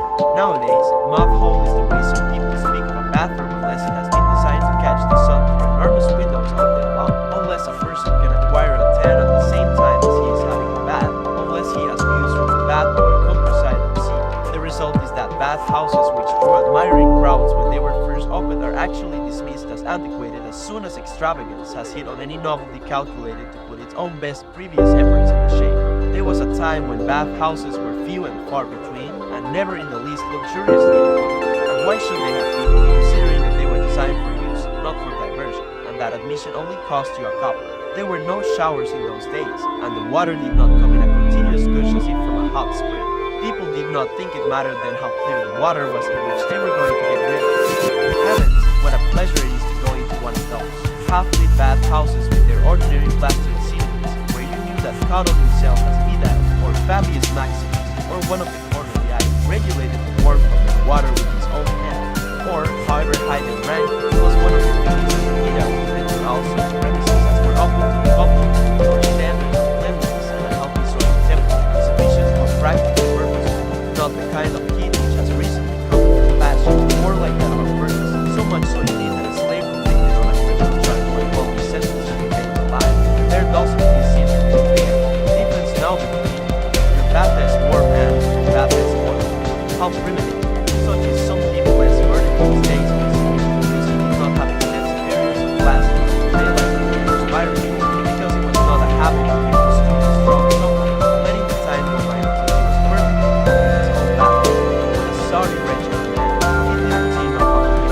He did take his bath in water that was never and often cloudy, practically muddy in fact after any heavy rain. Well, it did not make much difference to Scipio if this was the kind of bath he had. He went there to wash off sweat, not sweat. And what do you think some people will say to this? Well, don't envy Scipio. If that was the kind of bath he had all the time, it was a real exile-less life that he was leading. Yes, and what is more, if you must know, he didn't even have a bath every day. Writers who have left us a record of life in ancient Rome tell us that it was just their arms and legs, which of course they dirtied working, that people washed every day, bathing all over only once a week on market day. Obviously, someone will comment, there must have been times when they were positively disgusting. And what do you think they stank of? I'll tell you, of hard soldiering, of hard work, of all that goes to make up a man. Men are dirtier creatures now than they ever were in the days before the coming of spotlessly clean bathrooms. What is it Horace says when he wants to describe a man noted, and indeed notorious for the inordinate lengths to which he carried personal fastidiousness? Bucellus stinks of scented lozenges. Produce Bucellus today, and he might just as well stink like a goat. He would be in the same position as the Gorgonians with whom Horace contrasted him. For nowadays it is not even enough to use some scented ointment. It must be reapplied 2 or 3 times a day as a precaution against its evaporation on the person. I say nothing about the way people preen themselves on the perfume it carries, as if it were their own. If all this strikes you as being excessively disapproving, you must put it down to them. How says Atmosphere? During my stay in Ivy learned from Aegialus that trees can be transplanted reckon that every one of us who puts down a new olive plantation is doing so for someone else's benefit. Now that I've seen him carefully transplanting one of a number of trees that have yielded fruit consistently over 3 and even 4 seasons, so you too can enjoy the shade of the tree which is slow in coming up, is there to give your grandson shade in later years, long hence. According to our virgin, who was not concerned with the facts of poetic effect, his object being the pleasure of the reader, not the instruction of the art. To pick out only one example, let me quote the following passage which I felt compelled to find fault today. In spring is the time for sowing beans, then too the crumbling furrows, clover, welcome, at millet too receives her yellow hair. Plus, I leave you to conclude from this whether the crops mentioned are to be planted at the same time as each other, and whether in each case there is to be sown in spring. As I write, it is June, getting on for July now, and I've seen people harvesting beans and sowing millet on the same day. To get back to our olive plantation, I saw two different methods of planting each tree. The first, taking sizable trees and lopping off the branches and putting them back to a pot. Epistles transplanted them in the ground, putting away the roots and leaving only the actual base, the bark which needs to turn back. These he placed in the hole with application of manure that not only earth but rod and stem and so on. It says that nothing gives such good results as backing them down as it all. What it does, of course, is to keep on holding when apart from that, the tree is less liable, thus allowing the young ones to sprout and get away from the soil that they are given to enter and form precarious holes when the slightest mistake. He also sprays the crown of the tree before covering it up, because new roots emerge wherever the older leaf has been laid bare. The tree, again, should not stand higher than 3 or 4 feet above the ground. This will ensure, right from the start, green growth from the bottom upwards instead of a large area of dry and withered stem of the sort one sees in all olive groves. The second method was as follows, taking branches of the type one normally finds on very young trees, strong but at the same time having soft bark. He planted them out in the same sort of way. These grow rather more slowly, but since they spring from what is virtually a cutting, there is nothing scraggy or unsightly about them. Another thing I've seen is the transplanting of an old vine from its supporting tree. In this case, one has to gather up with it. Also, even the minute root hairs, and in addition give it a more generous covering of soil so that it grows up roots from the stem as well. I have seen such plantings not only in the month of February, but even at the end of March, the vines going on to embrace and take with all their new elements.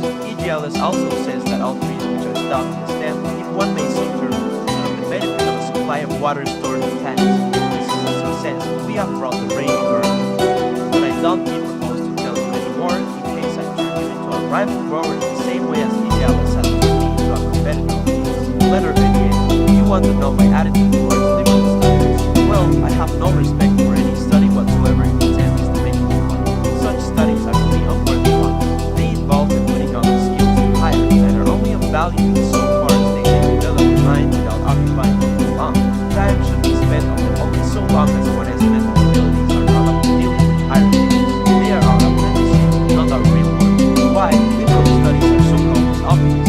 Because they are the ones considered worthy of a free man. But there is really only one liberal study that deserves the name, because it makes a person free, and that is the pursuit of wisdom. High ideals, steadfastness, and spirit make all other studies pure and pure and embarrassing. Do you really think there is anything to set the others to find out the name of the best teacher, quite close to the best, and worthless characters to have already have studied and sort of made once, not to be studying now. The question has sometimes been posed whether the liberal study is a man of energy, but in fact it is not aspiring to any knowledge of what the person. Literary scholarship concerns itself with research into language, or history if a rather broader field is preferred, or extending its range to the very limit of poetry. Which of these paves the way to virtue? Attentiveness to words, analysis of syllables, accounts of myths, laying down the principles of prosody. What is there in all this that dispels fear, roots out desire, or reigns in passion? Or let us take a look at music, at geometry. You will not find anything in them which tells us not to be afraid of this or desire that. And if anyone lacks this kind of knowledge, all his other knowledge is boundless to him. The question is whether or not that sort of scholar is teaching virtue. For if he is not, he will not even be imparting it incidentally. If he is teaching it, he is a philosopher. If you really want to know how far these persons are from the position of being moral teachers, observe the absence of connection between all the things they study. If they were teaching one and the same thing, a connection would be evident. unless perhaps they manage to persuade you that Homer was actually a philosopher, though they refute their case by means of the very passages which lead them to infer it. For at one moment they make him a Stoic, giving nothing but virtue his approval, steering clear of pleasure, not even an offer of immortality inducing him to stoop to the dishonorable. At another they make him an Epicurean, praising the way of life of a society passing its days at peace and ease, in an atmosphere of dinner parties and music making. At another he becomes a peripatetic, with a threefold classification of things good, at another an academic, stating that nothing is certain. It is obvious that none of these philosophies is to be found in Homer for the very reason that they all are, the doctrines being mutually incompatible. Even suppose we grant these people that Homer was a philosopher, he became a wise man, surely, before he could recite any epics, so that what we should be learning are the things which make him wise. And there is no more point in my investigating which was the earlier, Homer or Hesiod, than there would be in my knowing the reason why Hecuba, though younger than Helen, carried her years so unsuccessfully. And what, I would ask this kind of scholar, do you suppose is the point of trying to establish the ages of Patroclus and Achilles?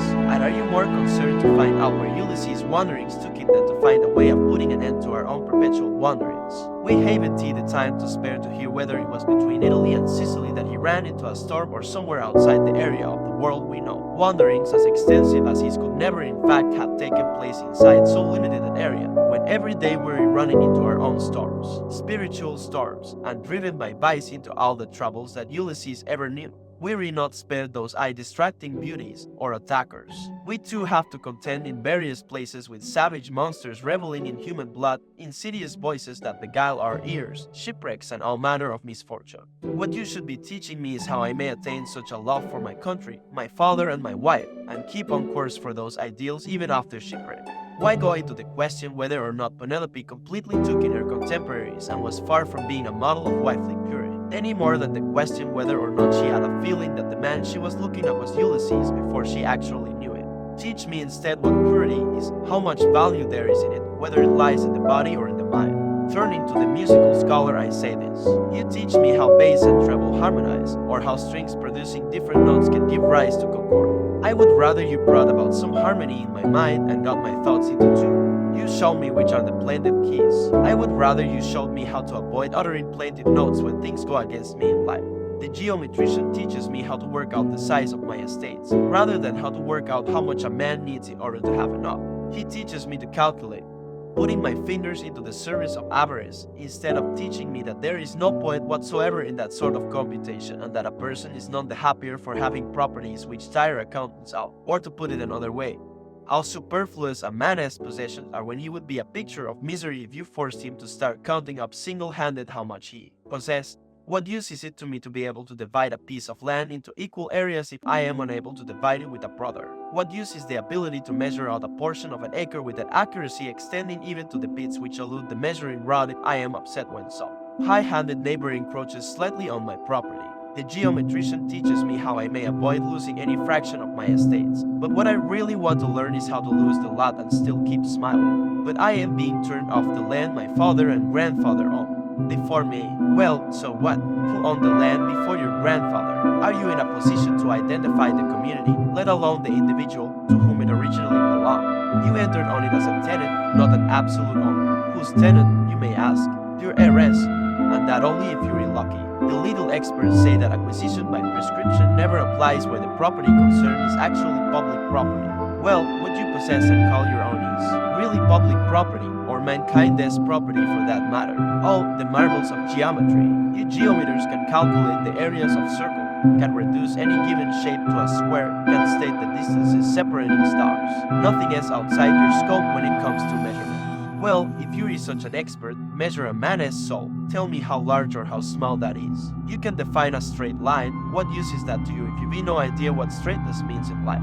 I come now to the person who prides himself on his familiarity with the heavenly bodies, towards which quarter-chilly Saturn draws, the orbits in which burning Mercury roams. What is to be gained from this sort of knowledge? Am I supposed to feel anxious when Saturn and Mars are in opposition, or Mercury sets in the evening in full view of Saturn, instead of coming to learn that bodies like these are equally propitious wherever they are and incapable of change in any case? They are swept on in a path from which they cannot escape, their motion governed by an uninterrupted sequence of destined events, making their reappearances in cycles that are fixed. They either actuate or signalize all that comes about in the universe. If every event is brought about by them, how is mere familiarity with a process which is unchangeable going to be of any help? If they are pointers to events, what difference does it make to be aware in advance of things you cannot escape?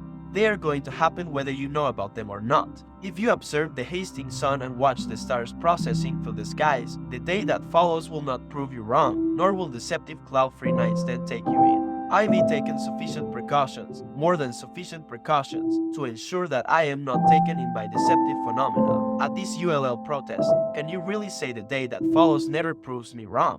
Surely anything that happens which one didn't know advance was going to happen proves one wrong. Well, I don't know what is going to happen, but I do know what is capable of happening, and none of this will give rise to any protest on my part. I am ready for everything. If I am let off in any way, I am pleased. The day in question proves me wrong in a sense it treats me lenient, but even so not really wrong, for just as I know that anything is capable of happening, so also do I know that it is not bound to happen. So I look for the best and am prepared for the opposite. You'll have to bear with me if I digress here.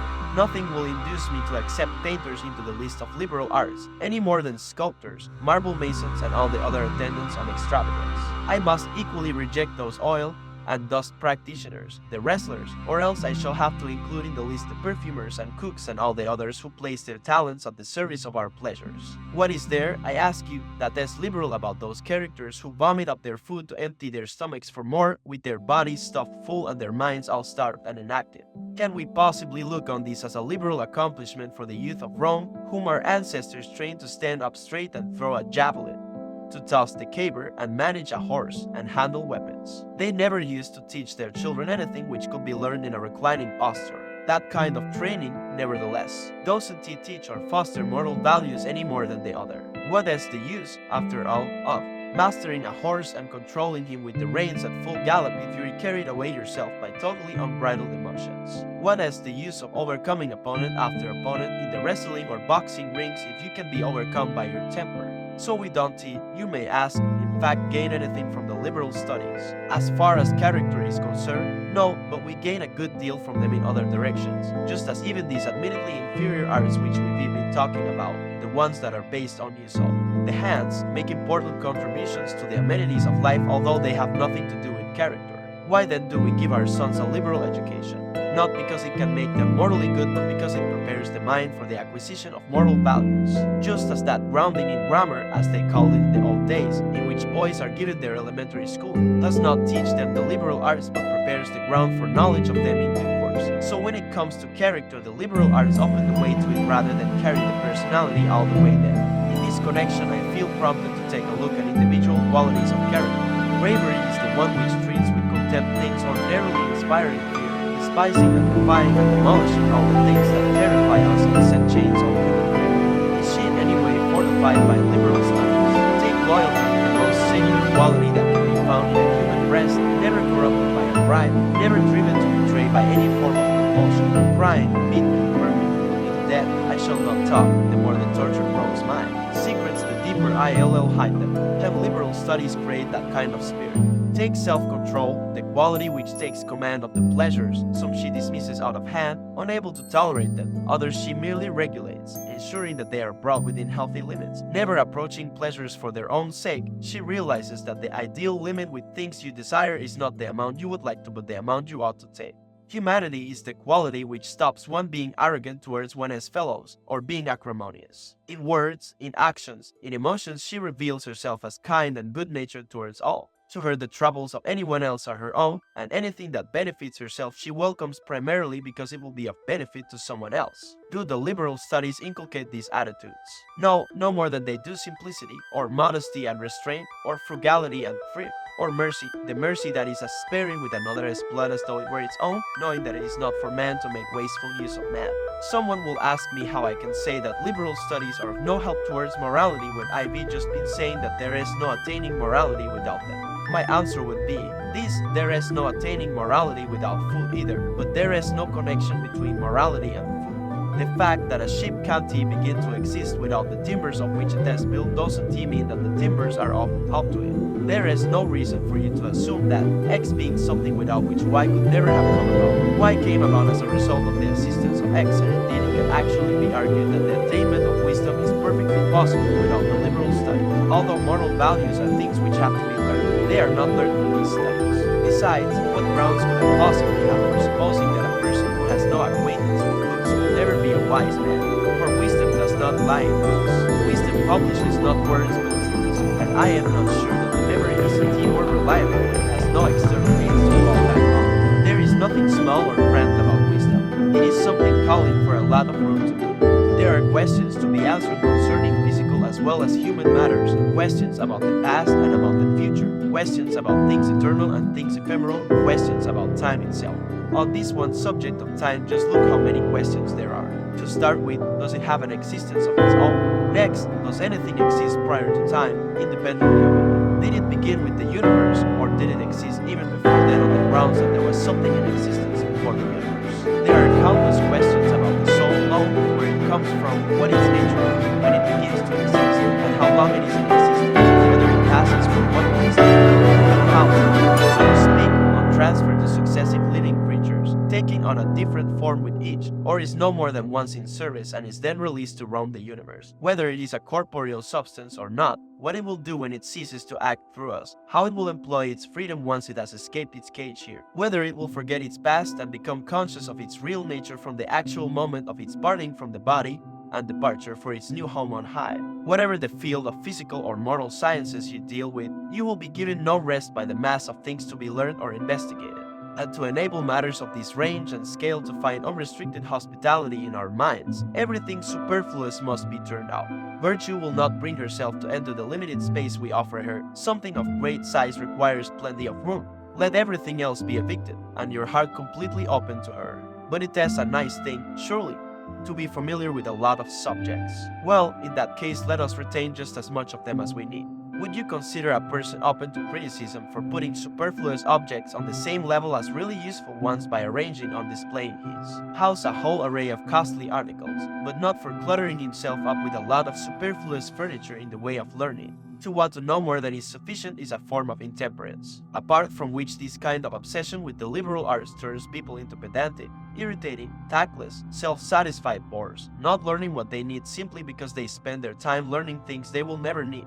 The scholar Didymus wrote 4,000 works. I should feel sorry for him if he had merely read so many useless works. In these works, he discusses such questions as Homer's origin, who was Aeneas' real mother, whether Anacreon's matter of life was more that of a lecher or that of a drunkard, whether Sappho slept with anyone who asked her, and other things that would be better unlearned if one actually knew them. Down to you go and tell me now that life is long enough for this sort of thing. When you come to writers in our own school, for that matter, I'll show you plenty of works which could do with some ruthless pruning. It costs a person an enormous amount of time before he earns such compliments as, what a learned person. Let us be content with the much less fashionable label, what a good man.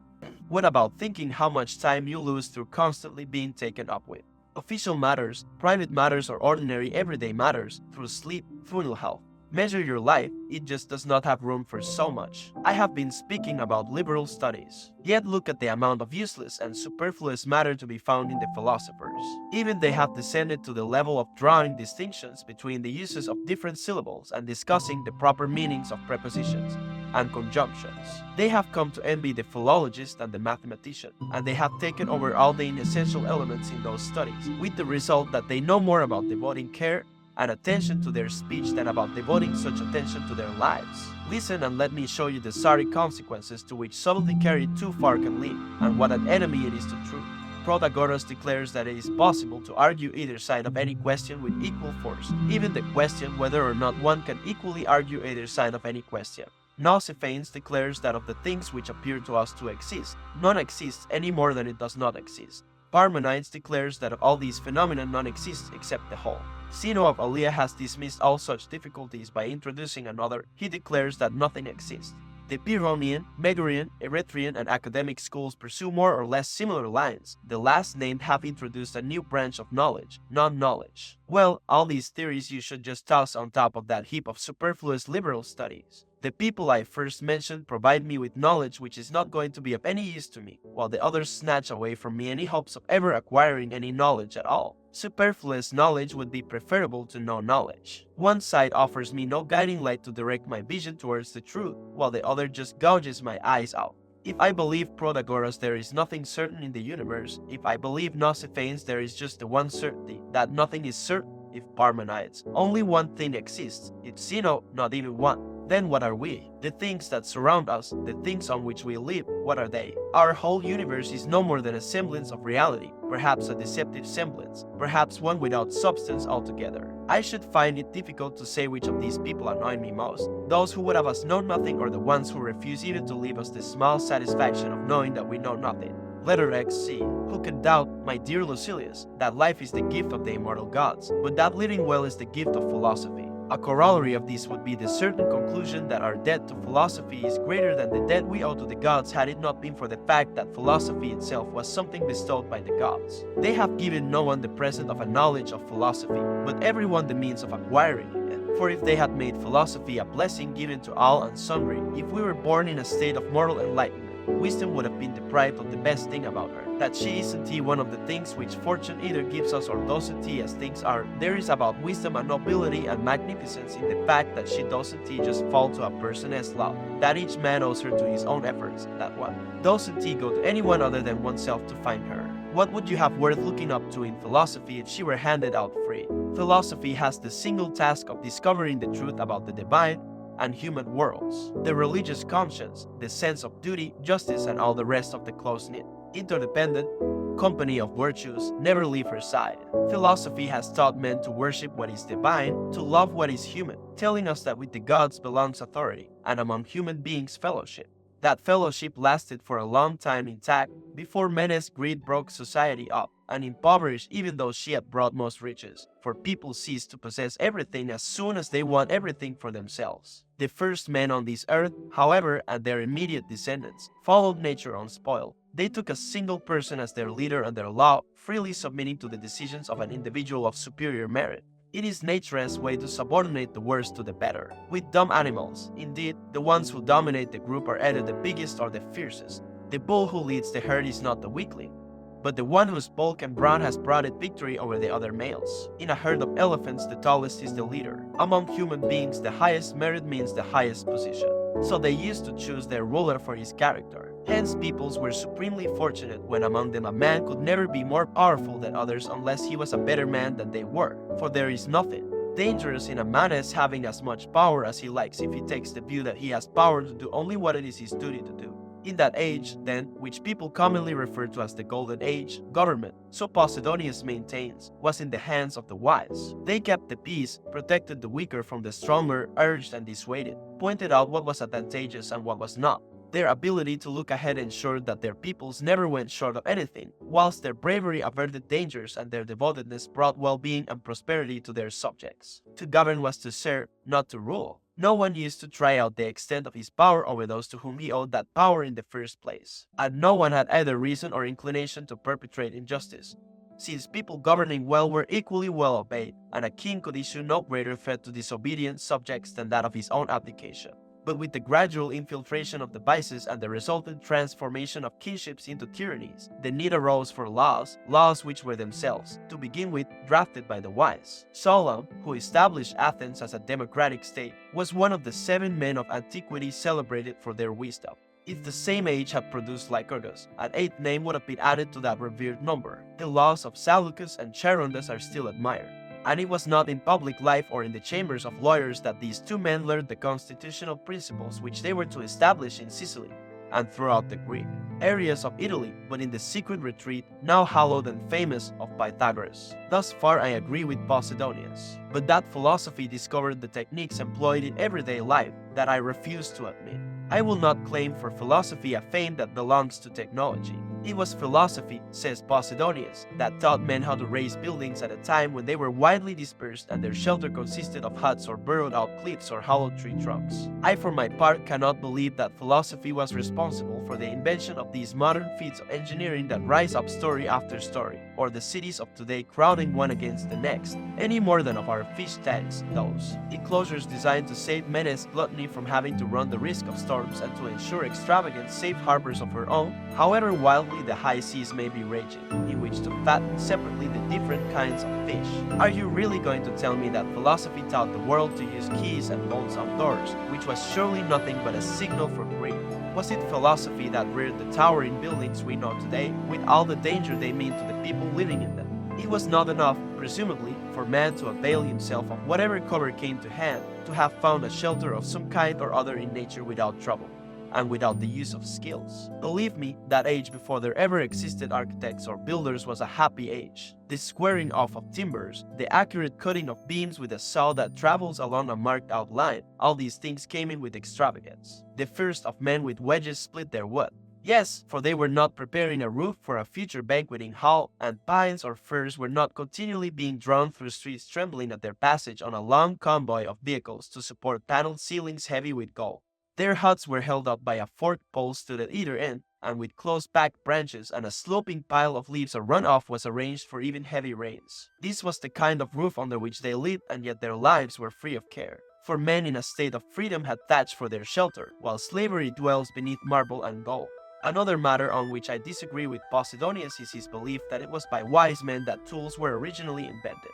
On that sort of basis, there is nothing to stop him saying that it was by philosophers that discovered next were ways of snaring game, of catching birds with line, of setting dogs, all round deep woods. It was human ingenuity, not wisdom, which discovered all that. I disagree with him again where he maintains that it was wise men who discovered iron and copper mining. The person who discovers that sort of thing is the kind of person who makes it his business to be interested in just that sort of thing. Nor, for that matter, do I find it as nice a question as Posidonius does whether the hammer started to come into general use before the tongs or the other way round. They were both invented by some individual of an alert, perceptive turn of mind, but not one with the qualities of greatness or of inspiration. And the same applies to anything else the quest of which involves a bent back and an earthward gaze. The wise man then followed a simple way of life, which is hardly surprising when you consider how even in this modern age he seeks to be as little encumbered as he possibly can. How, I ask you, can you consistently admire both Daedalus and Diogenes? Tell me which of these two you would say was a wise man, the one who hit on the saw, or the one who, on seeing a boy drinking water from the hollow of his hand, immediately took the cup out of his knapsack and smashed it, telling himself off for his stupidity in having superfluous luggage about him all that time, and curled himself up in a jar 56 and went to sleep.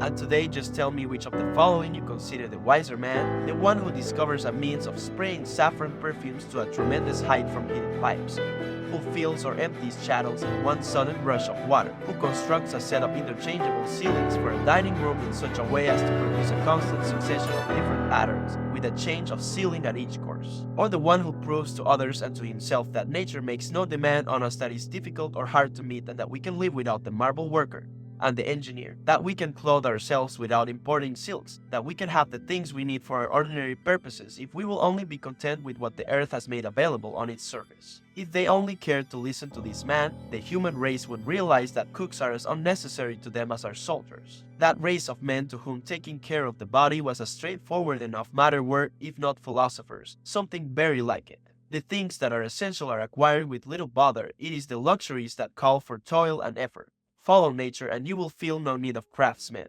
It was nature's desire that we should not be kept occupied this. She equipped us for everything she required us to contend with.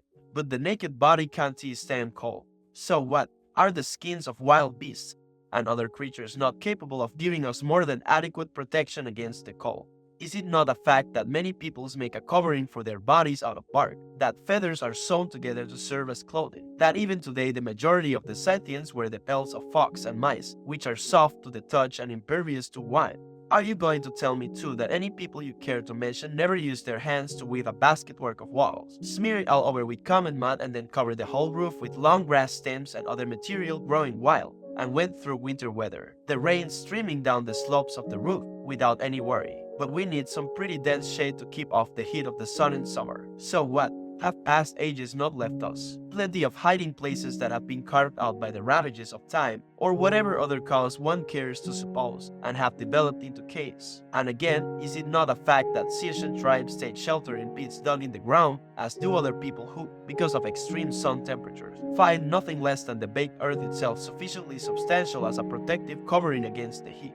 When nature granted all the other animals a simple passage through life, she was not so unfair to man as to make it impossible for him alone, to live without all these skills. Nature demanded nothing hard from us, and nothing needs painful contriving to enable life to be kept going.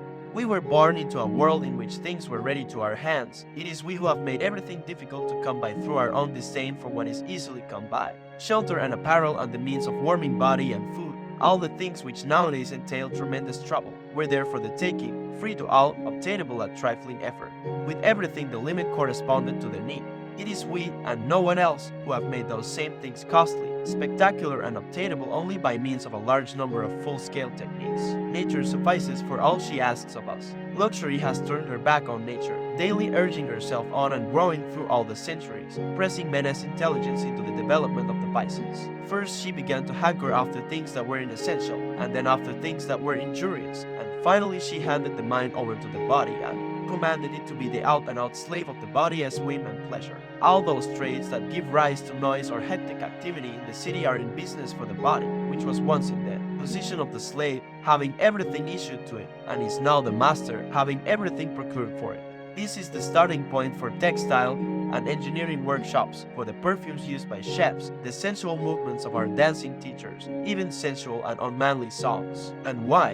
Because the bounds of nature, which set a limit to man's wants by relieving them only where there is necessity for such relief, have been lost sight of, to what is enough nowadays suggests to people primitiveness and squalor. It is incredible, Lucilius, how easily even great men can be carried away from the truth by the sheer pleasure of holding forth on a subject.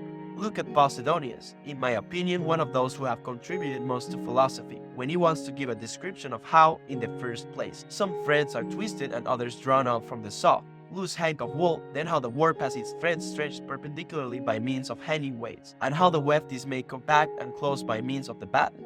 He declares that philosophers invented the art of the weaver too, forgetting that philosophers had disappeared by the time this comparatively advanced type of weaving in which the warp is bound to the beam, and then its threads are parted by the reed, the woof worked in between with pointed shuttles and pressed home by the broad commas threaded teeth, had been evolved. He might have thought differently if he had only had the opportunity of seeing the looms of the present day, the end product of which is clothing which is not going to conceal a thing.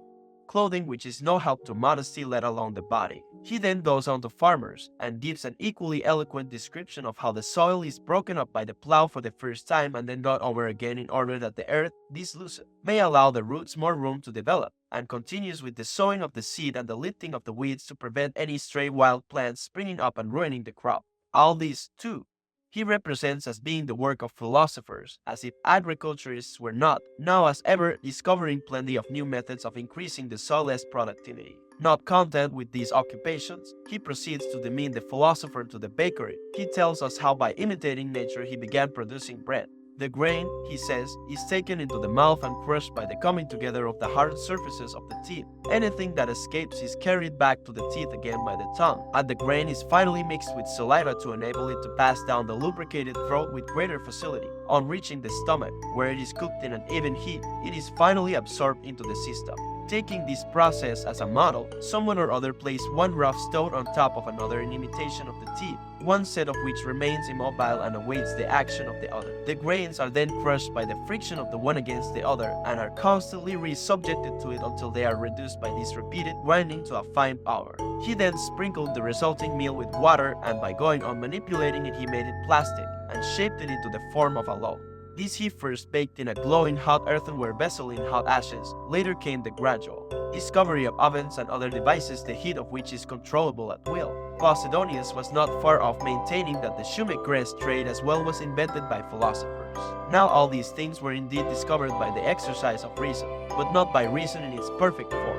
They were invented by ordinary men, not by philosophers, just as, let me add, were the vessels we cross rivers and seas in, with sails designed to catch the drive of the winds and rudders at the stern to alter the vessel's course in this or that direction, the idea being taken from the fish, who steers with his tail, one slight movement of it to either side being enough to alter the direction of his darting course. All these things, says Posidonius, were invented by our philosopher. They were, however, rather too unimportant for him to handle personally, and so he passed them over to the minions among his assistants. No, the fact is that this sort of thing was not thought up by anyone other than the people who make them their concern today. We know very well that some have only appeared within living memory, the use, for example, of windows letting in the full daylight through transparent panes, or bathrooms heated from beneath with pipes set in the walls in order to diffuse the heat, and these maintain an even temperature at the highest as well as the lowest room levels.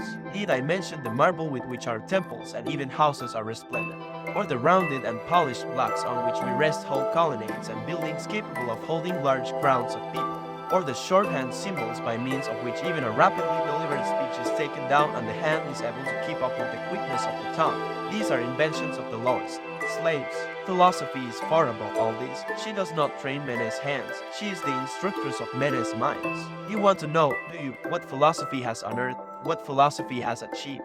It is not the gracefulness of dance movements, nor the variety of sounds produced by horn or flute as they take in breath and transform it, in its passage through or out of the instrument, into notes. She does not set about constructing arms or walls or anything of use in war. On the contrary, her voice is for peace, calling all mankind to live in harmony. And she is not, I insist, the manufacturer of equipment for everyday essential purposes. Why must you make her responsible for such insignificant things? In her you see the mistress of the art of life itself.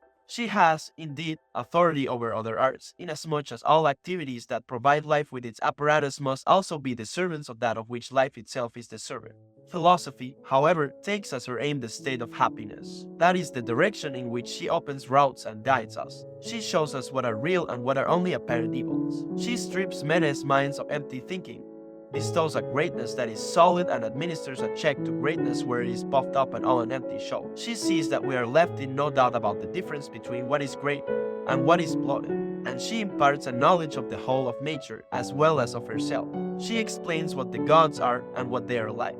Anaxarchus, says Posidonius, discovered the potter's wheel, the rotary motion of which shapes earthenware. Then, mention of the potter's wheel being found in Homer, he would have us think that it is the passage in Homer rather than his story that is spurious. I maintain that Anaxarchus was not responsible for this invention, and that even if he was, he discovered it as a philosopher. Yes, but not in his capacity as a philosopher, in the same way as philosophers do plenty of things as men without doing them in their capacity as philosophers. Suppose, for example, a philosopher happens to be a very fast runner. In a race he will come first by virtue of his ability as a runner, not by virtue of his being a philosopher. I should like to show Posidonius some glass blower molding glass by means of his breath into a whole variety of shapes that could hardly be fashioned by the most careful hand. Discoveries that have occurred in the period since the disappearance of the wise man. Democritus, he says, is reported to be the discoverer of the arch, the idea of which is to bind a curving line of stones, set at slightly differing angles from each other with a keystone. This, I should say, was quite untrue, for there must have been both bridges and gateways before Democritus' time, and the upper parts of these generally have a curve to them. And it seems to have escaped your memory, Posidonius, that this same Democritus discovered a means of softening ivory, and a means of turning a pebble into an emerald by boiling it, a method employed even today for coloring certain stones that man has discovered and found amenable to the process. These techniques may indeed have been discovered by a philosopher, but not in his capacity as a philosopher. For there are plenty of things which he does which one sees being done just as well, if not with greater skill and dexterity, by persons totally lacking in wisdom. What has the philosopher investigated? What has the philosopher brought to light? In the first place, truth and nature, and secondly, a rule of life in which he has brought life into line with things universal. And he has taught us not just to recognize but to obey the gods, and to accept all that happens exactly as if it were an order from above.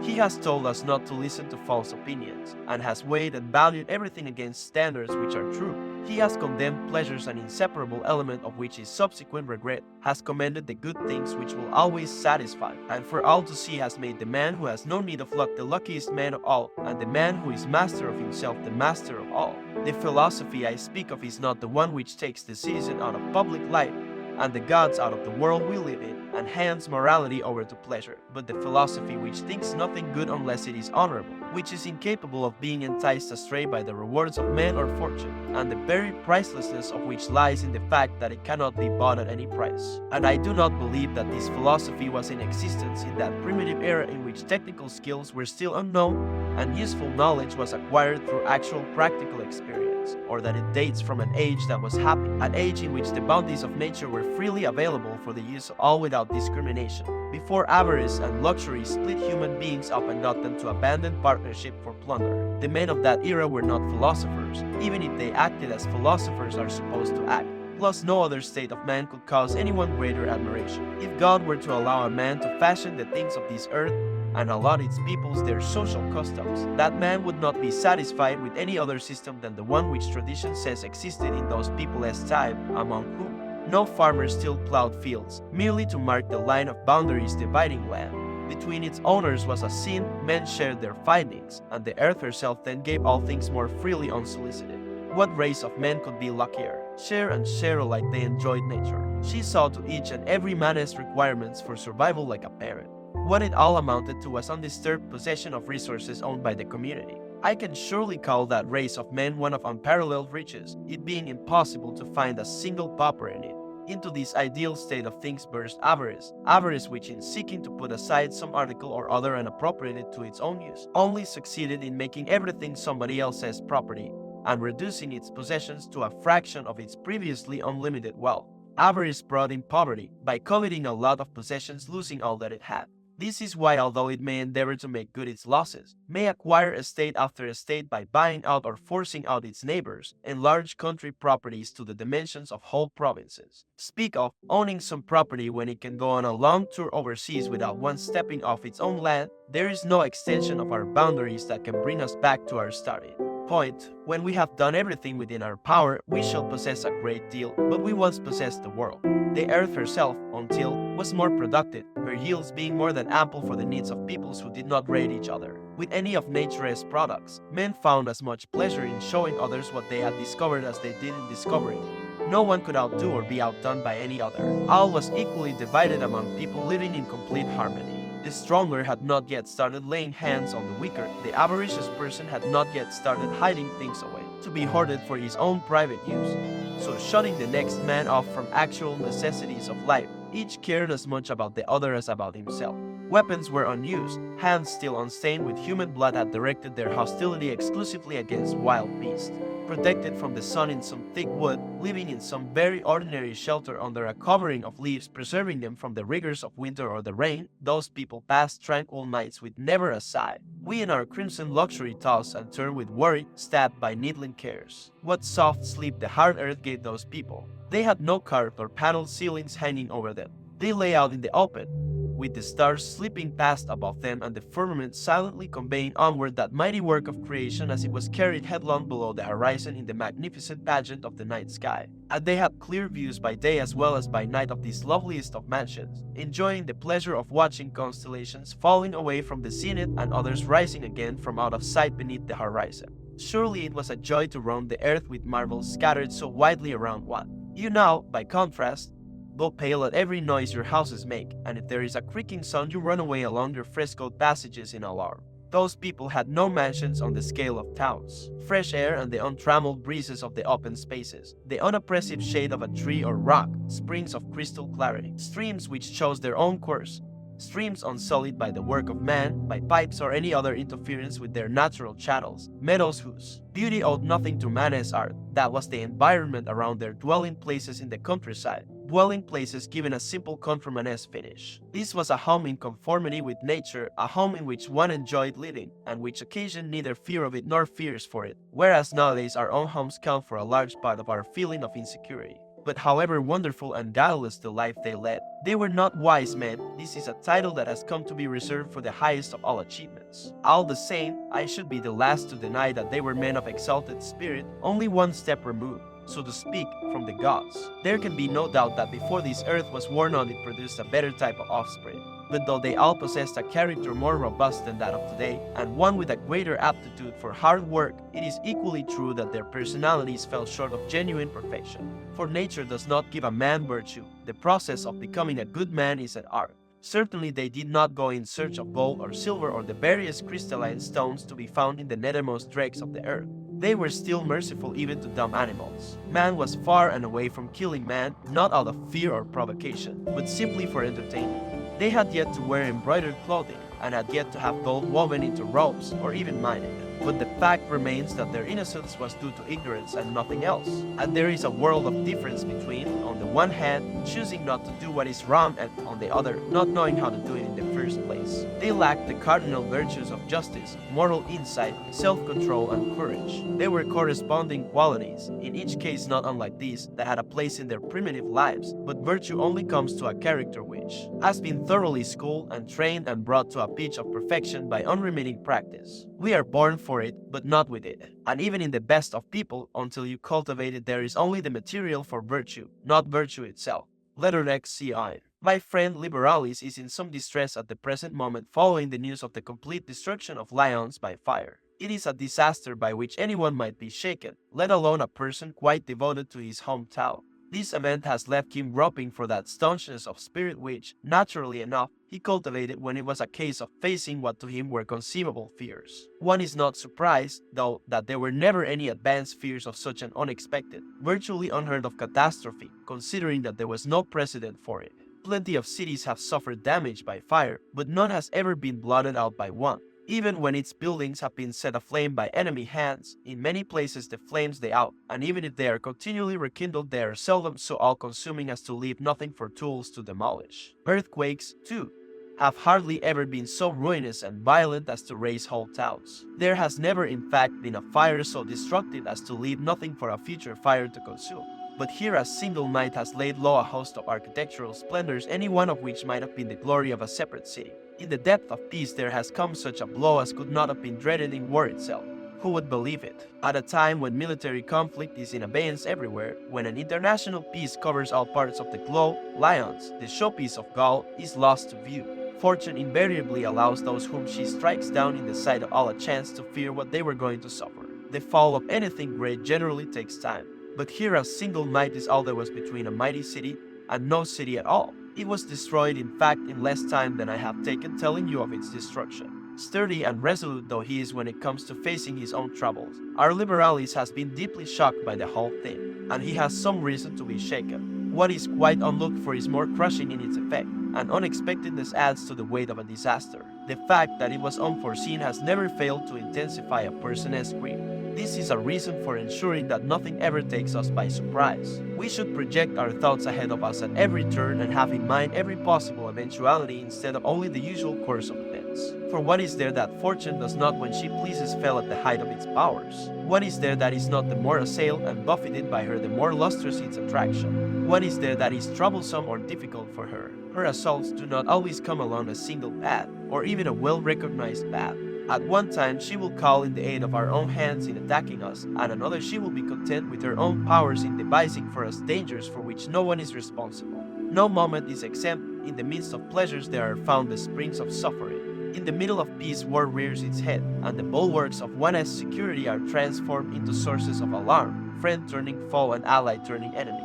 The summer's calm is upset by sudden storms more severe than those of winter. In the absence of any enemy, we suffer all that an enemy might wreak on us. Overmuch prosperity, if all else fails, will hit on the instruments of its own destruction. Sickness assails those leading the most sensible lives. Tuberculosis those with the strongest constitution. Retribution the utterly guiltless. Violence the most secluded. Misfortune has a way of choosing some unprecedented means or other of impressing its power on those who might be said to have forgotten it.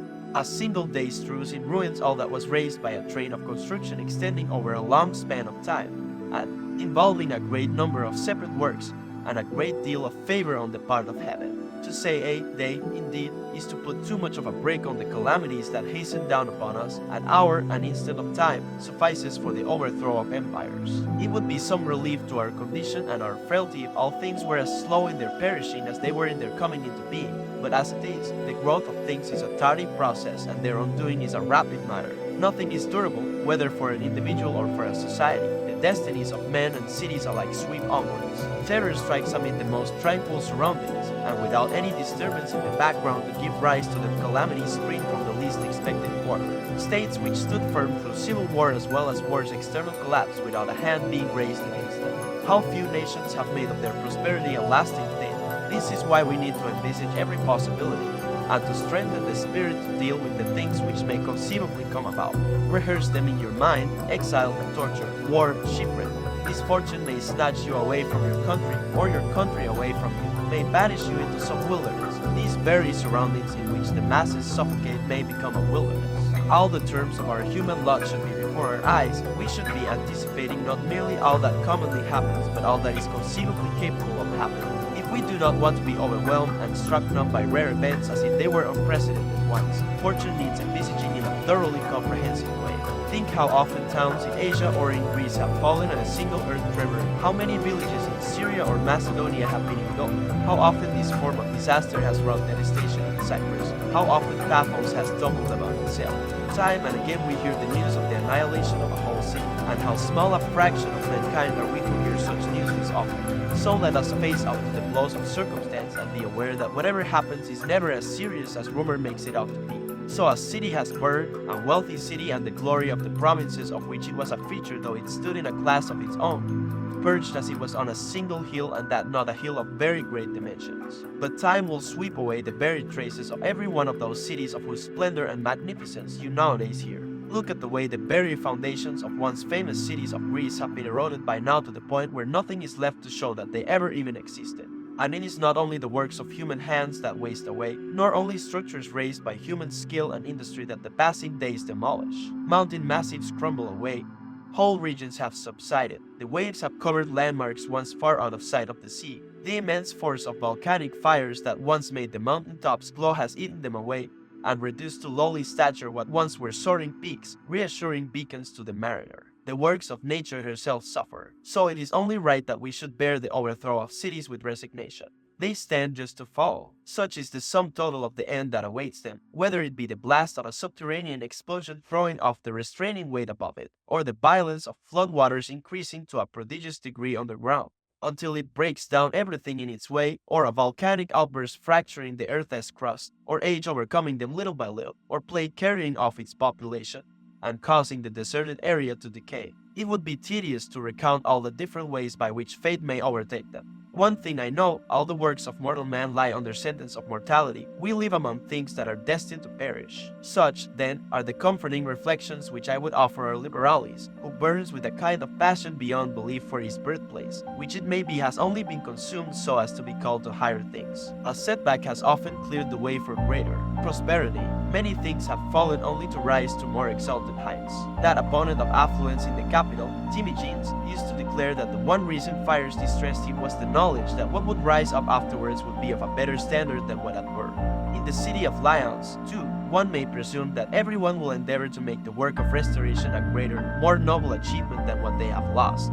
May that work be of lasting duration, and may the new foundation be attended by happier auspices with a view to its lasting for a longer and indeed for all time. This is the 100th year since the town came into being, and even for a human being such an age is by no means the uttermost limit. Founded by Plancus in an area of concentrated population, it owes its growth to its favorable situation. Yet how many grievous blows it has had to suffer in the time it takes for a man to grow old. So the spirit must be trained to a realization and an acceptance of its lot.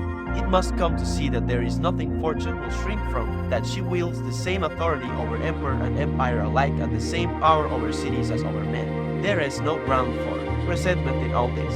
We be entered into a world in which these are the terms life is lived on. If you are satisfied with that, submit to them. If you are not, get out, whatever way you please. Resent a thing by all means if it represents an injustice decreed against yourself personally. But if this same constraint is binding on the lowest and the highest alike, then make your peace again with destiny, the destiny that unravels all ties. There is no justification for using our graves and all the variety of monuments we see bordering the highways as a measure of our stature.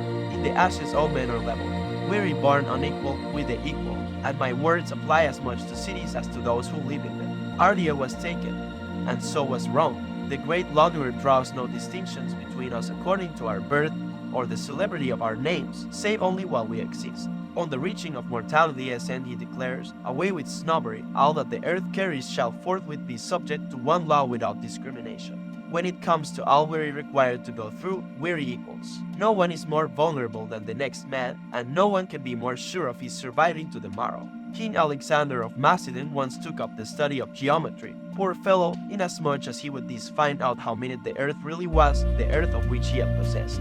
Himself of a tiny part, yes, poor fellow I call him, for the reason that he was bound to discover that his title was a false one, for who can be great in an area of minute dimensions. Anyway, the points he was being instructed in were of some subtlety, and such that the learning of them demanded the closest concentration, not the sort of thing that would be grasped by a crazed individual projecting his thoughts across the seas. Teach me, he said, the easy things too, which his instructor answered, these things are the same for everyone, equally difficult for all. Well, imagine that nature is saying to you, those things you grumble about are the same for everyone. I can give no one anything easier, but anyone who likes may make them easier for himself. How? By viewing them with equanimity. You must needs experience pain and hunger and thirst, and grow old and be ill, and suffer loss, and finally perish. But you needn't believe the chatter of the people around you. There is nothing in all this that is evil, insupportable, or even hard. Those people are afraid of these things by a kind of general consent. Are you going to feel alarm at death, then, in the same way as you might at some? Common report. What could be more foolish than a man as being afraid of people's words? My friend Demetrius has a nice way of putting things when he says, as he commonly does, that to him the utterances of the unenlightened are as noises emanating from the belly. What difference does it make to me? He asks whether their rumblings come from their upper or their nether regions. What utter foolishness it is to be afraid that those who have a bad name can rob you of a good one. Just as the dread aroused in you by some common report has proved groundless, so too is the dread of things of which you would never be afraid if common report did not tell you to be. What harm could ever come to a good man from being besmirched by unwarranted gossip? We shouldn't even let it prejudice us against that which itself has an evil reputation. Yet none of the people who malign it has put it to the test. Until one does it is rather rash to condemn a thing one knows nothing about. And yet one thing you do know, and that is this: how many people it is a blessing to, how many people it frees from torture, what maladies, suffering, weariness. And no one has power over us when death is within our own power. Let us see I did. I have got away to my place at Nomentum. Getting away from what? Yes, the city. No, a fever. And just as it was infiltrating my defenses, too, it had already taken a hold on me, my doctor being decided in his opinion that a disturbed, irregular pulse, its natural rhythm upset, was the start of it. Whereupon I immediately ordered my carriage out, and although my Paulina tried to hold me back, insisted on driving away. I kept saying the same thing as my mentor Gallio when he started sickening for a fever in Achaea. He immediately boarded a ship, assuring everyone that the disorder was to be put down to the place where he was living and not to his constitution. I told Paulina this. She is forever urging me to take care of my health, and indeed as I come to realize the way her very being depends on mine, I am beginning, in my concern for her, to feel some concern for myself. So although old age has made me better at putting up with a lot of things, here I am coming to lose this advantage of being old. The notion occurs to me that inside this old frame there exists a young man as well, and one is always less severe on a young man. The consequence is that since I haven't managed to get her to put a little more bravery into her love for me, she has managed to induce me to show a little more love and care for myself. For concessions have to be made to legitimate emotions. There are times when, however pressing one has reasons to the contrary, one's dying breath requires to be summoned back at, held back even as it is passing one's lips, even if this amounts to torture, simply out of consideration for one's dear ones. The good man should go on living as long as he ought to, not just as long as he likes. The man who does not value his wife or a friend highly enough to stay on a little longer in life, who persists in dying in spite of them, is a thoroughly self-indulgent character. This is a duty which the soul should also impose on itself when it is merely the convenience of near and dear ones that demands it. And not only if and when it feels the wish to die, but also if and when it has begun to carry out the wish, it should pause a while to fit in with their interests. To return to life for another's sake is a sign of a noble spirit. It is something that great men have done on a number of occasions. Yet to give your old age greater care and attentiveness in the realization that this pleases any of the persons closest to you, or is in their interests, or would be likely to gratify them, is also, to my mind, a mark of the highest possible kindness. Besides, it brings you more than a little pleasure and recompense. For can anything be sweeter than to find that you are so dear to your wife that this makes you dearer to yourself? So it comes about that my Paulina succeeds in making me responsible for anxiety of my own as well as hers on my behalf. I expect you're keen to hear what effect it had on my health, this decision of mine to leave. Well, no sooner had I left behind the oppressive atmosphere of the city, and that reek of smoking cookers which pour out, along with a cloud of ashes, all the poisonous fumes that they accumulated in their interiors whenever they restarted up, that I noticed the change in my condition at once. You can imagine how much stronger I felt after reaching my vineyards. I fairly waded into my food. Talk about animals just turned out onto spring grass. So by now I am quite my old self again. That feeling of listlessness, being bodily ill at ease and mentally inefficient, didn't last. I am beginning to get down to some wholehearted work. This is not something, however, to which mere surroundings are conducive unless the mind is at its own disposal, able at will to provide its own seclusion even in crowded moments. On the contrary, the man who spends his time choosing one resort after another in a hunt for peace and quiet will in every place he visits find something to prevent him from relaxing. The story is told that someone complained to Socrates that traveling abroad had never done him any good and received the reply, "What else can you expect, seeing that you always take yourself along with you when you go abroad?" What a blessing it would be for some people if they could only lose themselves. As things are, these persons are a worry and a burden, a source of demoralization and anxiety to their own selves. What good does it do you to go overseas, too? Move from city to city. If you really want to escape the things that harass you, what you're needing is not to be in a different place but to be a different person. Suppose you be arrived in Athens, or suppose it is Rhodes. Choose any country you like. What difference does the character of the place make? You'll only be importing your own with you. You'll still look on wealth as a thing to be valued. Your poverty will be causing you torment, while your poverty will be imaginary. However much you possess, there is someone else who has more, and you'll be fancying yourself to be short of things you need to the exact extent to which you lag behind him. Another thing that you'll regard as something to be valued is success in public life, in which case you're going to feel resentment when so-and-so is elected consul, and be jealous whenever you see a person's name appearing too often in the honors list.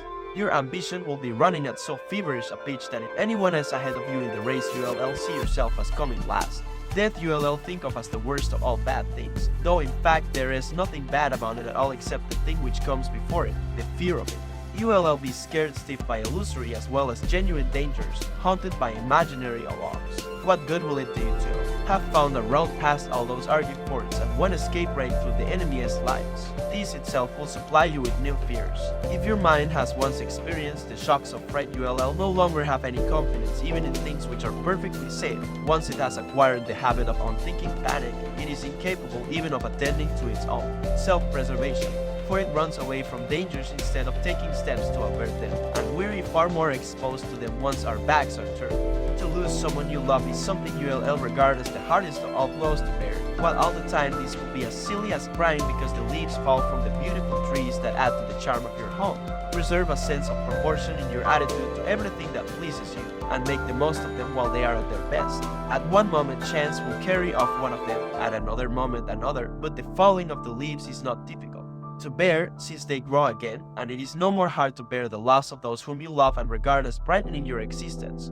For even if they do not grow again, they are replaced, but their successors will never be quite the same, no, and neither will you. Every day, every hour sees a change in you, although the ravages of time are easier to see in others. In your own case they are far less obvious, because to you they do not show. While other people are snatched away from us, we are being filched away surreptitiously from ourselves. Are you never going to give any of these considerations any thought and never going to apply any healing treatment to your wounds, instead of sowing the seeds of worry for yourself by hoping for this or that, or despairing of obtaining this or that other thing? If you're insensible, you'll run the two together and never hope without an element of despair, never despair without an element of hope. What good has travel of itself ever been able to do anyone? It has never acted as a check on pleasure or a restraining influence on desires. It has never controlled the temper of an angry man or quelled the reckless impulses of a lover. Never in fact has it rid the personality of a foe. It has not granted us the gift of judgment. It has not put an end to mistaken attitudes. All it has ever done is distract us for a little while through the novelty of our surroundings, like children fascinated by something they haven't come across before. The instability, moreover, of a mind which is seriously unwell is aggravated by it, the motion itself increasing the fitfulness and restlessness. This explains why people, after setting out for a place with the greatest of enthusiasm, are often more enthusiastic about getting away from it. Like migrant birds, they fly on, away even quicker than they came.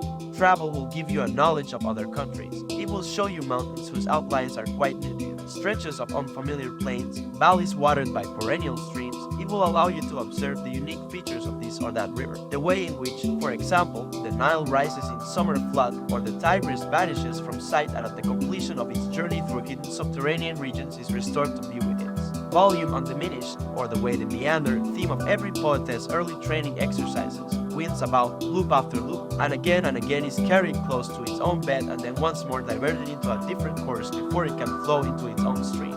But travel won't make a better or saner man of you. For this we must spend time in study and in the writings of wise men to learn the truths that have emerged from their researches and carry on the search ourselves for the answers that have not yet been discovered. This is the way to liberate the spirit that still needs to be rescued from its miserable state of slavery. So long, in fact, as you remain in ignorance of what to aim at and what to avoid, what is essential and what is superfluous, what is upright or honorable conduct and what is not, it will not be traveling but drifting. All this hurrying from place to place won't bring you any relief, for you're traveling in the company of your own emotions, followed by your troubles all the way. If only they were really following you, they'd be farther away from you, as it is they're not on your back, but on it. That is why they weigh you down with just the same uncomfortable shake. Wherever you are, it is medicine, not a particular part of the world, that a person needs if he is ill. Suppose someone has broken his leg or dislocated a joint, he doesn't get into a carriage or board a ship. He calls in a doctor to have the fracture set or the dislocation reduced. Well then, when a person's spirit is wrenched or broken at so many points, do you imagine that it can be put right by a change of scenery, that sort of trouble isn't so serious that it can't be cured by an audit? Traveling doesn't make a man a doctor or a public speaker. There isn't a single art which is acquired merely by being in one place rather than another. Can wisdom, then, the greatest art of all, be picked up in the course of taking a trip? Take my word for it, the trip doesn't exist that can set you beyond the reach of cravings, fits of temper, or fears. If it did, the human race would be off there in a body. So long as you carry the sources of your troubles about with you, those troubles will continue to harass and plague you wherever you wander on land or on sea. Does it surprise you that running away doesn't do you any good? The things you're running away from are with you all the time. What you must do, then, is mend your ways and get rid of the burden you're carrying. Keep your cravings within safe limits. Scour every trace of evil from your personality. If you want to enjoy your travel, you must make your traveling companion a healthy one. So long as you associate with a person who is mean and grasping, you will remain a money-minded individual yourself. So long as you keep arrogant company, just so long will conceit stick to you. Cruelty you'll never say goodbye to while you share the same roof with a torturer.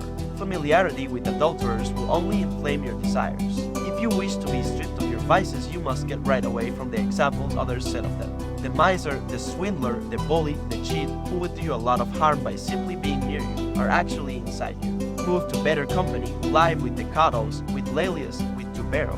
If you like great company too, attach yourself to Socrates and Zeno. The one would teach you how the shouldn't be forced upon you, the other how the before is forced upon you. Live with Chrysippus, live with Posidonius. They will give you a knowledge of man and the universe. They will tell you to be a practical philosopher, not just to entertain your listeners to a clever display of language, but to steel your spirit and brace it against whatever threatens. For the only safe harbor in this life is tossing, troubled seas to refuse to be bothered about what the future will bring and to stand ready and confident, squaring the breast to take without skulking or flinching whatever fortune hurls at us. When she created us, nature endowed us with noble aspiration, and just as she gave certain animals ferocity, others timidity, others cunning, so to us she gave a spirit of exalted ambition, a spirit that takes us in search of a life of not the greatest safety, but the greatest honor, a spirit very like the universe, which, so far as mortal footsteps make, it follows and adopts as a model. It is self-assertive, it feels assured of honor and respect, it is master of all things, it is above all things. It should accordingly give into nothing, in nothing should it see a burden calculated to bow the shoulders of a man. Shapes frightening to the sight, hardship and death, are not so at all if one can break through the surrounding darkness and look directly at them. Many are the things that have caused terror during the night and been turned into matters of laughter with the coming of daylight. Shapes frightening to the sight, hardship and death. Our Virgil perfectly rightly says that they are frightening, not in reality, but to the sight, in other words that they seem so but in fact are not. Just what is there about them that is as terrifying as legend would have us believe? Why, Lucilius, I ask you, why should any real man be afraid of hardship, or any human being be afraid of death? I constantly meet people who think that what they themselves can't do can't be done. who say that to bear up under the things we Stoics speak of is beyond the capacity of human nature. How much more highly I rate these people less abilities than they do themselves. I say that they are just as capable as others of doing these things, but one thing, in any event, what person actually trying them has found them prove beyond him, who hasn't he noticed how much easier they are in the actual doing. It is not because very hard that we lose confidence, very hard because we lack the confidence. If you still need an example, take Socrates, an old man who had known his full share of suffering, who had taken every blow life could inflict, and still remained unbeaten either by poverty, a burden for him aggravated by domestic worries, or by constant hardships, including those endured on military service. Apart from what he had to contend with at home, whether one thinks of his wife with her shrewish ways and nagging tongue, or his intractable children, more like their mother than their father, his whole life was lived either in wartime or under tyranny or under a democracy that outdid even wars and tyrants in its cruelties. The war went on for 27 years. After the fighting was ended, the state was handed over to the mercy of the 30 tyrants, a considerable number of whom were hostile to him. The final blow was his conviction and sentence on the most serious of charges. He was accused of blasphemy and of corrupting the younger generation, whom, it was alleged, he turned into rebels against God, their fathers, and the state. After that came the prison and the poison, and so little effect did all this have on Socrates' spirit, it did not even affect the expression on his face. What a rare and wonderful story of achievement. To the very last, no one ever saw Socrates in any particular mood of gaiety or depression. Through all the ups and downs of fortune, his was a level temperament. Would you like another example? Take the modern one of Marcus Cato, with whom fortune dealt in an even more belligerent and unremitting fashion. At every point she stood in his way, even at the end, at his death, yet he demonstrated that a brave man can live in defiance of fortune and can die in defiance of fortune. The whole of his life was passed either in civil war or in conditions of developing civil conflict. And of him no less than of Socrates it is possible to say that he carried himself clear of slavery. When his country was in a state of constant change, no one ever saw a change in Cato. In every situation he was placed in, he showed himself always the same man, whether in office as praetor, in defeat at the polls, under attack in court, as governor in his province, on the public platform, in the field, or in death itself. In that moment, too, of panic for the Republic, when Caesar stood on the one side, backed by 10 legions of the finest fighting men, and the entire resources and support of foreign countries as well, and on the other stood Pompey, by himself a match for all comers, and when people were moving to join either the one or the other, Cato all on his own established something of a party pledged to fight for the Republic. If you try to picture the period to yourself, you will see on the one side the populace, the mob all agog for revolution. On the other the time-honored elect of Rome, the aristocracy and knighthood, and two forlorn figures, Cato and republicanism, between them. You will find it an impressive sight, I can assure you, as you watch. The son of Atreus and King Priam with Achilles wroth with both. Plus, for there is Cato denouncing each of them, trying to disarm the pair of them. And the way he casts his vote between them is, if Caesar wins, I kill myself, if Pompey, I go into exile without a man to fear who, win or lose, had dictated to himself such a choice of fates as might have been decreed him by an utterly exasperated enemy. And that is how he came to die, carrying out his own self-sentence. You will see, too, the capacity of man for hardship. On foot at the head of his troops he crossed the deserts of North Africa. You see that thirst can be endured as well, always in armor, trailing over a sun-baked plateau the remnants of a beaten army. An army without supplies, he was invariably the last to drink whenever they came upon water. You see that a man can think equally little of either the distinction of office or the stigma of rejection. On the day of his election, defeat he played fives at the place of bowling. You see that men can defy the might of their superiors, for, with no one daring offend either Caesar or Pompey except to curry favor with the other, Cato challenged the pair of them simultaneously. You see that a man can think as little of death as of exile, he condemned himself to both, and war in the meantime. We, then, can show a spirited an attitude to just the same things if we will only choose to slip the yoke from our necks. But first we have to reject the life of pleasures. They make us soft and womanish. They are insistent in their demands, and what is more, require us to make insistent demands on fortune. And then we need to look down on wealth, which is the wage of slavery. Gold and silver and everything else that clutters our prosperous homes should be discarded. Freedom cannot be won without sacrifice. If you set a high value on her, everything else must be valued a little. Let her see it. Yes, I'll give you some rules to observe that will enable you to live in greater safety. You for your part, I suggest, should listen as carefully to the advice I give you as you would if I were advising you on how to look after your health at Arnia. Now think of the things which goad man into destroying man. You'll find that they are hope, envy, hatred, fear, and contempt. Contempt is the least important of the lot, so much so that a number of men have actually taken shelter behind it for protection as say. For if a person feels contempt for someone, he tramples on him, doubtless, but he passes on. No one pursues an unremitting and persistent policy of injury to a man for whom he feels nothing but contempt. Even in battle, the man on the ground is left alone, the fighting being with those still on their feet, coming to halt, so long as you own nothing likely to arouse the greed or grasping instincts of others, so long as you possess nothing out of the ordinary, for people covet even the smallest things if they are rare or little known. You'll have nothing to worry about from the hopes of grasping characters. Envy you'll escape if you haven't obtruded yourself on other people as noticed, if you haven't flaunted your possessions, if you be learned to keep your satisfaction to yourself. Hatred either comes from giving offense, and that you'll avoid by refraining from deliberately provoking anyone, or is quite uncalled for. Here your safeguard will be ordinary tact. It is a kind of hatred that has been a source of danger to a lot of people. Men have been hated without having any actual enemy. As regards not being feared, a moderate fortune and an easygoing nature will secure you that. People should see that you are not a person it is dangerous to offend, and with you a reconciliation should be both easy and dependable. To be feared inside your own home, it may be added, is as much a source of trouble as being feared outside it. Slave or free, there isn't a man who hasn't power enough to do you injury. Besides, to be feared is to fear. No one has been able to strike terror into others and at the same time enjoy peace of mind himself.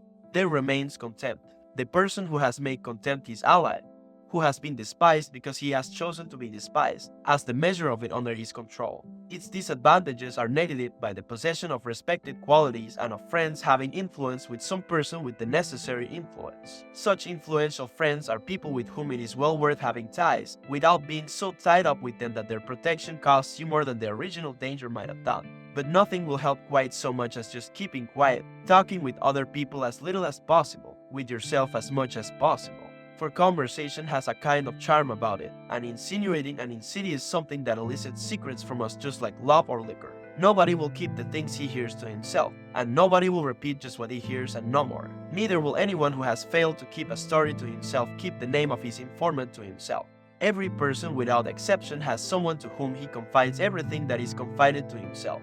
Even supposing he puts some guard on his garrulous tongue and is content with a single pair of ears, he will be the creator of a host of later listeners. Such is the way in which what was but a little while before a secret becomes common rumor. Never to wrong others takes one a long way towards peace of mind. People who know no self-restraint lead stormy and disordered lives, passing their time in a state of fear commensurate with the injuries they do to others, never able to relax. After every act they tremble, paralyzed, their consciences continually demanding an answer, not allowing them to get on with other things. To expect punishment is to suffer it, and to earn it is to expect it. Where there is a bad conscience, some circumstance or other may provide one with impunity, but never with freedom from anxiety, for a person takes the attitude that even if he isn't found out, there is always the possibility of it.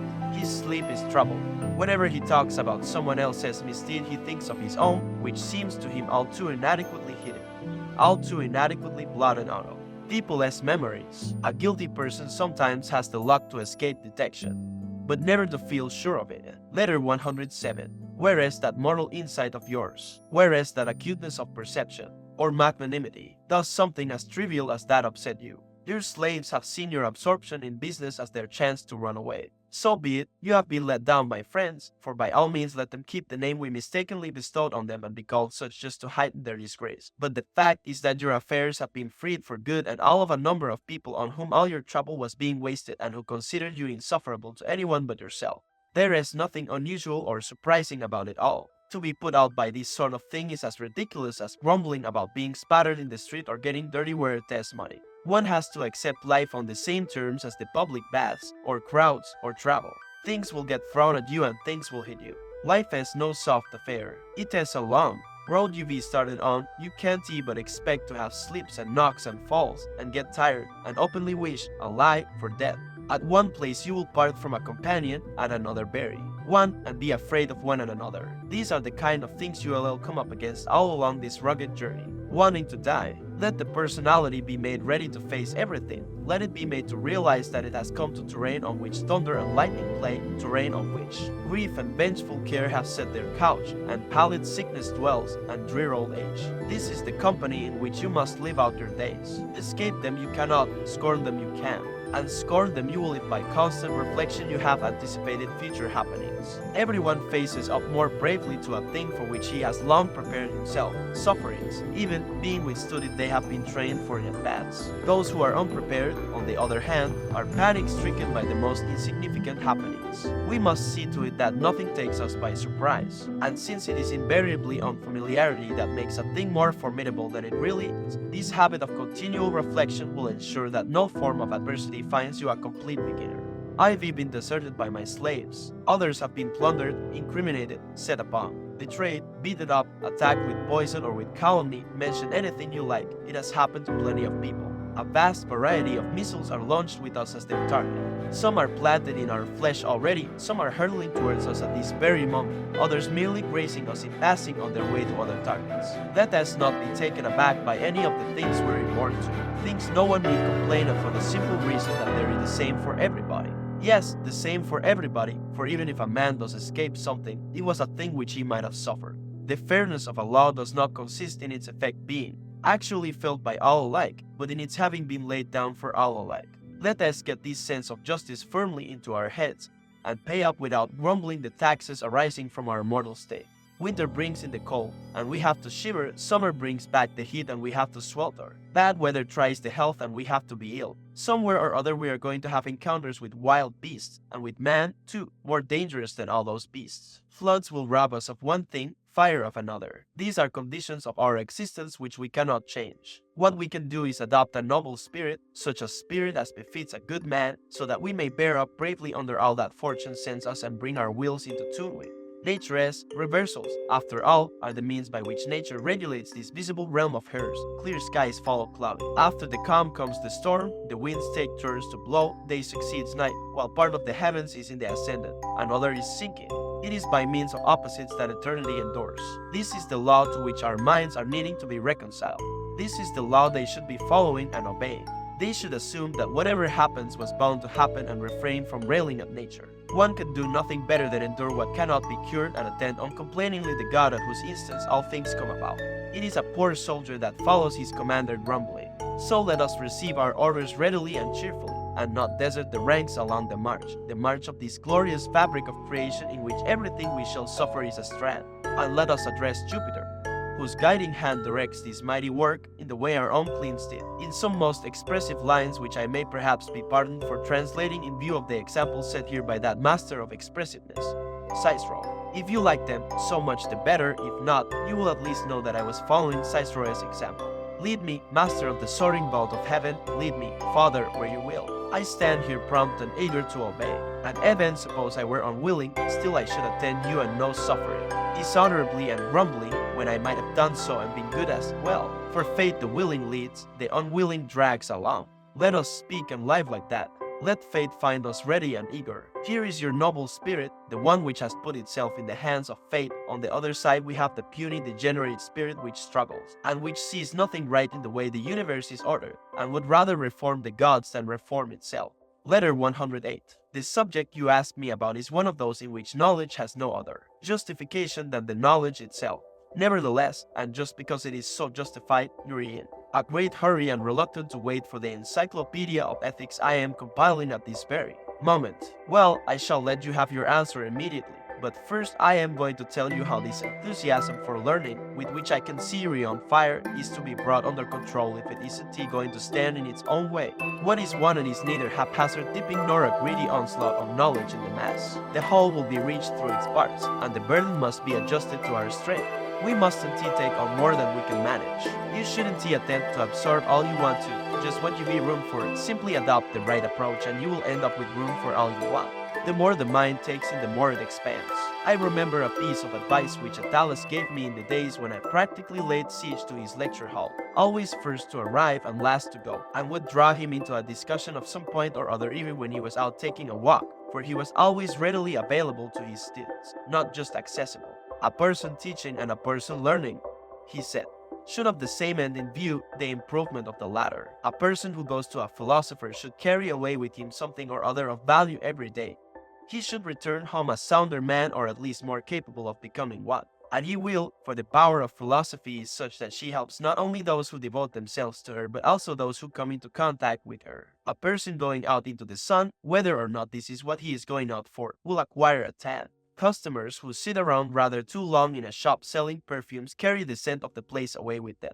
And people who have been with a philosopher are bound to have derived from it something of benefit even to the inattentive. Note that I say the inattentive, not the hostile. That is all very well, but don't we all know certain people who have sat at a philosopher's feet year after year without acquiring even a semblance of wisdom? Of course I do.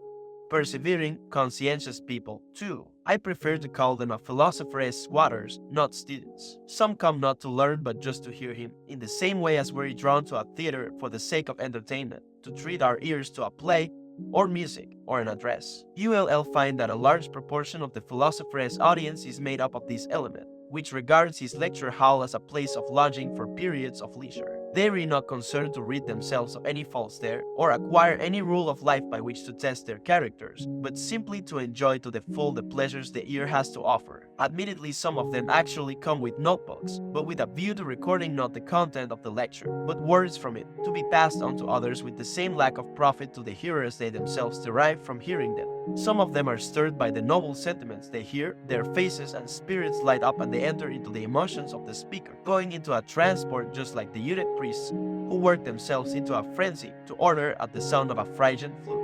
They are captivated and aroused not by a din of empty words, but by the splendor of the actual content of the speaker's words, any expression of bold or spirited defiance of death or fortune making you keen to translate what you heard into action straight away. They are deeply affected by the words and become the persons they are told to be, or what if the impression on their minds were to last? If this magnificent enthusiasm were not immediately intercepted by that discourager of noble conduct, the crowd, very few succeed in getting home in the same frame of mind.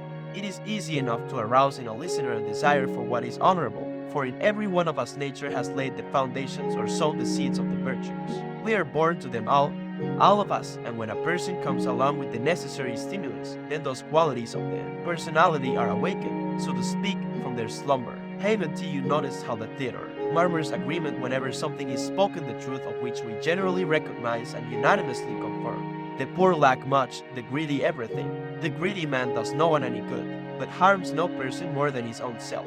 Your worst miser will clap these lines and be delighted at hearing his own faults lashed in this manner. Imagine how much more likely it is that this will happen when such things are being said by a philosopher, interspersing passages of sound advice with lines of poetry calculated to deepen their hold on unenlightened minds. For the constricting requirements of verse, as Clint used to say, give one as meaning all the greater force. In the same way as one as breath produces a far greater noise when it is channeled through a trumpet as long and narrow tube before its final expulsion through the widening opening at the end.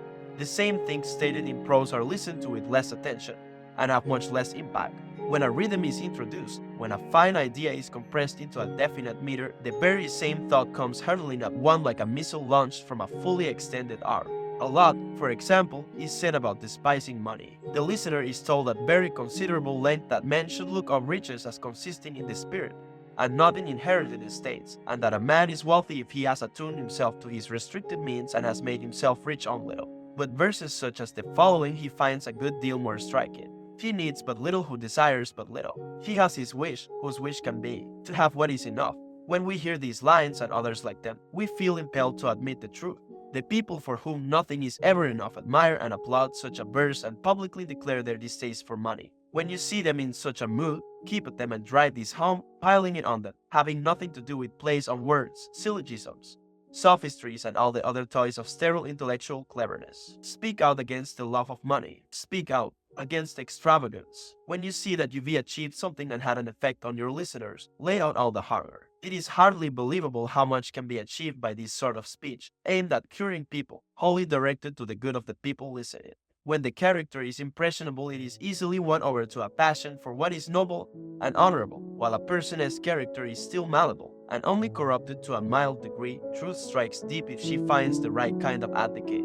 For my part, at any rate, when I heard Attalus winding up the case against the faults of character, the mistaken attitudes, and the evils generally of the lives we lead, I frequently felt a sense of the sorry plight of the human race, and looked on him as a kind of sublime being who had risen higher than the limits of human aspiration. He himself would use the Stoic term, king of himself, but to me he seemed more than a king, as being a man who had the right to pass judgment on the conduct and the character of monarchs. And when he began extolling to us the virtues of poverty, and showing us how everything which went beyond our actual needs was just so much unnecessary weight, a burden to the man who had to carry it, I often had a longing to walk out of that lecture hall a poor man. When he started exposing our pleasures and commending to us, along with moderation in our diet, physical purity, and a mind equally uncontaminated not only by illicit pleasures, but by unnecessary ones as well, I would become enthusiastic about keeping the appetites for food and drink firmly in their place, with the result that some of these, Lucilius, has lasted with me right through life, for I started out on it all with tremendous energy and enthusiasm, and later, after my return to public life, I managed to retain a few of the principles as regards which I had made this promising beginning. This is how I came to give up oysters and mushrooms for the rest of my life. This too is why throughout life I have always abstained from using scent, as the best smell a body can have is no smell at all. This is why no wine ever finds its way into my stomach. This is the reason for my lifelong avoidance of hot baths, believing as I do that it is effeminate as well as pointless to stew one's body and exhaust it with continual sweating. Some other things to which I once said goodbye have made their reappearance, but nevertheless, in these cases in which I have ceased to practice total abstinence, I succeed in observing a limit, which is something hardly more than a step removed from total abstinence. Now that I've started disclosing to you how much greater my enthusiasm was in taking up philosophy as a young man than it is when it comes to keeping it up in my old age, I shan't be ashamed to confess the passionate feelings which Pythagoras inspired in me. Socian used to tell us why Pythagoras, and later Sextius, was a vegetarian. Each had a quite different reason, but each was a striking one. Sextius believed that man had enough food to sustain him without shedding blood, and that when men took this tearing of flesh so far that it became a pleasure, a habit of cruelty was formed. He argued in addition that the scope for people's extravagance was in any case something that should be reduced, and he gave reasons for inferring that variety of diet was incompatible with our physical makeup and inimical to health. Pythagoras, on the other hand, maintained that all creatures were interrelated and that there was a system of exchange of souls involving transmigration from one bodily form to another. If we are to believe Pythagoras, no soul ever undergoes death or even a suspension of its existence except perhaps for the actual moment of transfusion into another body. This is not the moment for inquiring by what stages or at what point a soul completes its wanderings through a succession of other habitations and reverts to human form. It is enough for our present purposes that he has instilled into people a dread of committing the crime of parricide, in view of the possibility that they might, all unknowing, come across the soul of an ancestor and with knife or teeth do it dreadful outrage, assuming that the spirit of a relative might be lodging in the flesh concerned. After setting out this theory and supplementing it with arguments of his own, Socian would say, you cannot accept the idea of souls being assigned to one body after another, and the notion that what we call death is only a move to another home. You cannot accept that the soul which was once that of a man may sojourn in wild beasts, or in our own domestic animals, or in the creatures of the deep.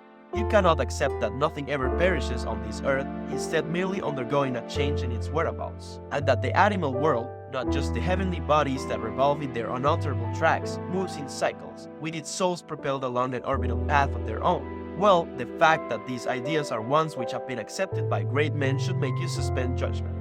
You should preserve an open mind on the whole subject anyway, for if these ideas are correct, to abstain from eating the flesh of animals will mean guiltlessness, and even if they are not, it will still mean frugal living. What do you lose by believing in it all? All I am depriving you of is what the lions and the vultures feed on. Fired by this teaching, I became a vegetarian, and by the time a year had gone by was, finding it an enjoyable as well as an easy habit. I was beginning to feel that my mind was more active as a result of it, though I would not take my oath to you now that it really was. I suppose you want to know how I came to give up the practice. Well, my years as a young man coincided with the early part of Tiberius' reign, when certain religious cults of foreign origin were being promoted, and among other things abstinence from certain kinds of animal food was regarded as evidence of adherence to such superstitions. So at the request of my father, who did not really fear my being prosecuted, but who detested philosophy, I resumed my normal habits. And in fact, he had little difficulty in persuading me to adopt a fuller diet.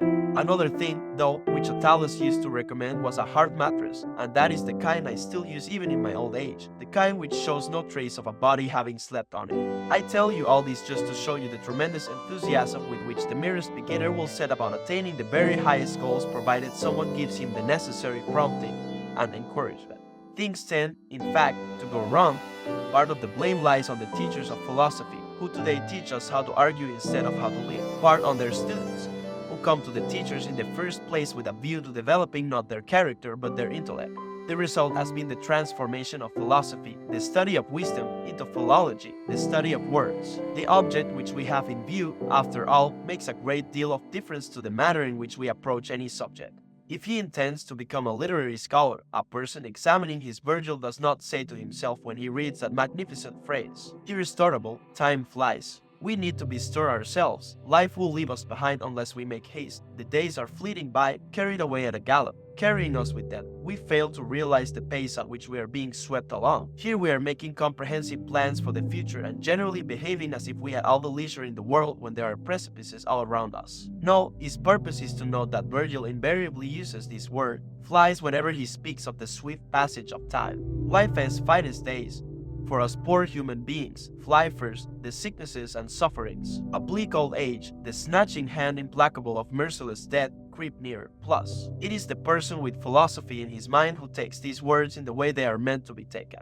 Virgil, he says, never speaks of the hours as passing but as flying, this being the swiftest form of travel. He is also telling us that the finest ones are the first to be borne away. Then why are we so slow to get ourselves moving so as to be able to keep up with the pace of these swiftest of all things? The best parts of life are fleeting by, the worst are to come. The wine which is poured out first is the purest wine in the bottle, the heaviest particles and any cloudiness settling to the bottle. It is just the same with human life.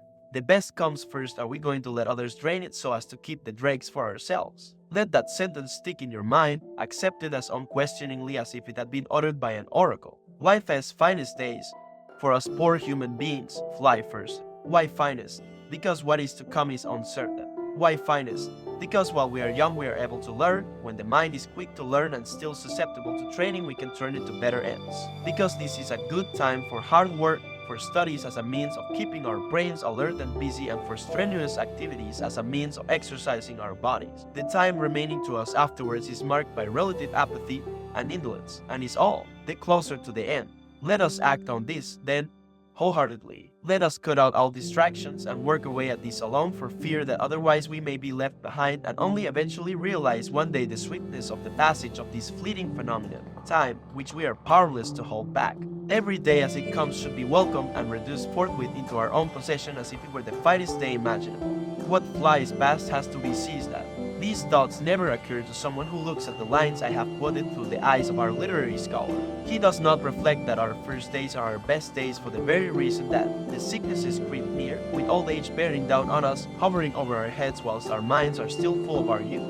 No, his comment is that Virgil constantly couples sicknesses and old age. The scholar further remarks on the epithet attached to old age, pointing out that the poet speaks in the passage quoted of bleak old age, and in another passage writes, "Where dwell wan sicknesses and bleak old age." There is nothing particularly surprising about this way which everyone has of deriving material for his own individual interests from identical subject matter. In one and the same meadow the cow looks for grass, the dog for a hare, and the stork for a lizard. When a commentator, a literary man, and a devotee of philosophy pick up Cicero's book The State, each directs his attention in different directions. The philosopher finds it astonishing that so much could have been said in it by way of criticism of justice.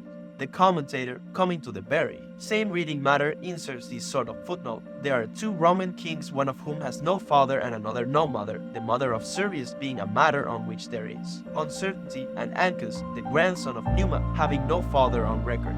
He observes further that the man to whom we give the title dictator and read about in the history books under the same name was called the Master of the Commons by the early Romans. His title survives to the present day in the augural records, and the fact that the person appointed by him as his deputy was known as the master of the nights is evidence that this is correct. He similarly observes that Romulus died during an eclipse of the sun, that the right of appeal to the commons was recognized as early as the period of the monarchy. There is authority for this in the pontifical records, in the opinion of a number of scholars, in particular Fenestella. When the literary scholar goes through the same book, the first thing he records in his notebook is Cicero's use of ribs for reibs, and seps likewise for seibs. He then goes on to examine changes in usage over the years, where, for example, Cicero uses the expression, since we have been called back right from the Celts by this interruption of his. He notes that the Celts was the name which the old Romans gave to the finishing line in the stadium, that we nowadays call the prep. The next thing he does is assemble lines from Aeneas, and in particular those referring to Scipio of Africa. None, foe nor Roman, can assess the value of his succor and do justice to his feats. From this passage, the scholar claims to deduce that the word succor to the early Romans signified the rendering not merely of assistance but of actual service. Then he is saying that no one, foe or Roman, was capable of assessing the value of the services Scipio rendered Rome. Next, he congratulates himself on discovering the source from which Virgil chose to take the poem, above whose head the mighty gates of heaven thunder. Plus, he tells us that Aeneas filched the idea from Homer, and that Virgil filched it from Aeneas, there being a couplet of Aeneas which reads, "If any man may rise to heaven's levels, to me alone lie open heaven's huge gates. But enough, or before I know where I am I shall be slipping into the scholar's or commentator's shoes myself. My advice is really this: what we hear the philosophers saying and what we find in their writings should be applied in our pursuit of the happy life. We should hunt out the helpful pieces of teaching, and the spirited and noble-minded sayings which are capable of immediate practical application, not far-fetched or archaic expressions or extravagant metaphors and figures of speech, and learn them so well that words become works. No one to my mind lets humanity down quite so much as those who study philosophy as if it were a sort of commercial skill, and then proceed to live in a quite different manner from the way they tell other people to live. People prone to every fault they denounce are walking advertisements of the uselessness of their training. That kind of man can be of no more help to me as an instructor than a steersman who is seasick in a storm. A man who should be hanging onto the tiller when the waves are snatching it from his grasp, wrestling with the sea itself, rescuing his sails from the winds. What good to me is a vomiting and stupefied helmsman. And you may well think the storm of life is a great deal more serious than any which ever tosses a boat. What is needed is a steering hand, not talking. And apart from this, everything which this kind of man says, everything he tosses out to a thronging audience, belongs to someone else. The words were said by Plato, said by Zeno, said by Chrysippus and Posidonius, and a whole host more of Stoics like them. Let me indicate here how men can prove that their words are their own. Let them put their preaching into practice. Now that I've given you the message I wanted to convey to you, I'll go on from here to satisfy that wish of yours. But I'll transfer what you wanted from me to another, fresh letter, to avoid your coming mentally weary to a subject which is a thorny one and needs to be followed with a conscientious and attentive ear. Letter 114. You ask why it is that at certain periods a corrupt literary style has come into being, and how it is that a gifted mind develops a leaning towards some fault or other, and why it is that at one time approval is won by extravagant conceits and at another by sentences of an abrupt, allusive character that convey more to the intelligence than to the ear, and why there have been eras in which metaphors have been shamelessly exploited. The answer lies in something that you hear commonly enough, something which among the Greeks has passed into a proverb. People's speech matches their lives, and just as the way in which each individual expresses himself resembles the way he acts, so in the case of a nation of declining morals and given over to luxury forms of expression at any given time mirror the general behavior of that society. A luxuriant literary style, assuming that it is the favored and accepted style and not just appearing in the odd writer here and there, is a sign of an extravagant society.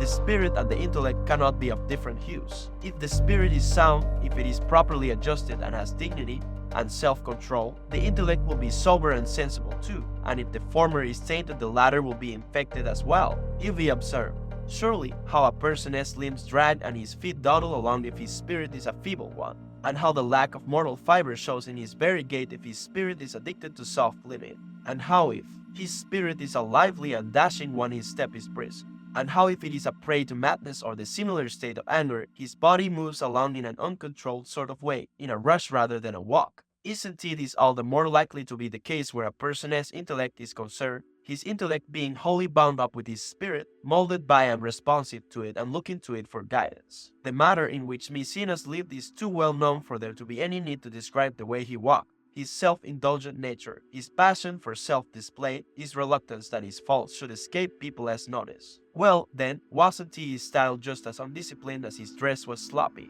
Wasn't he his vocabulary just as extraordinary as his turnout, his retinue, his house, his wife? He would have been a genius if he had pursued a more direct path instead of going out of his way to avoid being intelligible, had he not been as loose in matters of style as he was in everything else. Which is why ULL noticed that his eloquence resembles a drunken madness, tortuous and rambling and thoroughly eccentric. Could there be a worse expression than the bank with mane of stream and woods? And look at men tilling with where is the chattel, driving the gardens back with the shallows churning over. What about a person curveting at a woman's back, with lips on billing bent, aside the opening of his addresses, neck lolling like a forest giant in his ecstasy? The unregenerate company rummage homes for victuals, raiding them with provision jars and trading death for hope. But hardly should I call as witness on his holy day my guardian spirit, else the wick of a slender waxlight and sputtering meal. Mothers or wives occlude to the hearth when you read this sort of thing. Doesn't it immediately cross your mind that this is the same man who invariably went around with casual clothes on in the Capitol, who appeared on the bench, on the platform, and at any public gathering wearing a mantle draped over his head, leaving both ears exposed, looking just like the rich man's runaway slave as depicted on the comic stage? The same man whose public escort, at a time when the nation was embroiled in a civil war and the capital was under arms and in a state of alarm, consisted of a pair of eunuchs, and who went through 1,000 ceremonies of marriage with his one wife. These expressions of his, strung together in such an outrageous fashion, tossed out in such a careless manner, constructed with such a total disregard of universal usage, reveal a character equally revolutionary, equally perverted and peculiar. Licinius' greatest claim to glory is regarded as having been his clemency. He spared the sword, refrained from bloodshed, and showed his power only in his defiance of convention. But he has spoiled this very claim of his by these monstrous stylistic frolics, for it becomes apparent that he was not a mild man but a soft one. That perplexing word order, those transpositions of words, and those startling ideas which have indeed the quality of greatness in them but which lose all their effect in the expression, will make it obvious to anyone that his head was turned by overmuch prosperity. It is a fault which is sometimes that of the man and sometimes that of the age. Where prosperity has spread luxury over a wide area of society, people start by paying closer attention to their personal turnout. The next thing that engages people as energies is furniture. Then pains are devoted to the houses themselves, so as to have them running out over broad expanses of territory, to have the walls glowing with marble shipped from overseas, and the ceilings picked out in gold, to have the floors shining with a luster matching the panels overhead. Splendor then moves onto the table, where praise is courted through the medium of novelty and variations in the accustomed order of dishes, making what normally rounds off a meal the first course and giving people as they go what they used before to be given on arrival. Once a person's spirit has acquired the habit of disdaining what is customary and regards the usual as banal, it starts looking for novelty in its methods of expression as well. At one moment it will disinter and revive archaic or obsolete expressions. At another it will coin new, unheard of expressions and give a word a new form. At another, this is something that has become very common recently. The bold and frequent use of metaphor passes for good style. There are some who cut their thoughts short and hope to win acclaim by making their meaning elusive, giving their audience a mere hint of it. There are others who stretch them out, reluctant to let them go. There are others still who do not merely fall into a defect of style, but have a passion for the defect for its own sake. So wherever you notice that a corrupt style is in general favor, you may be certain that in that society people as characters as well have deviated from the true path. In the same way as extravagance in dress and entertaining are indications of a diseased community, so unapparent. Literary style, provided it is widespread, shows that the spirit has also come to grief. And in fact, you need feel no surprise at the way corrupt work finds popularity not merely with the common bystander, but with your relatively cultivated audience. The distinction between these two classes of critic is more one of dress than of discernment. What you might find more surprising is the fact that they do not confine themselves to admiring passages that contain defects, but admire the actual defects themselves as well. The former thing has been the case all through history. No genius that ever won acclaim did so without a measure of indulgence. Name me any man you like who had a celebrated reputation, and I'll tell you what the age he lived in forgave him when it turned a blind eye to his work. I'll show you plenty of stylists whose faults never did them any harm and some who were actually helped by it. I'll even say this, I could show you some men of the highest renown, men held up as objects of wonder and admiration, in whose case to amend their faults would be to destroy them, their faults being so inextricably bound up with their virtues. Besides, there are no fixed rules of style. They are governed by the usage of society, and usage never stands still for any length of time. Many speakers hark back to earlier centuries for their vocabulary, talking in the language of the 12 tables. Gracchus, Crassus, and Curio are too polished and modern for them. They go right back to Appius and Coruncanius. Others, by contrast, in seeking to confine themselves to familiar, everyday expressions, slip into an undistinguished matter. Both these practices, in their different ways, are the base style. The one is as much a fault as the other, in my view, the first paying undue attention to itself and the second unduly neglecting itself. The former removes the hair from its legs as well, the latter not even from its armpits. Let us turn our attention to composition. How many species of fault can I show you where this is concerned? Some like it broken and uneven, and go out of their way to disarrange any passage with a relatively smooth and even flow. They want every transition to come with a jolt, and see virility and forcefulness in a style the irregularities of which jar the ear. With some other literary figures it is not a case of composition, but of setting words to melodies, so sweetly, softly do they glide along. What shall I say about the kind in which words are held back and keep us waiting for a long time before they make their reluctant appearance right at the end of the period? What of that, like Cicero's, which moves to its conclusion in a leisurely fashion, in a gentle and delayed incline, and unvaryingly true to its customary rhythm? In the field of the epigram, too, faults comprise a tameness and childishness, or a boldness and daring that oversteps the bounds of decency, or a richness that has a cloying quality, or a barrenness in the outcome, and ineffectiveness, a ringing quality and nothing more. These faults are introduced by some individual dominating letters at the time, are copied by the rest and handed on from one person to another. Thus in Sallust's heyday abruptly terminated sentences, unexpectedly sudden endings, and a brevity carried to the point of obscurity passed for a polished style. Lucius Arruntius, the historian of the Punic War and a man of unusual simplicity of character, was a follower of Sallust and strove after that kind of style. By means of money he procured an army, hired one, in other words, is an expression found in Sallust. Arruntius took a fancy to this expression, procured and found a place for it on every page, saying in one passage, they procured a rout, in another, King Hiero of Syracuse procured a war, and in another, this news procured the surrender of the people of Adamus to the Romans. These are merely by way of giving you samples of the practice. The whole book is rife with them. What was occasional in Sallust is of frequent, almost incessant occurrence in Arruntius, which is easily enough explained, for whereas Sallust hit on such expressions, Arruntius cultivated them. You can see what the result is when some writer has fault is taken as a model. Sallust spoke of wintry rains. Arruntius, in the first book of the Punic War, says, suddenly the weather was wintry. In another place, when he wants to describe a particular year as having been a cold one, he says, the whole year was wintry. In another passage he writes, from there he dispatched 60 transport vessels, lightly laden apart from troops and essential crew, in spite of a wintry northerly gale. He drags the word in constantly, in every conceivable place. Sallust at one point writes, seeking, amid civil war, the plaudits of rectitude and integrity. Arruntius was unable to restrain himself from inserting right at the beginning of his first book mention of Regulus Tremendus, plaudits. Now these faults, and others like them, stamped on a writer's style by imitation, are not themselves evidence of extravagant ways or corrupt attitudes. For the things upon which you base any judgment on a person's psychology must be things peculiar to himself, things that spring from his own nature. A hot-tempered man having a hot-tempered style, an emotional man an overexcited one, a self-indulgent man a soft and flabby one, and so on. And the last is the matter one observes adopted by the sort of person who has his beard plucked out, or has it plucked out in parts, who keeps himself close-shaven and smooth around his lips but leaves the rest of it to grow, who wears cloaks in flamboyant colors, who wears a diaphanous robe, who is reluctant to do anything that might escape people's attention, who provokes and courts such attention, and so long as he is looked at does not mind whether it is with disapproval. Such is the manner of Maecenas and every other writer whose stylistic errors are not accidental but deliberate and calculated. It is something that stems from a serious affliction of the spirit.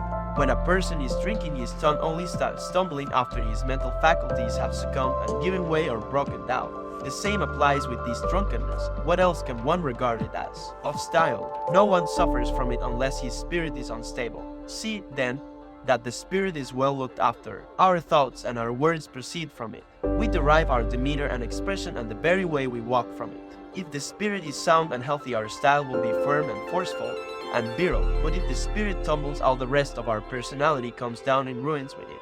The queen unharmed, the bee is all live at once she is lost, the hive is in anarchy. The spirit is our queen. So long as she is unharmed, the rest remains at its post, obedient and submissive. If she wavers for a moment, in the same moment the rest all falters. Last letter 122. The daylight has begun to diminish. It has contracted considerably, but not so much that there is not a generous amount remaining still for anyone who will, so to speak, rise with the daylight itself.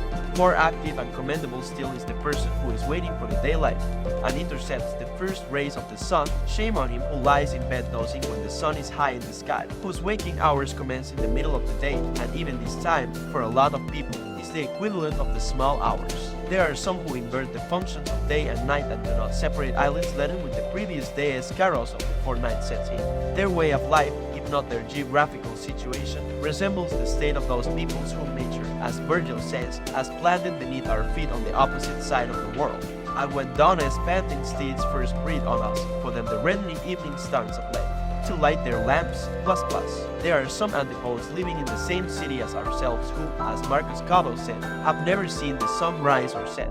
Can you imagine that these people know how one ought to live when they do not know when one ought to live?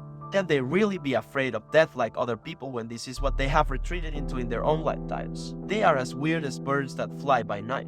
They may while away their hours of darkness to a background of wine and perfume. They may occupy the whole of the time they spend, contrarily, awake eating sumptuous dishes, individually cooked, too, in a long succession of different courses. But what in fact they are doing is not banqueting but celebrating their own last rites. At least the dead have their memorial ceremonies during the daytime. Heavens, though, no day is a long one for a man who is up and about. Let us expand our life. Action is its theme and duty. The night should be kept within bounds, and a proportion of it transferred to the day. Poultry that are being reared for the table are cooked up in the dark so as to prevent them moving about and make them fatten easily. There they languish, getting no exercise, with the swelling taking possession of their sluggish bodies and the inert fat creeping over them in their magnificent seclusion.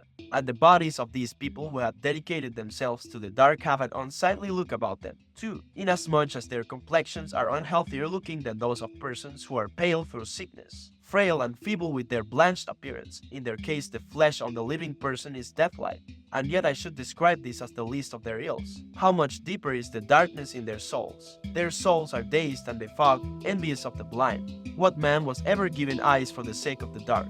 Do you ask how the soul comes to have this perverse aversion to daylight and transference of its whole life to the night time? All vices are at odds with nature. All abandon the proper order of things. The whole object of luxurious living is the delight it takes in irregular ways and in not merely departing from the correct course, but going to the farthest point away from it, and in eventually even taking a stand diametrically opposed to it. Don't you think it is living unnaturally to drink without having it, taking liquor into an empty system and going out to dinner in a drunken state? Yet this is a failing which is common among young people who cultivate their capacities to the point of drinking. Swilling would be a better description of it. In naked groups the moment they're inside the doors of the public bathhouse, every now and then having a rub all over to get rid of the perspiration brought on by continually putting down the piping hot liquor. To them drinking after lunch or dinner is a common habit, something only done by rural worthies and people who don't know where the true pleasure lies. The wine that gives a person undiluted enjoyment, they say, is the wine that makes its way into his system, unobstructed instead of swimming about in his food. Intoxication on an empty stomach is the kind that gratifies a man. Don't you think it is living unnaturally to exchange one's clothes for weddiness? Is it not living unnaturally to aim at imparting the bloom of youth to a different period of life? Can there be a sorrier or crueler practice than that whereby a boy is never, apparently, allowed to grow up into a man in order that he may endure a man's attentions for as long as may be, won't he even his years rescue him from the indignity his sex ought to have precluded? Is it not living unnaturally to hanker after roses during the winter and to force lilies in midwinter by taking the requisite steps to change their environment and keeping up the temperature with hot water heating? Is it not living unnaturally to plant orchards on the top of towers, or to have a forest of trees waving in the wind on the roofs and bridges of one's mansions, their roots springing at a height which it would have been presumptuous for their crests to reach? Is it not living unnaturally to sink the foundations of hot baths in the sea and consider that one is not swimming in a refined fashion unless one's heated waters are exposed to the waves and storms. Having started to make a practice of desiring everything contrary to nature's habit, they finally end up by breaking off relations with her altogether. It has daylight, time for bed. All is quiet, now for our exercises, now for a drive, now for a meal. The daylight is getting nearer, time we had our dinner. No need to do as the crowd does, to follow the common, well-worn path in. Life is a certain way to behave. Let us leave the daytime to the generality of people. Let us have early hours that are exclusively our own. This sort of person is to me as good as dead. After all, how far can a person be from the grave, and an untimely one at that, if he lives by the light of tapers and torches? I can recall a great many people who led this kind of life at one time, with a former breeder among them, too, Acilius Buda, the man who had squandered an enormous fortune which he had inherited, and when he confessed his impoverished state to the Emperor Tiberius was met with the remark, "You have woken up rather late." Montanus Julius, a tolerably good poet, noted for his closeness to Tiberius and subsequent fall from favor, who used to keep public readings of his verse, took great delight in working sunrises and sunsets into his compositions. Hence the remark of Nota Pinarius when someone was expressing disgust at the way Montanus' reading had continued for a whole day, and declaring that his readings weren't worth attending. I am quite prepared to listen to him, can I say fairer than this, from sunrise to sunset. When Montanus had just read the lines, the sun god starts his fiery flames to extend, the rosy dawn to diffuse her light, and now, that plaintive bird, the swallow, starts to thrust her morsels down the throats of nestlings shrill, with gentle bills supplying each its share. With journeys yet to come, one Varus called out, and Buda starts to sleep. Varus was a Roman knight, a friend of Marcus Vinicius, who was always in attendance at good dinners, for which he used to qualify by the sauciness of his tongue. It was he, too, who said a little later on when Montanus had read, "The herdsmen now in byres have stalled their beasts, and night now starts to bring the drowsy world, a dreamy stillness. What else that you say? Night is it now? I'll go and pay a morning call on Buda." Buda's upside-down way of life was a byword, and yet, as Ivy said, at one time this sort of life was led by a great many people. The reason why some people live in this sort of way is not that they think that night in itself has any special attraction, but that they get no pleasure out of anything which is usual, apart from the fact that daylight is anathema to a bad conscience. A person who experiences a craving or a contempt for things in proportion to their costliness or cheapness looks down his nose at a form of illumination which does not cost him anything. Moreover, the man who lives extravagantly wants his manner of living to be on everybody else's lips as long as he is alive. He thinks he is wasting his time if he is not being talked about. So every now and then he does something calculated to set people talking. Plenty of people squander fortunes. Plenty of people keep mistresses. To win any reputation in this sort of company, you need to go in for something not just extravagant but really out of the ordinary. In a society as hectic as this one, it takes more than common profligacy to get oneself talked about. I once heard that delightful storyteller Albino Manespedo describing how he had lived above Sextus Papinius. Papinius was one of the daylight-shy fraternity. About 9 o'clock at night I'd hear the sound of whips. What is he doing? I'd ask and be told he was inspecting the household accounts. About 12 I'd hear some strenuous shouting. What is that? I'd ask and be told he was doing his voice exercises. About 2 I'd ask what the noise of wheels meant and be told he was off for his drive. About daybreak there would be a scurrying in all directions, a shouting for boys and a chaos of activity among stewards and kitchen staff. What is it?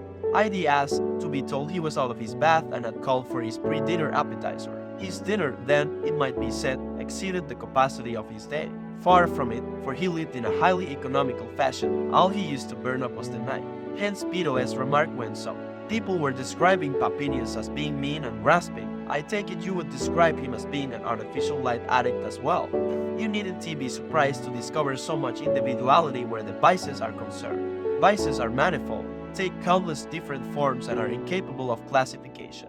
Devotion to what is right is simple, devotion to what is wrong is complex and admits of infinite variations. It is the same with people as characters. In those who follow nature they are straightforward and uncomplicated, and differ only in minor degree, while those that are warped are hopelessly at odds with the rest and equally at odds with themselves. But the chief cause of this disease, in my opinion, is an attitude of disdain for a normal existence. These people seek to set themselves apart from the rest of the world even in the manner in which they organize their timetable, in just the same way as they mark themselves off from others by the way they dress, by the stylishness of their entertaining and the elegance of their carriages. People who regard notoriety as a reward for misbehavior have no inclination for common forms of misbehavior. And notoriety is the aim of all these people who live, so to speak, back to front. We therefore, Lucilius, should keep to the path which nature has mapped out for us and never diverge from it. For those who follow nature, everything is easy and straightforward, whereas for those who fight against her, life is just like rowing against the stream. Letter 123. Ivy reached my house at Alba at last, late at night and worn out by the journey to find nothing ready for my arrival, apart from myself. So I am in bed, recovering from my fatigue, and making the best of this slowness on the part of the cook and the baker by carrying on a conversation with myself on this very theme of how nothing is burdensome if taken lightly, and how nothing need arouse one's irritation so long as one doesn't make it bigger than it is by getting irritated. My baker may be out of bread, but the farm manager will have some, or the steward, or a tenant. Bad bread, yes, you'll say. Wait, then, it'll soon turn into good bread. Hunger will make you find even that bread soft and witty. One shouldn't eat, accordingly, eat until hunger demands. I shall wait, then, and not until I either start getting good bread again or cease to be fussy about bad bread. It is essential to make oneself used to putting up with a little. Even the wealthy and the well-provided are continually met and frustrated by difficult times and situations. It is in no man's power to have whatever he wants, but he has it in his power not to wish for what he hasn't got, and cheerfully make the most of the things that do come his way. And a stomach firmly under control, one that will put up with hard usage, marks a considerable step towards independence. I am deriving immeasurable satisfaction from the way my tiredness is becoming reconciled to itself. I am not asking for masseurs, or a hot bath, or any remedy except time. What was brought on by exertion rest is taken away, and whatever kind of meal is on the way is going to be an inaugural banquet for enjoyment. I have, in fact, put my spirit to a sort of test, and a surprise one, too, such a test being a good deal more candid and revealing. When the spirit has prepared itself beforehand, has called on itself in advance to show endurance, it is not so clear just how much real strength it possesses. The surest indications are the ones it gives on the spur of the moment, when it views annoyances in a manner not merely unruffled but serene, when it refrains from flying into a fit of temper or picking a quarrel with someone, when it sees to everything it requires by refraining from hankering after this and that, reflecting that one of its habits may miss a thing, but its own real self need never do so. Until we have begun to go without them, we fail to realize how unnecessary many things are. We've been using them not because we needed them, but because we had them. Look at the number of things we buy because others have bought them or because they're in most people's houses. One of the causes of the troubles that beset us is the way our lives are guided by the example of others, instead of being set to rights by reason we're seduced by convention. There are things that we shouldn't wish to imitate if they were done by only a few, but when a lot of people have started doing them, we follow along, as though a practice became more respectable by becoming more common. Once they have become general, mistaken ways acquire in our minds the status of correct ones. Nobody travels now without a troop of Numidian horsemen riding ahead of him and a host of runners preceding his carriage. One feels ashamed not to have men with one to hustle oncoming travelers off the road and to show there is a gentleman coming by the cloud of dust they raise. Everybody nowadays has mules to carry his crystalware, his Mirheim vessels and the other articles engraved by the hands of master craftsmen. One is ashamed to be seen to have only the kind of baggage which can be jolted around without coming to any harm. Everyone's pages ride along with their faces smeared with cream in case the sun or the cold should spoil their delicate complexions. One is ashamed if there is no member of one's retinue of boys whose healthy cheeks call for protection with cosmetics. With all such people you should avoid associating. These are the people who pass on vices, transmitting them from one character to another. One used to think that the type of person who spreads tales was as bad as any, but there are persons who spread vices, and association with them does a lot of damage. For even if its success is not immediate, it leaves a seed in the mind, and even after we be said goodbye to them, the evil follows us to rear its head at some time or other in the future, in the same way as people who weave into a concert carry about with them the melody and haunting quality of pieces they've just heard, interfering with their thinking and preventing them from concentrating on anything serious, so the talk of snobs and parasites sticks in our ears long after we heard it. And it is far from easy to eradicate these haunted notes from the memory. They stay with us, lasting on and on, coming back to us every so often. This is why we must shut our ears against mischievous talk, and as soon as it starts, too, once such talk has made its entry and been allowed inside, it becomes a good deal bolder. Eventually, it reaches the stage where it says that virtue and philosophy and justice are just a lot of claptrap. There is only one way to be happy, and that is to make the most of life. Eating, drinking, spending the money that has been left to you, that's what I call living, and that is what I call not forgetting. That you've got to die someday, too. The days are slipping by, and life is running out on us, never to be restored. Why should we hesitate? What is the point of being wise? Our ears want to always allow us a life of pleasure, and in the meantime, while they're incapable of it and clamoring for it, what is the point of thrusting austerity on them? Still a march on death by disposing here and now of whatever he is going to take away. Look at you, no mistress, no boy to make your mistress jealous. Every day you go out sober. You eat as if you had to submit a daily account book to your father for approval.